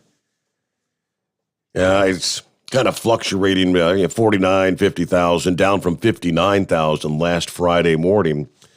And indeed, they're saying, when Elon Musk made that announcement that they're no longer going to accept Bitcoin to purchase Tesla automobiles, that's sent it on a decline. Stocks exposed to crypto slumping globally after Musk voiced concerns over Bitcoin's energy use, delivering a blow to the digital money's standing. Let's see. Shares from the U.S. to Asia slid as Bitcoin plunged as much as 15%, dropping as low as $46,045 before trimming some of the declines. Musk said he's worried about the rapidly increasing use of fossil fuels for Bitcoin mining and Bitcoin transactions, and suspended Tesla purchases with the asset. So somewhere down the line, they talked about the amount of electricity that is used trying to generate or mine the Bitcoin. Yeah, it was like for each Bitcoin individual, one Bitcoin to be mined takes as much energy as a home would use for an entire year's time. It's a lot of juice. All right, who we got up here? Let's get back to, there's Knucklebuster in that loneliest hour. Knucklebuster? Yes, That's sir. who's on this line. Exactly. Hello, Knucklebuster. Steve. All right, thanks for taking me back again, Mr. Steve Summers. People better leave that phony baloney money alone there. That's my advice to you there. Invest in brass, silver, or not silver, but brass and copper and lead and gunpowder. That'd be the best thing to invest in there. And if people had any friends, they'd tell them to join the United States Marine Corps. That's got the best looking uniform anyway. I was reading today that them Dallas Rancheros and Tom Brady, number 12, and Tampa Bay are going to open the NFL season this fall.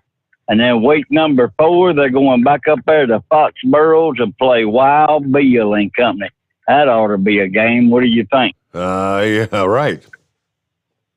Yeah. Well, I wish them people from up north would quit pronouncing that word hoax and calling it hoax. But the word is pronounced hoax, people. And AOC, it's crying time again. We hope you leave us. And I read where there was 2 airplanes up there in Denver. They collided into each other, Steve, in midair. And I think that one landed with the other one right on top of it, but nobody got hurt. And I've got the solution to all of the world's problems. And there won't ever be a shortage of it, Steve. And that's a good pair of Hooters. You can take your wife out this weekend, treat her like you did when you were first dating her and trying to get in them britches there, but and you'll be a lot better off there. Have a great weekend, and can I call you at 501? Certainly. All right. I won't be long. Okay. All right, have a good day, Steve. Okay, thank you much. Morning, Steve Summers in the Hot Shot Secret Nation. Happy Friday. Going to be a beautiful ending to a beautiful week. Traffic's been good in and out of Michigan this week, unbelievably. Yeah, we'll see when the current studies are done with the vaccine and how we're protected after we've had our 2 doses. We can only hope and pray for the best and keep on keeping on.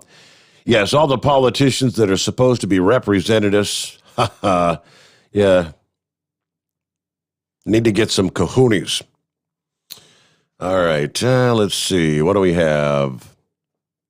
225 days till Christmas. Thank you much.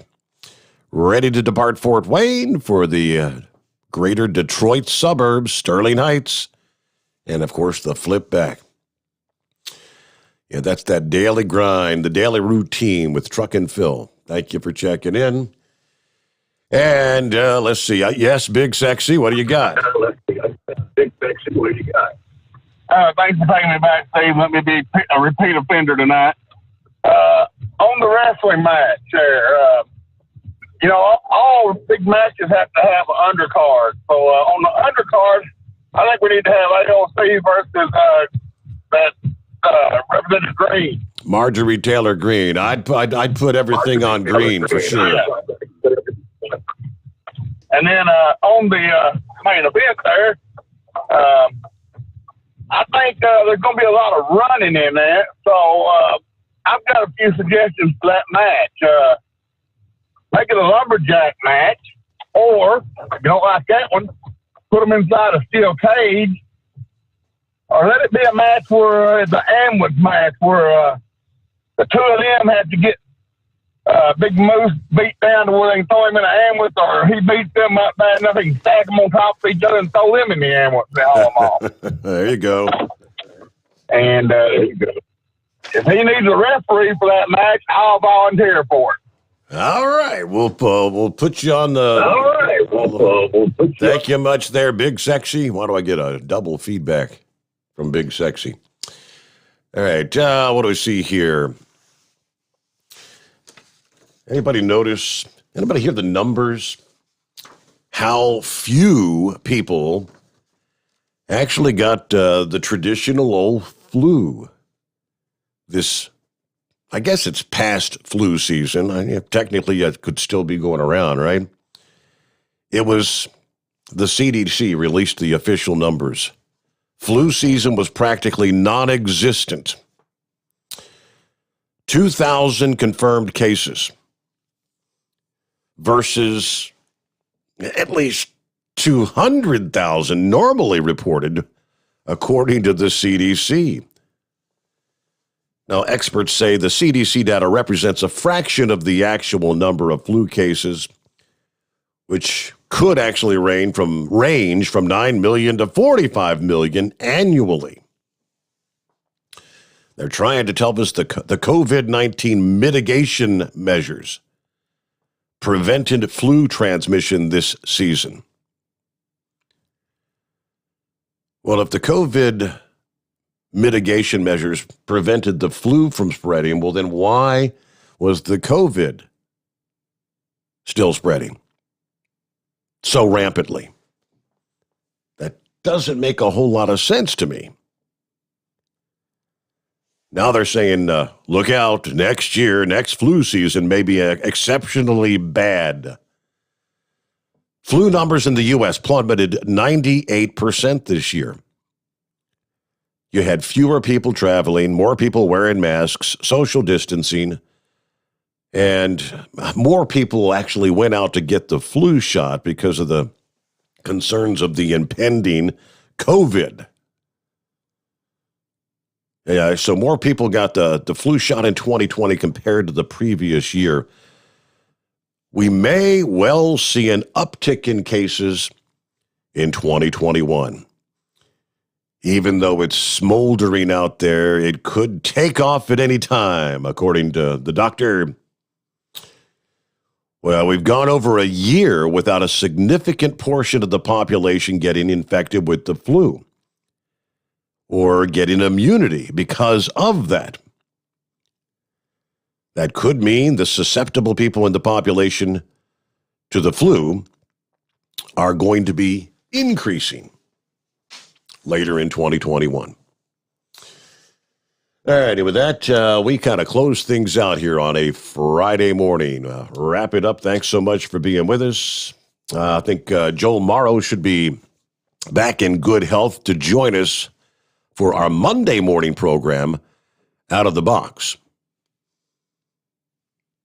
All right, so have a great weekend. Thanks for hanging out with us through the late night, early morning hours. Be safe and join us again Sunday night, Monday morning as we cross over the midnight hour. Get a brand new week underway. The Steve Sommers Overnight Drive live from the Hot Shot Secret Studios.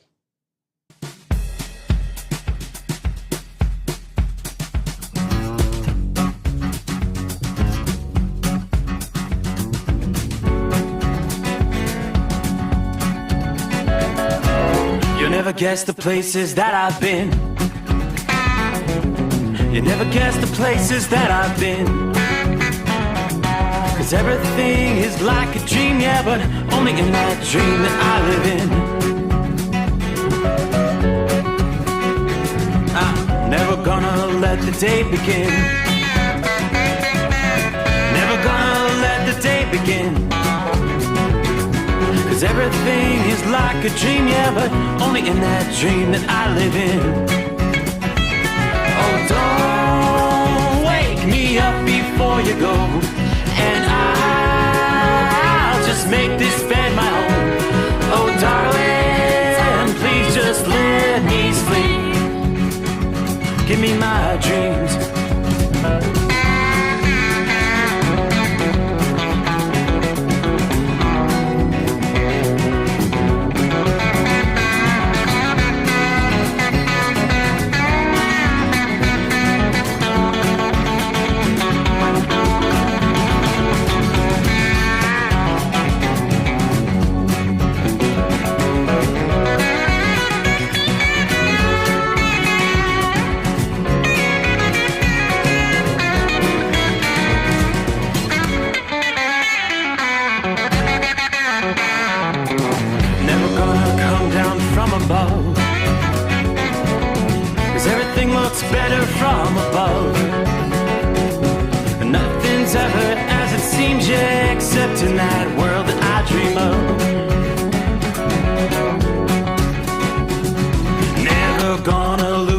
ones I love. Never gonna lose the ones I love. 'Cause everything is like a dream, yeah, but only in that world that I dream of.